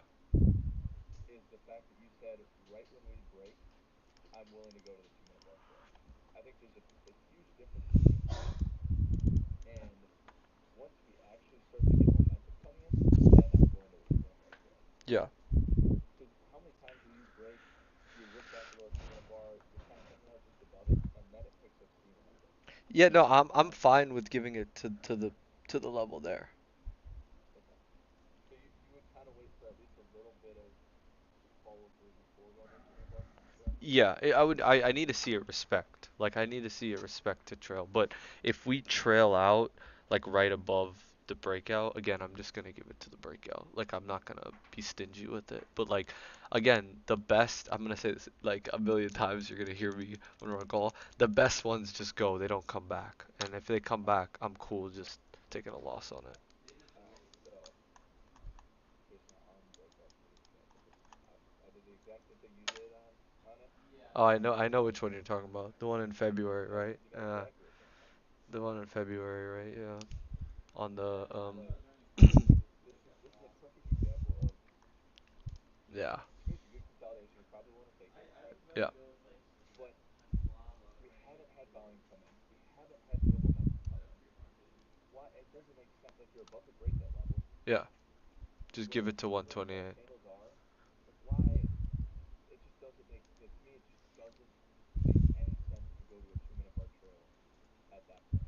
Yeah. Once you start to fucking roll off and you respect it, can you hear me? Yeah, I can hear you. I can hear All right, my headphones are probably gonna die in like 2 minutes. you. Okay. Um, once you start to go and the volume's coming in, to me, that's when it makes sense. But when we're just like above the breakout level, it's working, but it's not working great. I think that's almost like I don't know. I've just seen too many of these examples where you fuck yourself because you go to a 2 minute bar trail right after the breakout, and then it goes euphoric after. And yeah, Lance took the same exact trade too. I don't know if you remember that one. No, no, I agree. Yeah, yeah. No, I agree with what you're saying. In this case, I would just give it to 128. We haven't gone anywhere yet. Okay, Like, so okay, now we're getting on the same page. Let's yeah. go to CI. Where's this fucking exhaustion gap? This is the last example. We'll finish this up and then we're good. Yeah. Um,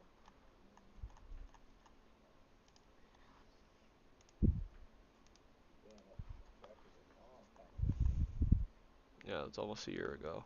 We're getting old, man. Fuck. Yeah. All right, so that bounces off. This is way better than MSTR. Yep. On SSR, like you hit the breakdown, it goes 2 bars, and I made this mistake. Fucking hands, I actually put a lot of size in it. Yeah, I Took made the same mistake. Yeah. took the 2 minute bar trail after fucking a bar and a half, pretty much. Whipped out so much worse. Yeah. But you don't factor in SSR. You don't factor in that stocks just don't trade perfectly clean, even though you wish they would. Yep. So I'm with you. And like nowhere here, you shouldn't even think about 2 minute bar trailing this. Again, we all study like the shit. We're all in 2 minute bar trail, 2 minute bar trail. But it's 1 o'clock in the fucking afternoon. It's not gonna respect the 2 minute bar. If it does, great. You just gotta tug and freeze anyway. Like, come on, we're not. I don't Yeah. know. Like the lowest time frame when we get these explosives happen around noon, 1 o'clock, 2 o'clock, or later. Yeah. We haven't seen one that respects 2 minute bar trail. We Yeah. haven't.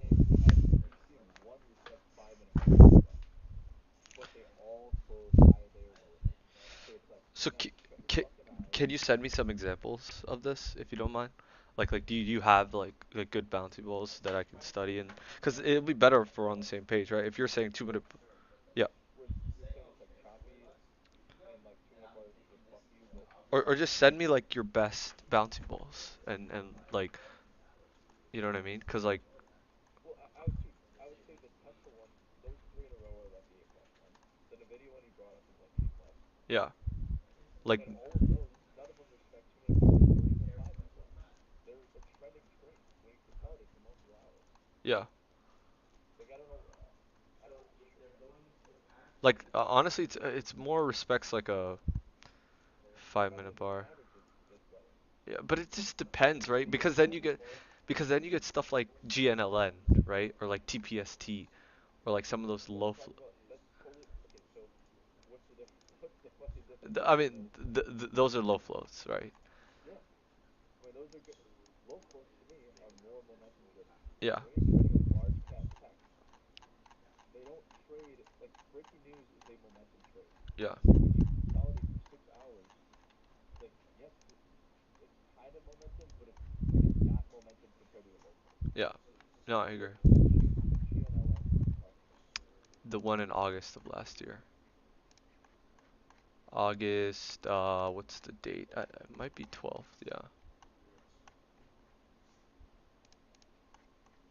Yeah, dude, that's the one where people are fucked. In large caps, That's the one where people are like, fucked. bro, bro, think about that. How do you, when you're in a low float and you have to stop out, you literally put in a stop script and you need to get out like fucking right now. So what about so then what about like things like NUKK, right? That one didn't like respect 2 minute bars at all. That one was so fucking whippy and choppy and like Yeah, well, okay, with the new. yeah, So anyway, on GNLN, yeah, people were stuck for the whole day. Like everyone, like there's a reason why I see that respecting 2 minute bar trails. Everyone is chasing for the A confluence number. Like shit about that. Um, like people are fucked in that. We yeah, literally trapped short and we consolidated all day. But the I wouldn't even say that's the difference. The difference is that it's a low float, and this thing can squeeze 10-20% immediately. yeah, Where like you have to get the fuck out because you know everyone else is fighting for that exact same exit. yeah, Like there's guys like Steven Dux and then fucking Kyle Williams. You got Mad Ag. Every idiot in the world is taking sides of rap probably. yeah. They're They're getting all trying to fucked. get out like now. I need out now before that happens. Where we Yeah, go up 4x, and we yeah, blow up. Like people are risk high in this. yeah, Large caps, to me, it's I guess the best way to put it is that the edge in low floats on the breakout is identifying that people are fucked and you're basically making money from that. yeah, In the large caps, it's not like you're making like it's not like everyone's trapped. Like no one, what idiot in the fucking world? Think about this. Give me the. Let's just go to video from today. mhm, Okay, we have a fake first move down and we can't bounce. yeah, What fucking idiot in the world is trying to bounce this when it's yeah. No, slow but and grindy? No one. yeah, To me, it's less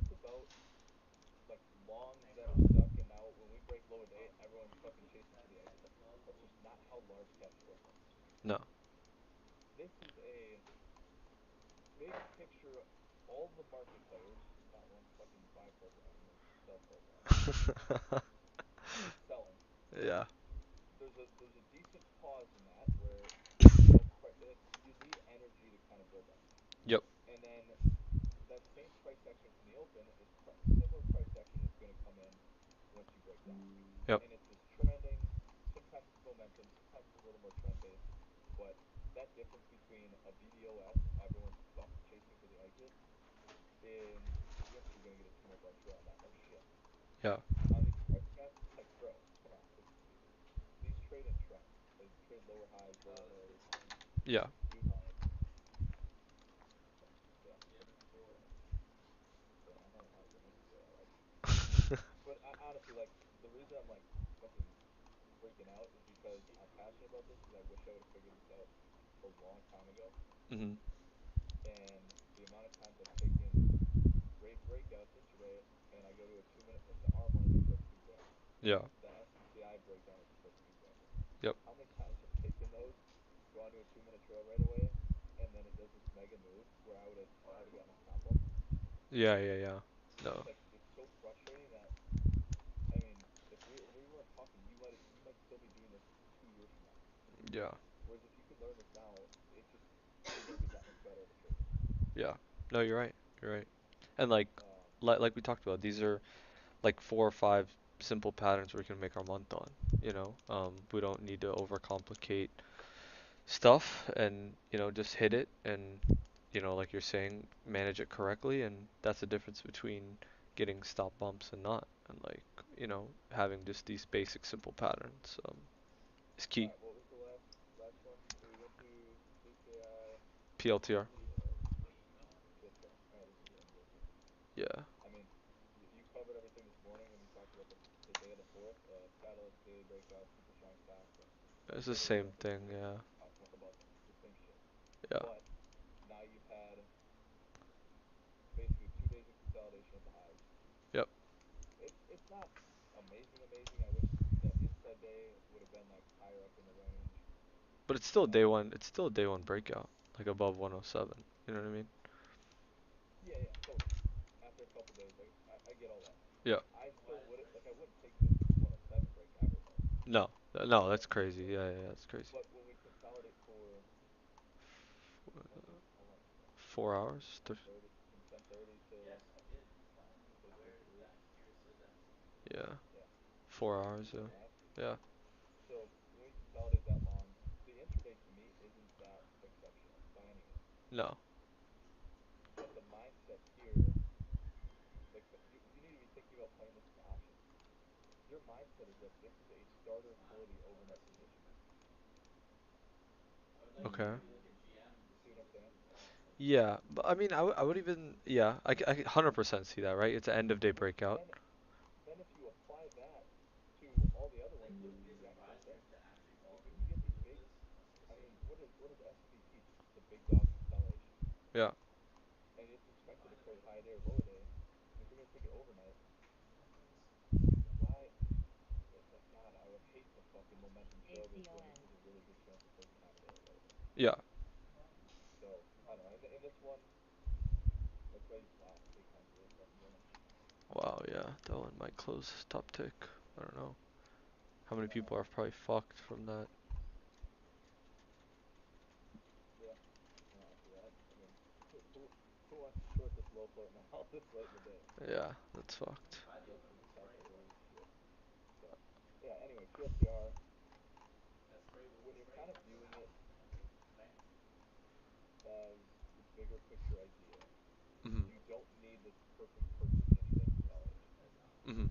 And I guess that's the difference. So the Nvidia 1200 or the 120, Yeah. because the intraday is so perfect, I see your point about I would add extra risk to that, and I could use a 5 minute trail for that one. I think that makes a lot of sense Okay. because the intraday is perfect. So I can allocate some risk to the lower time frame intraday. Yeah. With PLTR, I don't think you get that, so I wouldn't add extra risk to this on the high day break. But it's a good enough intraday where I would start buying calls through high day here Yeah. because calls I'm a little smaller, you're a little wider. Like more of an idea trader pick, to be honest. With equity, I think it's really tough. I don't think there's any great spot with the equity. You don't think the high daybreak is? I mean, I like the high daybreak. I think it's It's fine, but like it's it's just like fast in the highs, but the thing is we've been consolidating for so long. Like you have to go yeah, for it. You know what I mean? Like we held that leg in the upper quartile for five okay, hours. You know what I mean? I agree. What's your stop then when you take high day? Like I'm just going 2 minute bar low at this point. Like, see that's where I disagree. When you're that extended into it, like this one works and the rest of them are gonna work, yeah, look at but that volume on the break too, it could bro. easily. Yeah. Well, that's why you gotta be dynamic. So you don't know that when you hit the high of the day, No. Yeah, you don't. Yeah. but after it breaks, if you get volume coming in and you get like a volume candle like this, then I think it makes sense to move the stops that far lower. But Gotcha. before that, you don't know if the volume's gonna come in, so I feel like you have to be a little just because I don't think the intraday is that good on a normal Well, VVOS but MLM. but Either way you're doing this. yeah, but I mean, it's not that I hate the intraday. Like the intraday is good, but not great, right? Like I think the price action between like what's that, 14.25? What's like To the, me, it's after 2 o'clock. That last little yeah, when it lower, right? Yeah, low and then it's and like then that. yeah, To me, that's what kind of fucks it up. a hundred If it percent. would have stayed tight for like Yeah, an hour longer, yeah, that's where I'm like, I love this on the higher time frames. yep, I love this. yeah, 100%.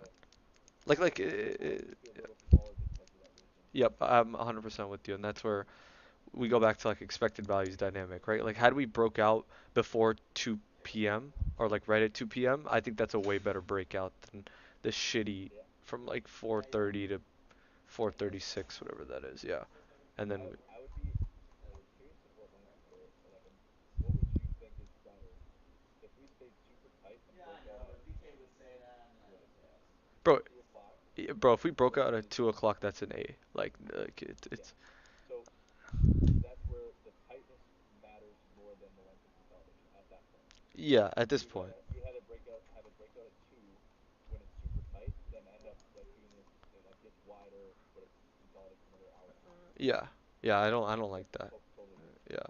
Like that tight at highs is insanity. Like that's almost VVOS esque where we're holding highs for so long. Don't.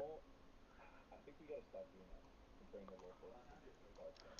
But I'm saying from a geometry perspective, like Agreed. esque, right? I just say Nvidia 1200, right? Like it's esque. Agreed. Like we're holding that for a while, you know?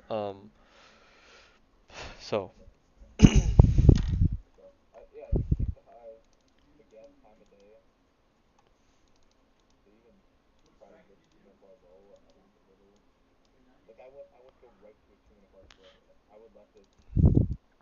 I'd be fine if this like whipped back under the level. Like I wouldn't want to just take that stop because you have so many things in your favor. It's just like you need to trust that there's a little bit of room. And for some reason, I've kind of noticed when you're wide, it just never tests your stop because you have because you're so comfortable in it. mhm. So I'd rather be bigger and wider than a little smaller and super tighter. Okay. Yeah, that makes sense. I've just started to gravitate towards that because I'm like the ones where you get fucked are where you have to give it more than one attempt. Yeah. So I'm like I'd rather give it the true stop. And if we start to hold back low, I'm wrong, and I look because you're not going to re-enter if you hold back low and then break new highs. No. Whereas like Yeah. if you get wicked out on a 2 minute bar trail, and then you break new highs again, I bet there's been times where you're like, fuck, I gotta get back in. Yeah. Like, totally. Yeah. So, anyways, um, I would take that with the options, especially like I'd give it a hold back below that. Mhm. I would add into the close if it's a really good RSW close. Yep. Um, and then yeah, you use the depression move. There's different ways you can use depression moves, but that's just me thinking really top of head. So what we can't miss is like you need to be thinking we're gonna gap up into the next warning Mhm. on that intraday range break. Like that's how far ahead. I think those guys are so good because they think so far ahead and they see the potential that it has. Yeah. Like on Nvidia 1200 points or any of the Tesla breaks, Mhm. they're saying like, man, this is a good consolidation. I've seen this before. This is starter, and you're still getting good size, I'm willing to add on the clothes, get the clothes as well, and I'm getting the gap up, Yeah, which is where I'm gonna make a shit ton of money. yeah. On the options too, right? So, That was good. I think those are the three we can crush. bro, and like, yeah, The breakdowns, breakouts, good daily setup, good status, fucking bang. yeah, and that's what I mean that's what Lance preaches too, right? Like on the easy money stuff is, and this is the exact trade that he went over, and that is this bouncy ball, right? So I mean, like, we don't need to make it complicated Which when. one? Which one you go over? Remember he did like a video on like easy money trades, and then he presented that. Do you remember? Or Yeah. Yep. um, so like we don't need to make it complicated, right? Like we only need to hit a couple setups a month with good size and like the A's that make up your month, and fucking not lose money in between and do bullshit. Like, you know what I mean? So Yep. I'm with it. I do think that lesson of I think that'll help me, and me having to almost teach you that has helped me even like really affirm that yeah, belief. yep. Did I lose you? Hello? I think your I think your fucking headphones finally died. I'm crying. My headphones died. Yeah, yeah, yeah. What's up? Um, my phone up. Yeah, that just talking through it out loud has made me realize like holy shit, you need to make sure you're tracking things on the right time. Hmm. So, and talking out loud like it helps in real time. Like if I'm oh fuck, I want to go to 200 trail, tell me shut the fuck up because I'm gonna close the house. That's hilarious. Yeah. No, no, I agree, I agree. And like, like we can still study, ARM, MBRX, Dell, a lot of those other ones, right? Like a lot of the breaking news opportunities. But for yeah, we'll do it another day. But for me right now, like the focus is gonna be on just those slower, easy money, A opportunities where I can really make a mark on for the month. So. I mean, think about a lot of the books I've ever seen where they're like, you want to add a winner, hold winners longer, which sounds cliche, whatever. Hmm. But then you start actually realizing it, like they're working for a reason. The best ones work right away. Um, the 2 minute trail doesn't make sense for some reason. On Yeah. on Austin's in reverse split, Brad's gotten so good that he's like doubled his P&L 3 times now from what he used to because he's not just exiting on the 2 minute trail. Yeah. He's gotten to the point where, dude, he hasn't fucking cracked the little reverse splitter offering. Though it's long, like it's going to close low a day. He just has that confidence. Yeah. He literally doubled his fucking P&L because he's not 2 minute bar trailing anymore. And Yeah. don't get me wrong, there's plenty of like there's a lot of time winners where you can learn if you're new to 2 minute trail, Hmm. but it's just you just gotta be really conscious of doing it when you do it. No, you're right. And like even on like I think you're right. Like on these bouncy balls, it doesn't make sense to 2 minute trail unless it's like a fucking No, there's just no like a spot that really isn't working. yeah. Like even on this PGHL, like yeah. Like look at Yeah, yeah. Go ahead. You have a chart. just look at this PGHL on November 27th, 2024. Like last chart, and then we can hop off. It's just like November 27th, 2024. Yep. Look at this bouncy ball. Like huge liquidation. We get a bouncy ball right at low of day, consolidate for like what 10 to like an hour and 15. We break down, and this 740 price. yeah 740. We break down right at 11:18, and like dude, if you 2 minute bar trail that, even if you don't take 11, like you're still covering like 620. But it's like, bro, hold on, this fucking went to $1, bro. Like Yeah, we got the fucking 660, yeah, and now it's up to yeah. Like it doesn't make sense to fucking 2 minute bar trail at six when it, like okay, even if you want a 5 minute bar trail, like that works a little bit better, to where like okay, I'm still getting out like 5, but even then it still went to like a fucking dollar, you know? And imagine you getting such tight risk on that and just holding it for a low day close. Like you're risking 20 cents to make fucking $6. If you do that on like fucking half your stop or 20% of your stop, I mean that's insane RR, you know? Um, Yeah, and granted, but if you honestly sort of knew about those teams offering similar scripts, and even on the tape trades, like that's how think about Casey and Dan when they're doing those tape shits. yeah, Like when you are entering the position using those tapes, you're risking 2 cents, 5 cents, 10 cents. yeah, But the edge, the bigger picture edge in your chart on the higher time frames yeah, is more. You still have to risk on the intraday, but the edges in the higher time frames, you get beat that fade a bunch quicker. yeah, Like it almost counts as not incentive, but you can get like 50R on tape and shit like that. yeah, Like that's our edge. Like think of us in trading. Our percentage of getting the entry on a low time frame would be fucking low because we would like manage it on the intraday, yeah, yeah, like. So I guess that's the thing is enter on the intraday to get really tight risk reward if stock does well, yeah. but then let it play out on the bigger picture time frame. If it's a bigger picture trade, right? If it's up to open, I'm not letting that play out on the big picture. But even on a day one, if you take a good day one, Yeah, what's your expectation? Like if you take a good day one, let's say breakout, it closes higher. yeah. But even on an up or open, like yeah, there's gonna be noise and probably pull back to fucking VWAP and VWAP resistance. But VWAP break point Yeah, for the uptrend. Like all that's gonna happen in between, it's probably if it's a good day one, it's probably still gonna close yeah. higher. Probably just noise intraday.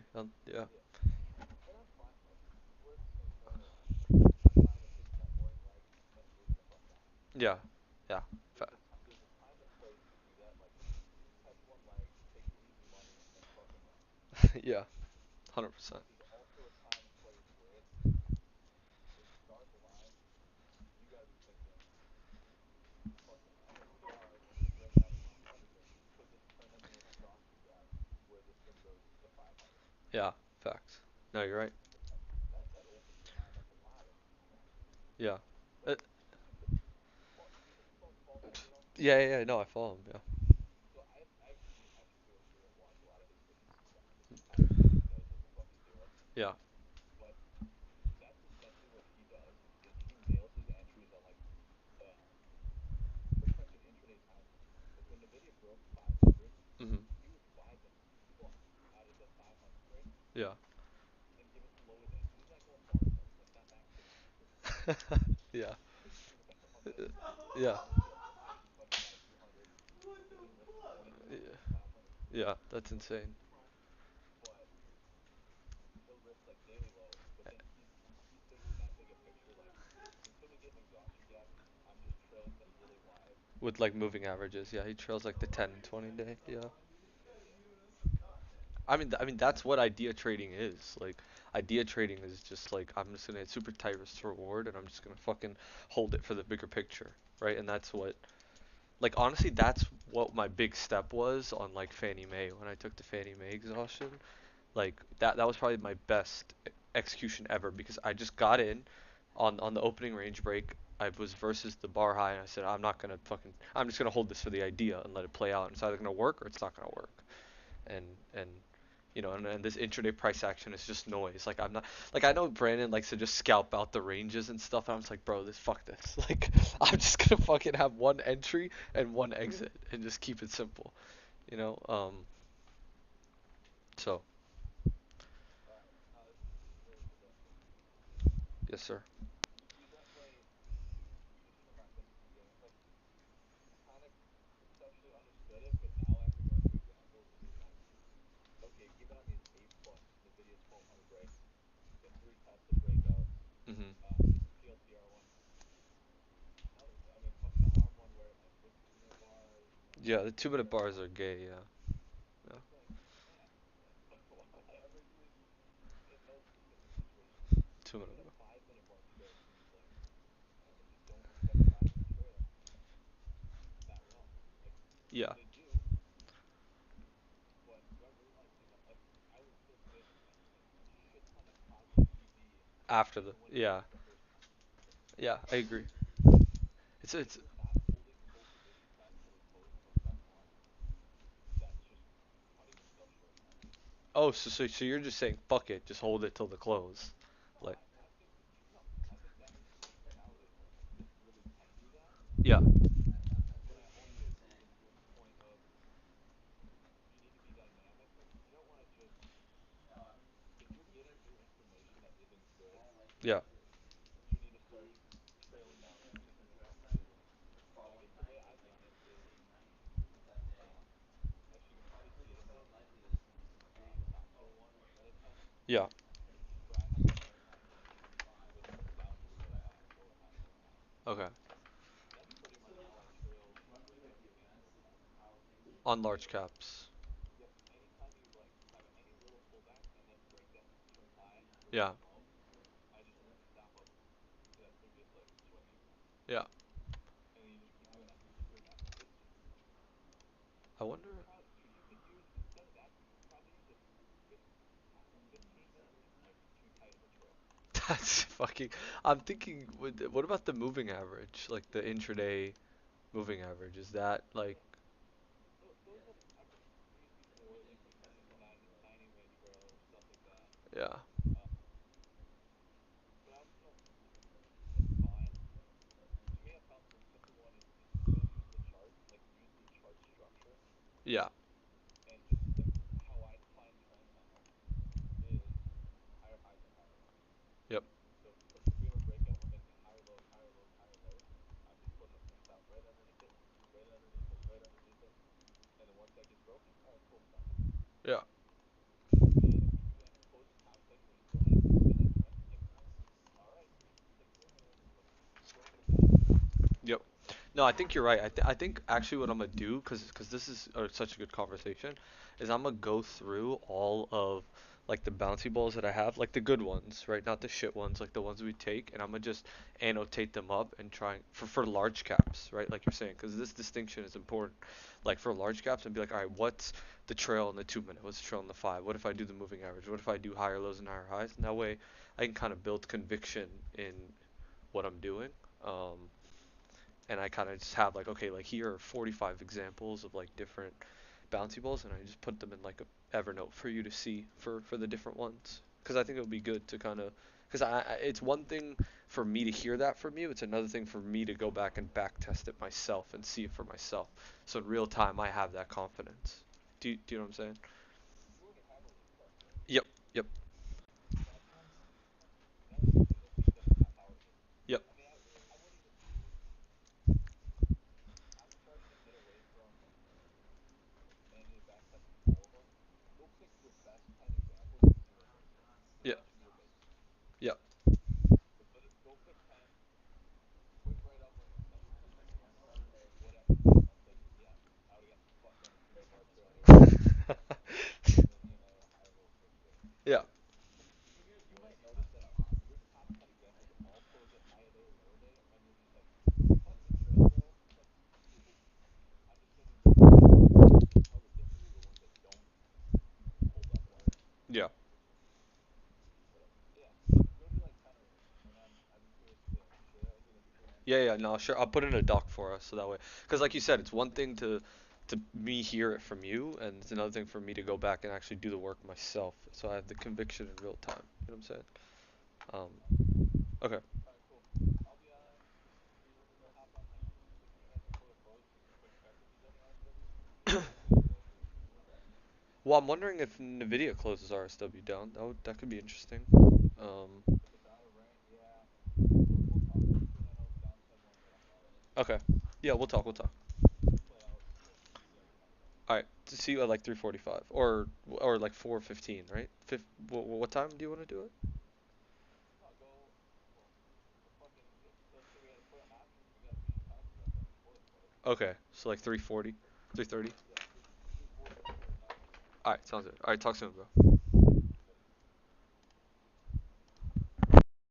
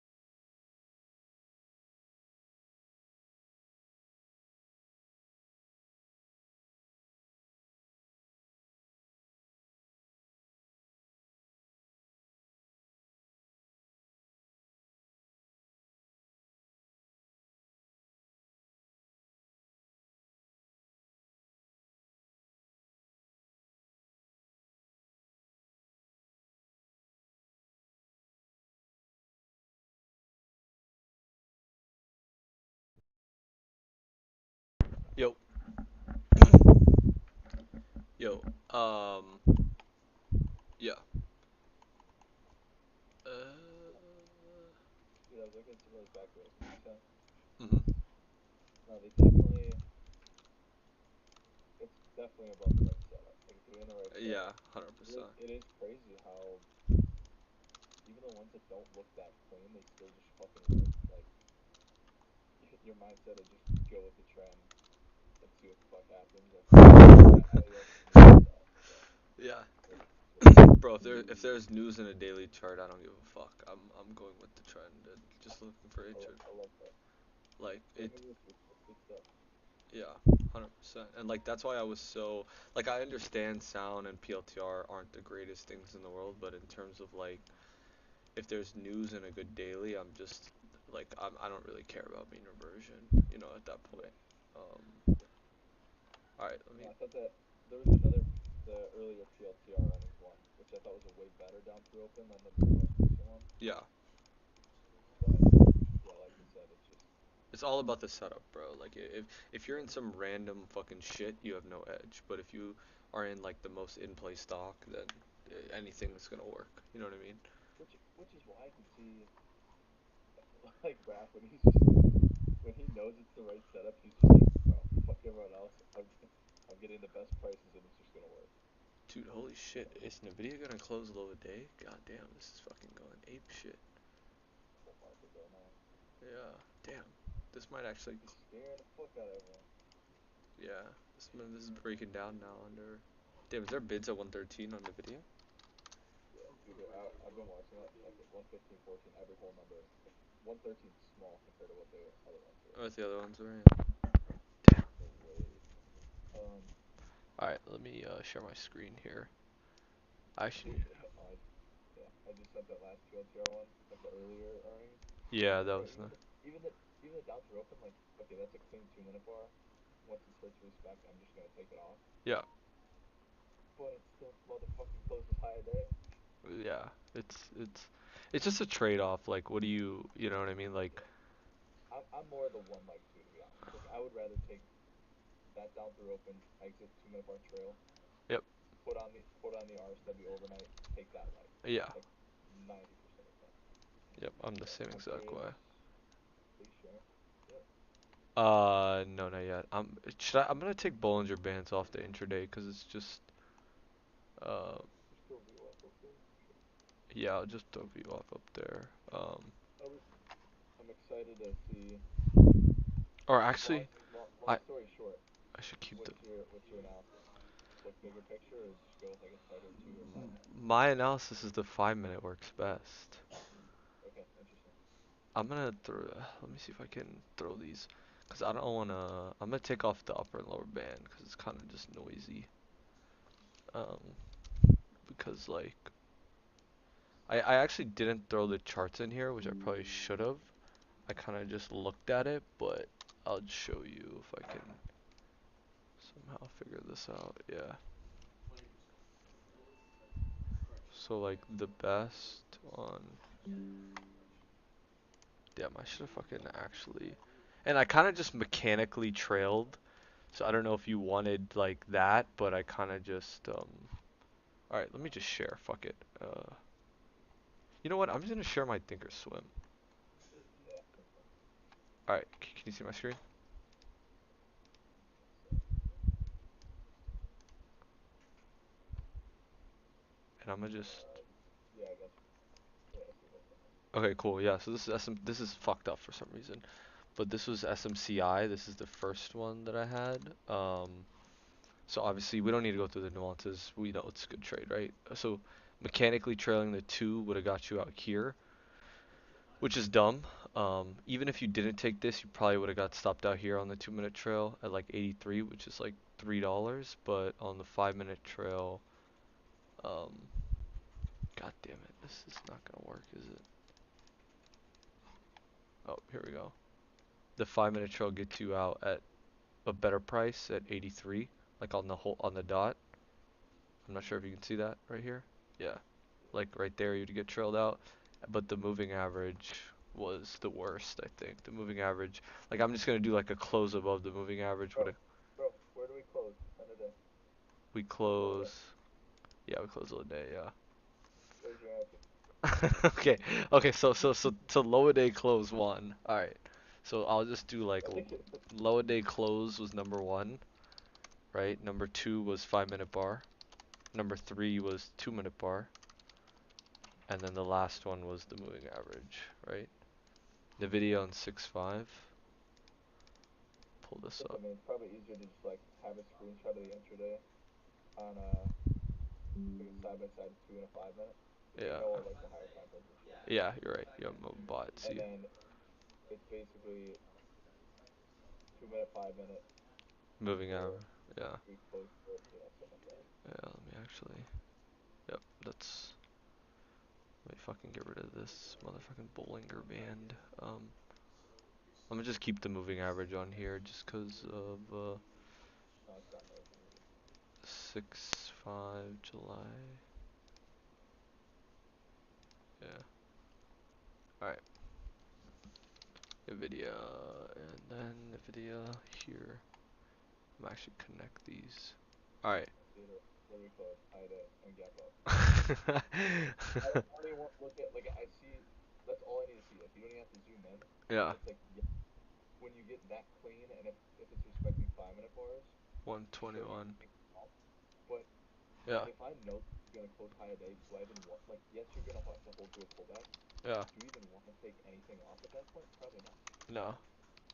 So high day close, 5 minute bar, 2 minute bar, moving average. And honestly, you can just give it to the level. Like these That's did what I'm saying. these didn't even come back. Like if I risk 120, we're up here. Like any like tick below 120, I'll probably just get out of it. And even on SMCI, I don't even think it came back.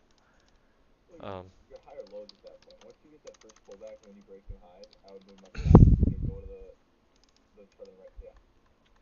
So but once we go and break back to new highs, I'm gonna put my stop under the swing low but then you get and swing stopped out high, here. which is fine. But at that point, you're up so much, you're probably just waiting for the arc. I'm seeing Yeah, earlier in the day, just trailing higher lows. Yeah, no, that's because fair. then you're so far in the money at end of day, where it's like, okay, you can be wider and you're thinking about adding to the overhead rather than trailing at that point. But yeah, okay, another high day close. So high day close, risking the level, but I'm gonna go back to this one real quickly. Actually, give me one sec. February 16th. This one was SMCI. Did this one trail out too? Like fucking. So, so you technically get stopped out here, correct? If you trailed pivots, like, Yeah, it'd be like right, yeah, right there. or yeah, which yeah, but it never came back to the level, which is solid. All right, risking. Huh. Okay, this is interesting actually. All right, next one, Tesla 11/8/2024. Uh, 11/8. Oh wow, this is 0 DTs too. All right, this one. Um, the moving average actually worked well for this. Where did you get trailed out? So 2 minute bar. I mean, I'm not taking this 2 minute bar because that I'm just gonna give it to the level at that point. Like I'm probably getting trailed out on 2 minute bar like here or like technically here. Yeah, I don't. Yeah, like technically there. So like 323.60.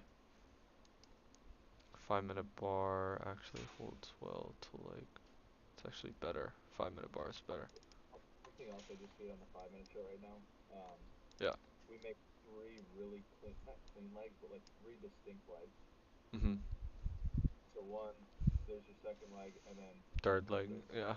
So if I like if you're just using that trail where you break new highs and you put it under the swing low, break new highs, put it under the swing low. Yeah. All of a sudden you get to a third leg. Sometimes for me that can call for like, okay, I'm probably gonna take some off. What's the daily chart here? Are we like extended well? Yeah, this is like the third day up. Yeah. So that's where, yeah, if we're at that point, like I'm not I don't want to try to make an exception for everyone, and everyone's different. Yeah. What I'm probably not after 3 mega days up, maybe you're a little more cautious of okay, we're probably not going to close the high a day. Uh-huh.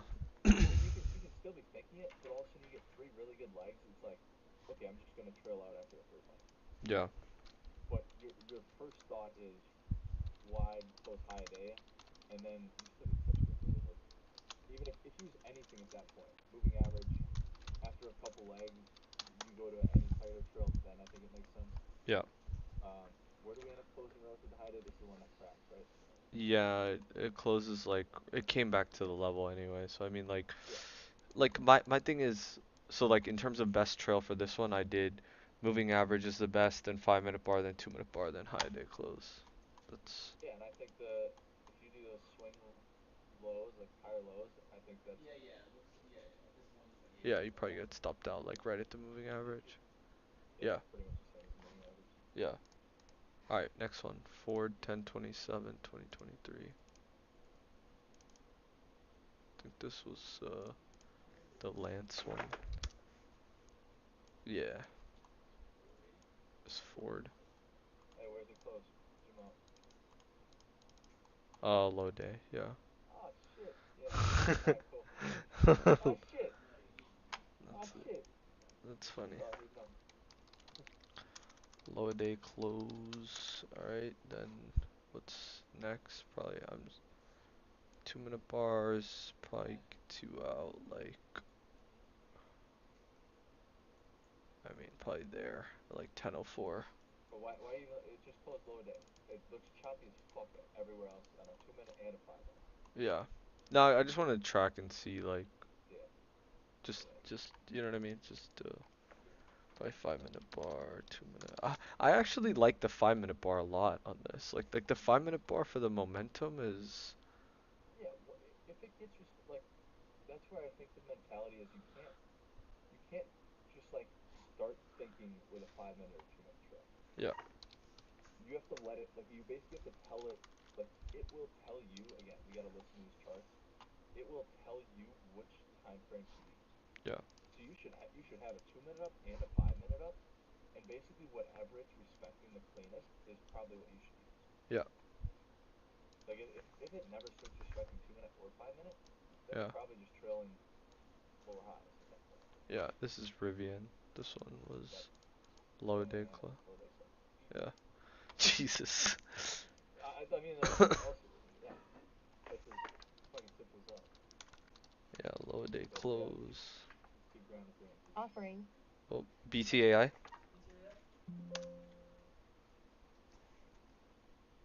Oh, I don't know if I missed it. God damn it. was it SSR. Oh, oh my God, I got filled. Fuck. I hit the limit. BTAI. Why did it take so long to get filled on that? I got Tim. Yeah, what the fuck? 420 per share. Why is this going down? The offering price is Let me go. 350. What do you mean? Wait, what? 420 per share? What do you mean? No, no, no. The registered common stock at a combined price of $3.50 per share. This is not even good. Um, yeah, this is not good. This is Um, hold on. yeah, Yeah, that I'm is weird getting filled very late. Where did you see? Hold on. 14 million. Um, exercise at 420, like you said. Okay, that's not good. It's got to be. There yeah, we go. Offering price at 350. So yeah. It's just like it's right at the pricing. It's probably just get out yeah, at the open. Honestly, I'm like this is one where I probably wouldn't trail. I'll probably just get out at the open because like um yeah. I know where I'm backside and shit. So I'm covering at least half on the print. At least. yeah. Alright, I just put a limit order out for 360 Yep. because like I want to see. I'm gonna did you, keep at least a little bit on just because I want to see if like something like this is backside and it does close low day. I doubt it does, but who knows? yeah. I mean it's priced at 350, so I don't know if it Nah, I agree. That's why I'm taking at least half off. yeah. If you get on that. I just got like 2 shares. Yeah. I got nothing but just for the dot. Dude, it was. What route did you have? What exchange? Exile. It filled me so late though. I got filled at limit down. I don't know. That's how I was too, which is why I was fucking shitting myself again. Because all of a sudden I got filled and I was intensely ready. Yeah, but I don't. I have to check the recording on that. I don't know if I like I don't know if what is it called? Like if the stock was still going down, but I wasn't getting filled for some reason, or if I was hitting limit. Like, do you know if it immediately just shot down the limit? Could you check? No, there was a lot of time. I'll check back. Give me 1 sec. I'll be right back. Okay. I don't know how I got such a bad price on that then. Damn, that's crazy.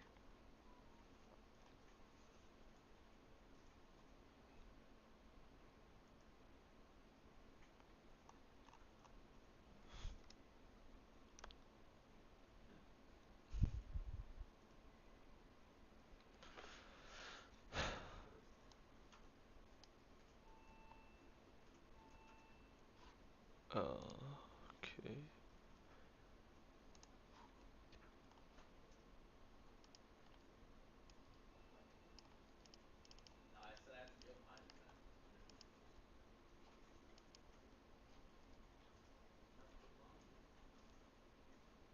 Fuck, dude, I was so slow on that. Shit. Yeah, I need to check the recording. Um, we got about like a minute 40 till the open. I feel like, damn, that's crazy. I don't know why it took so long for me to get filled on that. That's like my order was just sitting and it just didn't get filled. I don't know why. Is it probably because the route or some shit, or was it just? I feel like we were hitting limit because it wasn't SSR. Yeah, which is fine, but if you're not getting filled right away, usually that can be sketchy. Okay, hold on. So, BTI, BTAI again. Yeah, that's 30, 50, 45. Yeah, it should open at 30 or 45, so a minute. yeah, minute. Yeah, minute oh 01. Yeah, I have a timer. Everything else is, it's like 350. Push sub 350. I, Are you I, covering at least half? bro, I would cover at least yeah half. Like I'm gonna cover more, like 75 the 50. only thing is they announced a $14 million offering, and their With market their cap. market cap's 13 million. So it's they're offering more than like double the market cap, which is kind of crazy. But I don't know. The pricing is so high. Like we're at the pricing, so I like you probably get my I'm gonna cover yeah 3/4 to see if I can trail. yeah. And I'm gonna like do that another time too, so soon. I would probably just use the prior halt reference or something. At like 362 at this point, because like how much further are we gonna go? I mean they did just dump. There Yeah you go. yeah Alright, so five that's 5 seconds. Three, yeah. two, and one. Oh, it's a Alright, 10 minute. now it's a minute. Yeah. Oh wow. Bouncing happening. But Yeah. it's down. Um,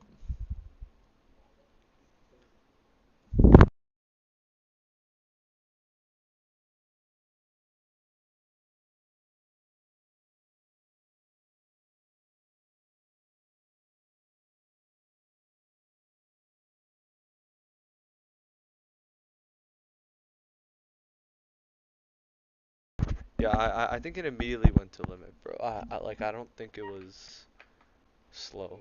We'll look at this look back later, but Yeah, what is Graham? Graham fucking got that fast. I know for a fact he got that fast. dude, there's no way. If he got that, but like above 380, I would be No, surprised. it took two. No, it took 2 full seconds for the limit down. Bro, that is fast, bro.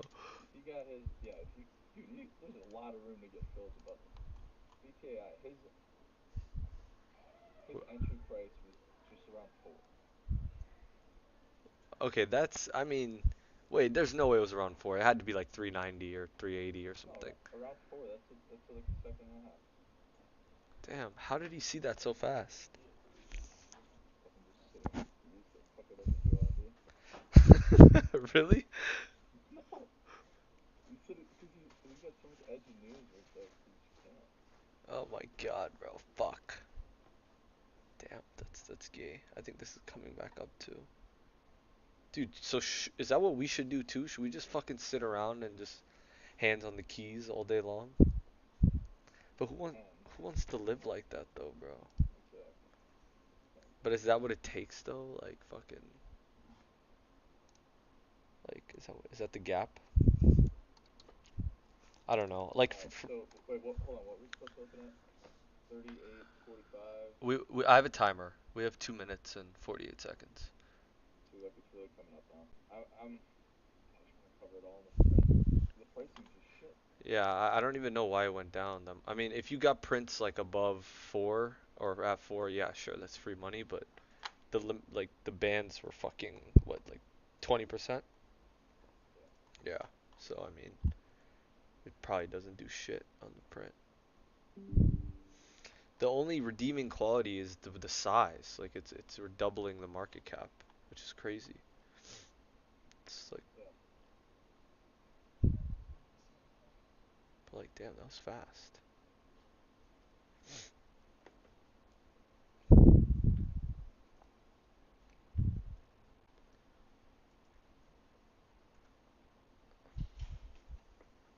Um, yeah, it should open at 50 or 38 52. No, is that right?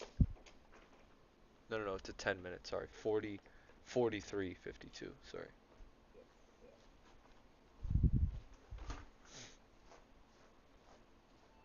Yeah. Yeah, it's indicating like 20 cents lower. So I mean, I don't know what to make of that. Probably just gonna cover it in the print. Honestly, if you want, you can like get out of 2/3 or a third of it on the print and just hold the rest to the prior halt reference. It's like 362. That's what I was thinking. Yeah. Because if it is gonna go down, I mean, probably it's good to have mechanically trail some of it, but I just don't know like where it's gonna go if I'm being honest. What I hate is how fast the auction price can change. So if I don't have my limit on open order in right, Yeah.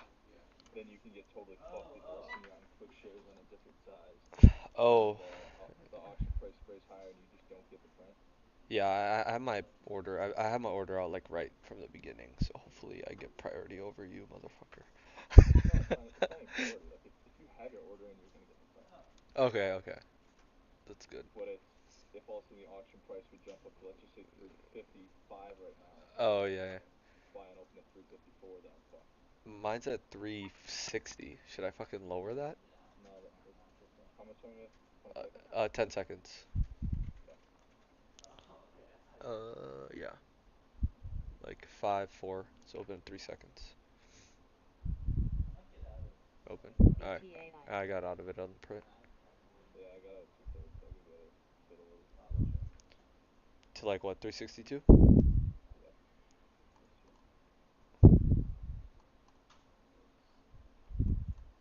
Let's see. Let's see what happens. Yeah.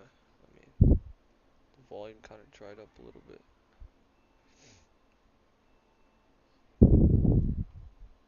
See what happens. Kind of just. Should fucking just take this loss in the style, but Graham holding his kind of foolish why, so It's probably because of the size of it, right? fine. I got break even stop loss, so it's not a big deal. Yeah.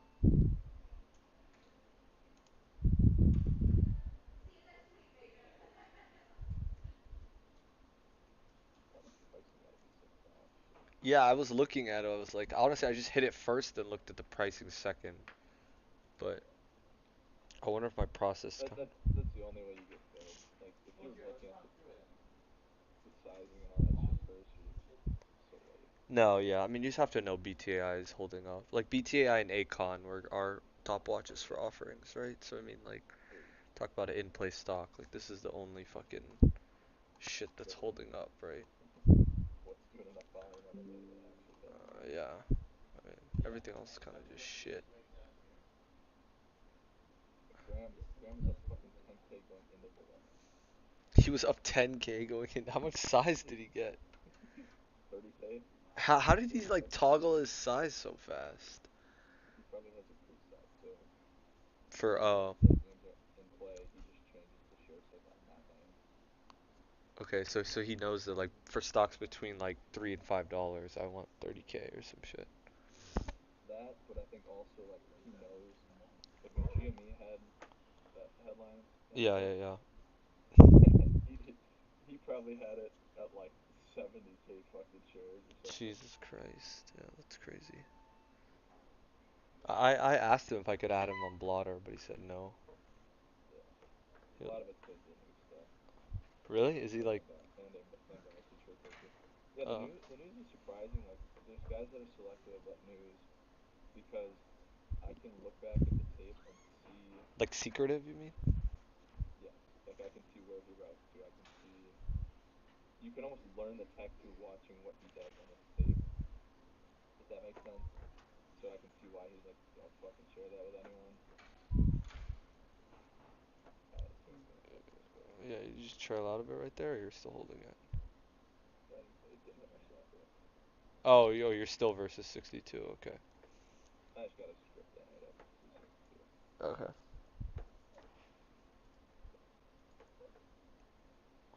Yeah, honestly, I don't Any know. Yeah. any RSWs you think would be meaningful? I mean, Nvidia, yeah, the whole market. Looks like perfect. Yeah, shit. Let me pull up Um, my filter one sec. yeah, so I got Nvidia. Nvidia's like the top one. Tesla reverse a shit ton. TLTR. Yeah, Nvidia, Soxel, TQs. It's all.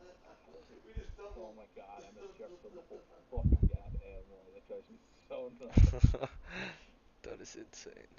Um, Um, this but R. yeah, I guess the video with being the relative weak one, I feel like that would be the one, but also it's a downside RSW and they just don't perform. So I'm not really that interested in that one. It's Yeah. just to me, it's just getting that rep of every fucking day around this time. You just gotta think about it. Like, Hmm. is there anything I want to take a right? Is anything out of callus? Is anything closing super strong or super weak? Yeah. So, um, Damn, that offering but was kind of shite.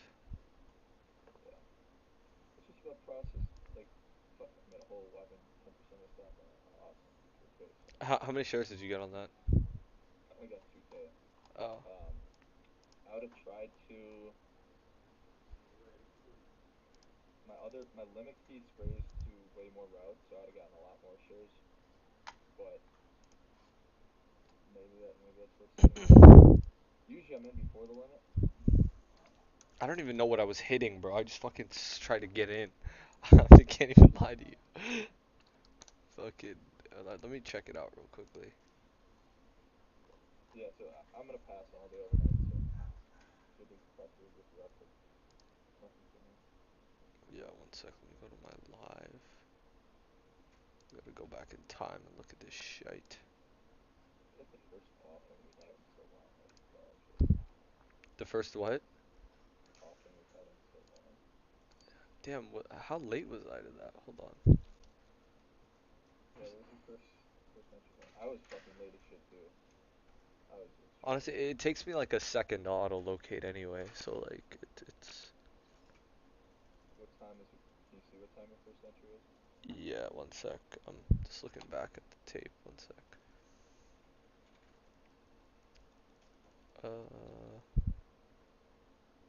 Just You gonna gotta look at the tape.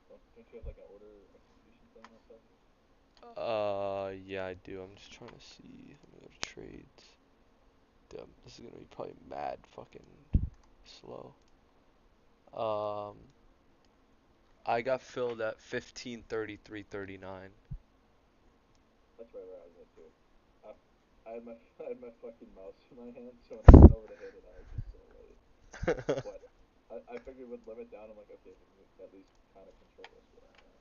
Yeah, you could just 15:33:39. Damn, was that bro? But it takes like a second to auto locate. So I mean, and I feel like my order was out for so long, but I just wasn't getting filled. Oh, that makes sense. Yeah, yeah. I was like,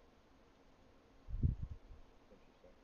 Yeah, because that's when we got filled. That's not Yeah, that's not like when we. what we ordered. Yeah, probably. Okay. Because I was like, All right. Let's focus on inbounds are out. oh, hold on, hold on.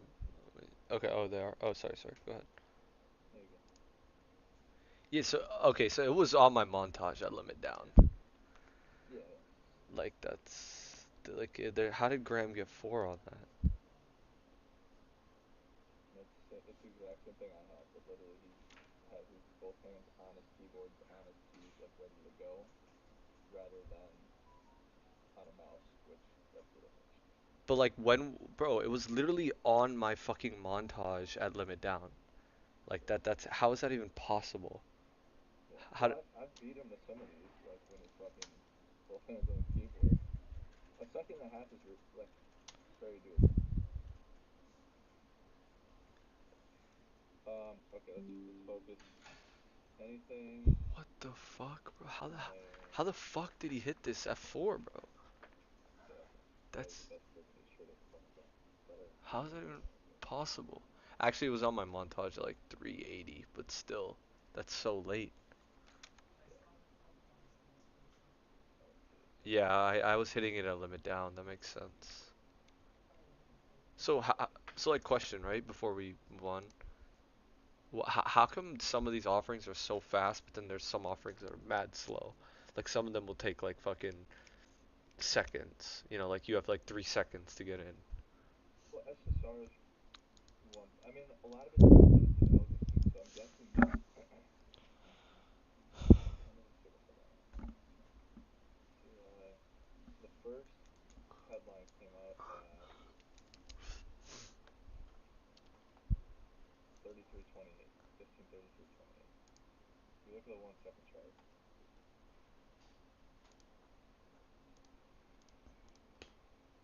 if you look at the 1 second chart, at 1 second, it literally reacted immediately, which means there's algos in this. So literally I talked to Tiziano. Yeah. Right when that headline comes out, he has an algo running on this thing. He is in within 300 fucking milliseconds of the offering happening How is that even possible? because they're running scripts on it. They're running models on it. Who's they? Fucking Fucking T and B down. really? I just reached out to him. I asked him how he did on it. Dude, he went from not making any money and like in a big hole to figuring out his offering algo, and now they started sizing up. Like he'll make 10K. I think the biggest one they've had is like a 40K. Dead ass. He works with bro. Yep. What? Yes, I know. Every Damn. So like, how does he? Damn. So he was in this thing probably fast. Look, it was on my montage at four. I capped. That was, yeah. It was on my montage. Like the first price I see is yeah 414. Um. Damn. I thought T like didn't do breaking news and offerings and shit. I thought he was like doing other crap, like scalping SPY and Q every day. Did I lose you? Hello? Now you're good. I'm Oh. back. Um,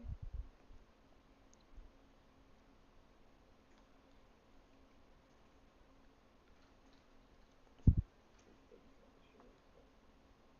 So the guy paid $20 to locate for a 2K share. He You said so. He said he didn't take it because he thought it was 30 cents a share and he wasn't gonna pay that. so there's some discretion to it. Oh god, yeah. There's way more like, is it on SSR? Is it not? No, I'm saying to for T, like like his algo doesn't just take every offering, right? Correct. They're very selective about which ones they take. Like needs to be doing $8 on a buy. Needs to be doing a lot of stuff. Oh shit, I did not know that. That is. So why the fuck am I over here trying to hit offerings? What the fuck? I'm never gonna be faster than an algo. What the fuck? Right? Yeah, So like he probably could have got better prices than Graham on that. he did. Well, he would have if he had this like. So he basically has a model and then he just puts in the tickers for BDAO and Molly puts in the tickers that Molly's in on that shit too. I forgot about that. So then why the fuck are like we doing? breaking news like as humans. You know what I'm saying? I don't know how to code a 300 line code in Marvel So why don't we just much work less with T? Why don't we just work with T on that? because he's already with B now. He's gonna fucking take B now over us. Why? He was in our class. Actually, that's an ass fucking excuse, but I don't know. I mean, I feel like we could work with Corey. Like, why can we not work with Corey and do the same thing? Right or wrong? What you have how many fucking I don't know maybe. Cause like, bro, I mean, if the edge in this is being fast, like, why would we fucking hit it as humans if we can just sit there and be like, all right, these are the tickers. If any of these get offerings, just hit them today. And if you're within 200 milliseconds, I mean, are you really gonna lose money? Did Like, he say he almost ATNF patent? So not worth it. I don't understand the benefits. Just I'm not big enough. 18, okay. All right, do you wanna finish this fucking? Give This? me like wait till invalid's are over. I just want to watch these. You know. Okay, cool, cool. Dude,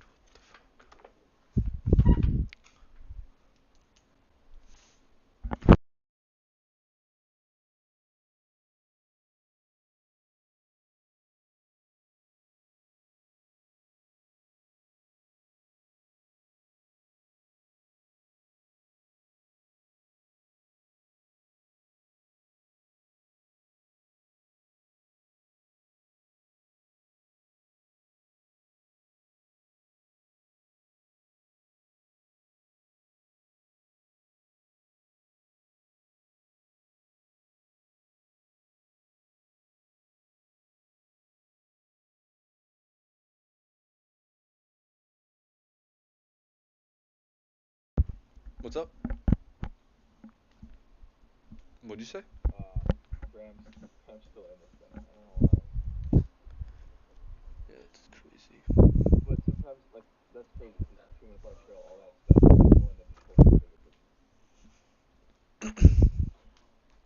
I mean, why is he still in this? It fucking referenced the goddamn halt price.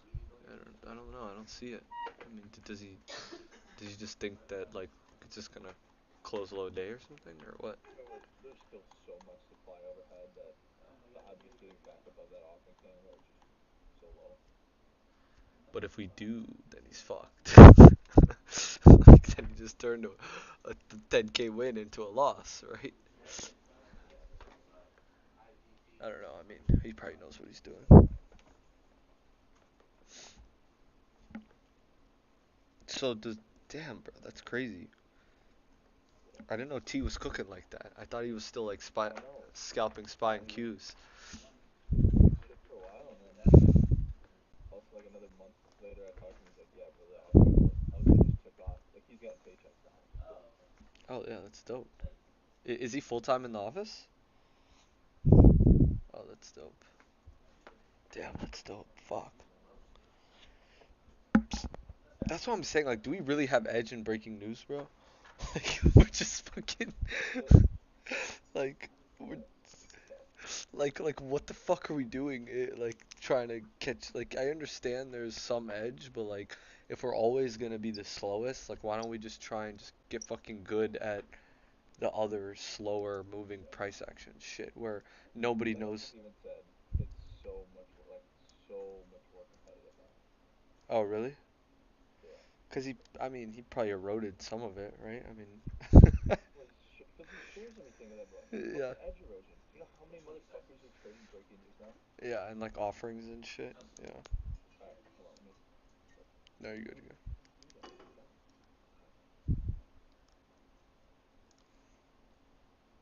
Where's my last one?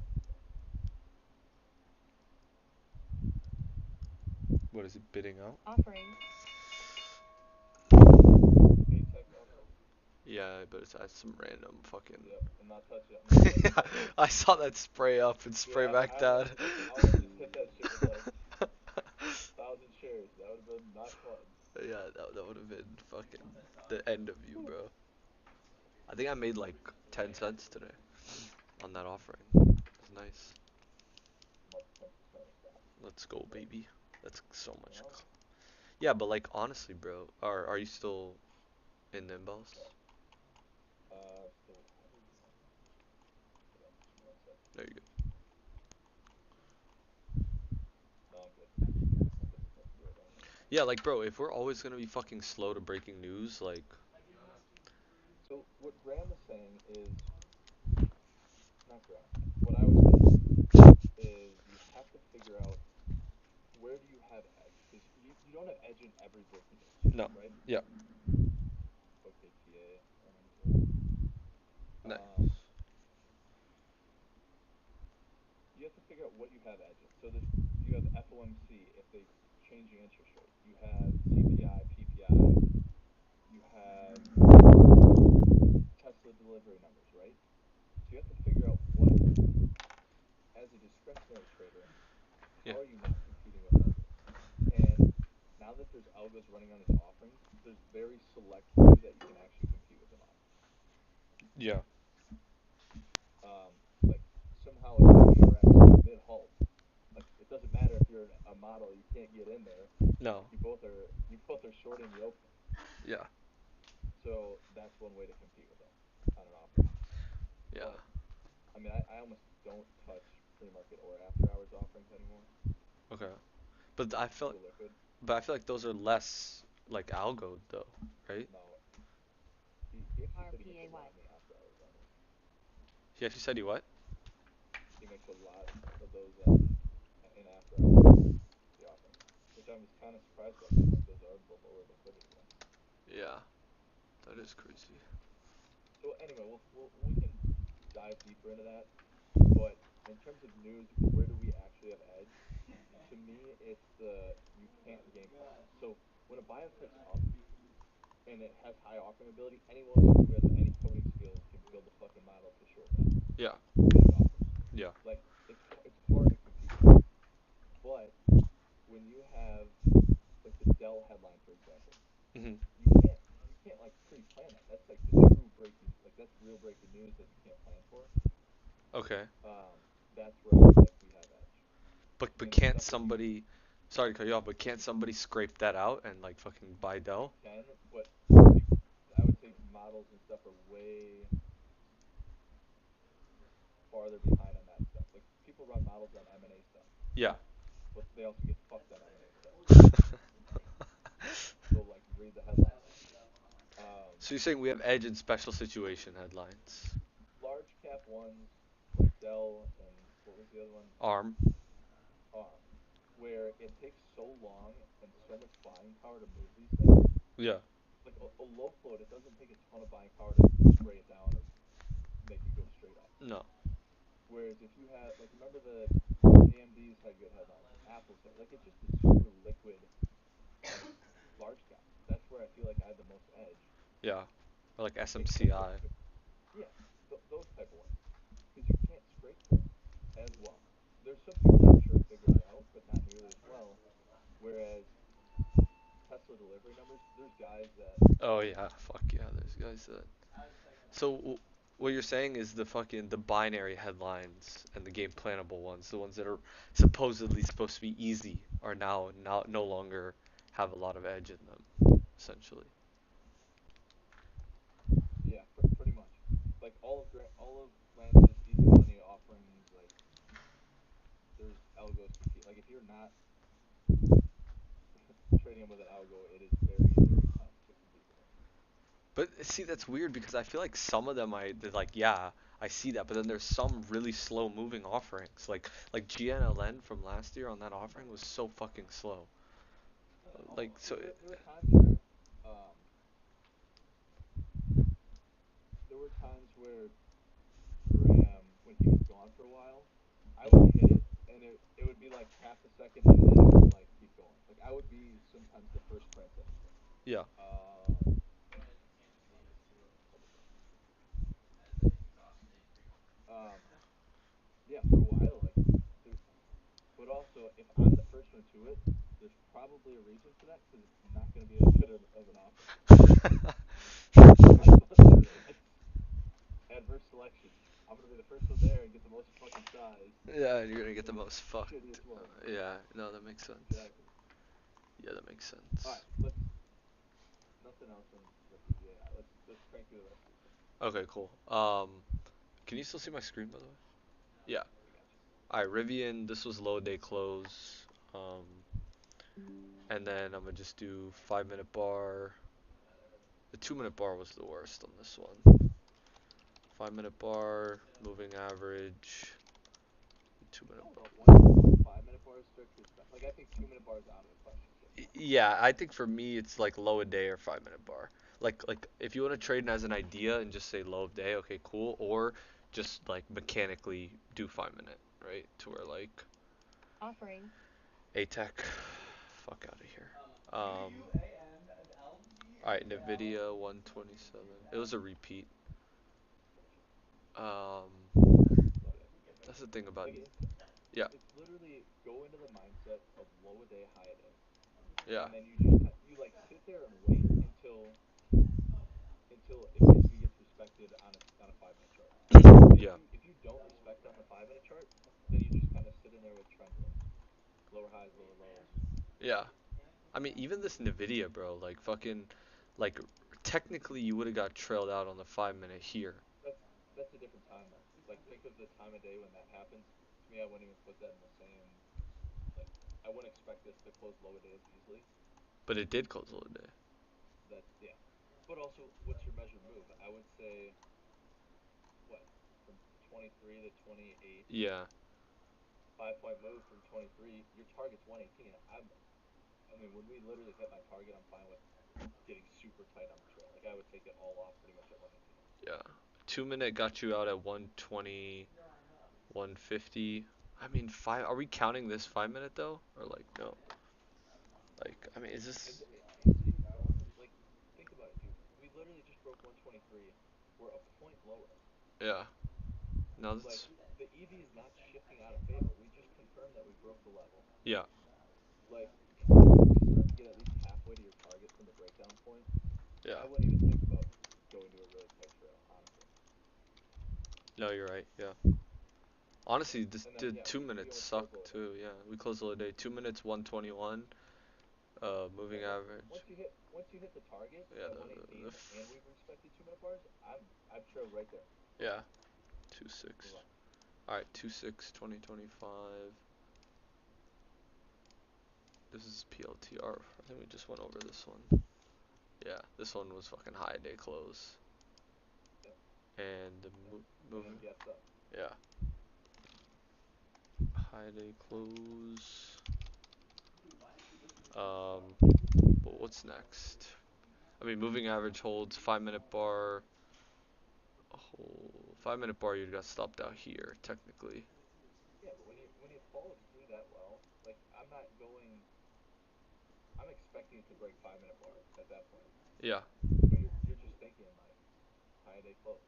yeah, Like it's not like it's gonna turn around and puke when it breaks 5 minute bar. no, yeah.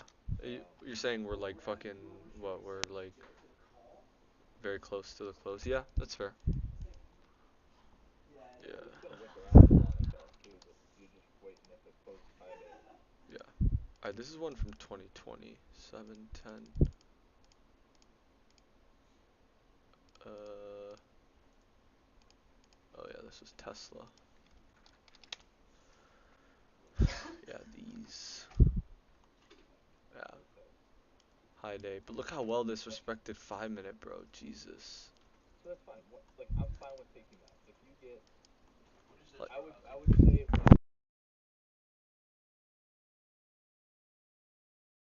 when it only when it respects the 5 minute bars for like 5 candles at least, yeah, then I can use that. yeah. And then I'm still probably thinking with at least a chunk of it, I'm gonna say or it's basically like High day finish it like on close. top. Yeah, high day Yeah, close. Yeah. No, no, I like that. So 5 minute bar for the initial momentum leg, and then high day close if you really believe in the idea. Like, yep. And it's only 5 minute bar Offering. trails if oh it gets respected. shit, what was that? But TNYA. That's liquid. yep, I Um. don't even have that on my. I've started to filter out enough of these. It's like, all Yeah. right, But like 2 minute bar is low key the worst. Like honestly on No the. shit, dude. That's what I've been telling you. Yeah, no, no, you're right. So like high day close, five High minute. day and lower day close. Like if you would just ignore Yeah. Honestly, all moving of this, like entry, literally set your stop, go for a walk, set an alarm, and come back 5 minutes before the close. Like that's I would say that's the highest. No, no, 100%. Hon- If you buy this breakout and just give it to the level and just come back go to the gym and come back at the close, you probably make the most money. Yeah, I agree with that. especially over time. But it just depends. Like, do you want like if you're viewing the intraday price action as noise, then do you want to still get out of the noisy? Like, do you just want to capture leg one? You know, okay, I'm good. Then it consolidates and capture leg two. You capture that, or are you just saying, I'm just viewing all this as noise and I'm just playing for the bigger picture? You see what I'm saying? Yeah, I bet that's very situation dependent. Like if we go a measured move target, like a big measured move target from the breakout, Yeah. and we've already like if we hit our study targets intraday, then it's like okay, yeah, we're probably still stretching and you're fine picking up intraday. Yeah. Um, This arm was another good one. Look how well this arm respected 5 minute, bro. that time of day though, dude, think about time of day. Momentum happens off the open. That's it. Yeah. Very often do we get, or very little do we get momentum or true momentum anytime after, The after open. the trail. Yeah. Yeah, off the open, I'm much more 2 minute trail, 5 minute trail, Yeah. 5 minute trail for sure. Yep. Um, but even look at that play arm though. The 2 minute trail is fine if you wait for it to actually start going, Yeah. or else you get that little pucker. But Yeah. once you start going like that, and like you're accelerating with the arm, with true momentum, Yeah. I'd probably. then I'm fine with the 2 minute trail. Yeah. You get the blow off candle, yeah, you're fucking Honestly, good. I'll probably take some off front side here if I'm being honest. Like When volume once we start to moves blow out, above yeah, the opening candle, I'm willing to take some off front side. yeah. Then we get inside bar move. I'll probably take some more off front side here But yeah, this is totally different than the other ones we the studied. Yeah, than the first leg consolidate all day and then hit the 5 minute close. yeah, You just like I wouldn't expect it to close higher. Actually, I would look to short that big third pivot close, get that down. yeah, yeah. That You makes. got Miami. I think so. Yeah. This was I had got news and it was backside the next day. I don't know if you remember that. I shorted the intraday support break.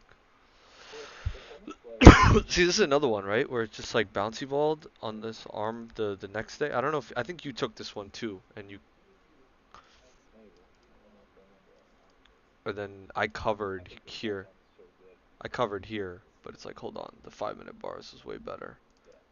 or even like low a day, close of a Again, day. yeah, So it's time of day. That happens at noon, so you're definitely not using a 2 minute bar trail. no, but I'll probably I would. risk. I'm probably risking 2 minute bar highs. Like I want it to go right away, you know. Um, if I'm being honest, like I'll probably risk to this and use a 5 minute bar or low day Dude, close. that's what we said about Paul Maggie.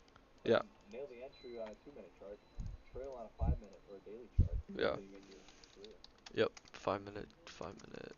Um, Apple 321. So this one wasn't as good because it's a mid-range daily, but maybe so I don't even know if we would take this to be honest. Um, but this is another one. again, you close it low a day. Like even though it's not perfect, Yeah. once you yeah. And even if you use a 5 minute, you don't get too hurt. Like honestly, you know what I mean? Like if you How just does the go to the 2 minute? 2 minute worked well. That's where I can see 2, 3, 4. Like what do we have? 8 candles that respect 2 minute bars right Yeah. away. Yeah. But That like one I don't mind. But you could also just trail 5 and it gets you out the same fucking spot. yeah, exactly. And like the 2 minutes been the worst. And like look at this daily. I don't even know if I would take this. Yeah, but we're on hammer. I think there's a catalyst here too. Yeah, it was the DOJ investigation. And I get the daily's not A plus, but look at like this actually reminds me of the video today We, where the daily shit but the intraday's good. yeah. And it's like they still follow through. So maybe I'm more open to putting something on if the intraday is that. I mean, this and the video are very textbook bouncy ball. Yep. So But I feel like this maybe didn't follow through for a reason. You know what I mean? Like no, this but Like, You can make 4 or 5 R on that if you use a 2 minute bar show. yeah. If you rest bar high, What's bar what do you make? high? Like, you're risking, call it like 20 cents. Yeah. What do you get out of it? You make 60. Yeah. It's not So bad. to me, that's the most.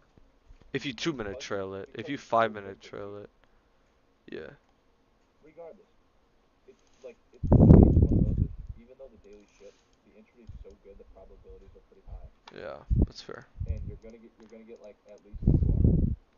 I think that's probably worth. Like today, I kind of wish I took the Nvidia one just to like the intraday is so good. You can get Yeah, 10%. Like that's actually let's be honest. It's not the bullshit. Like I don't love the bullshit stuff to just do bullshit stuff and try to make money.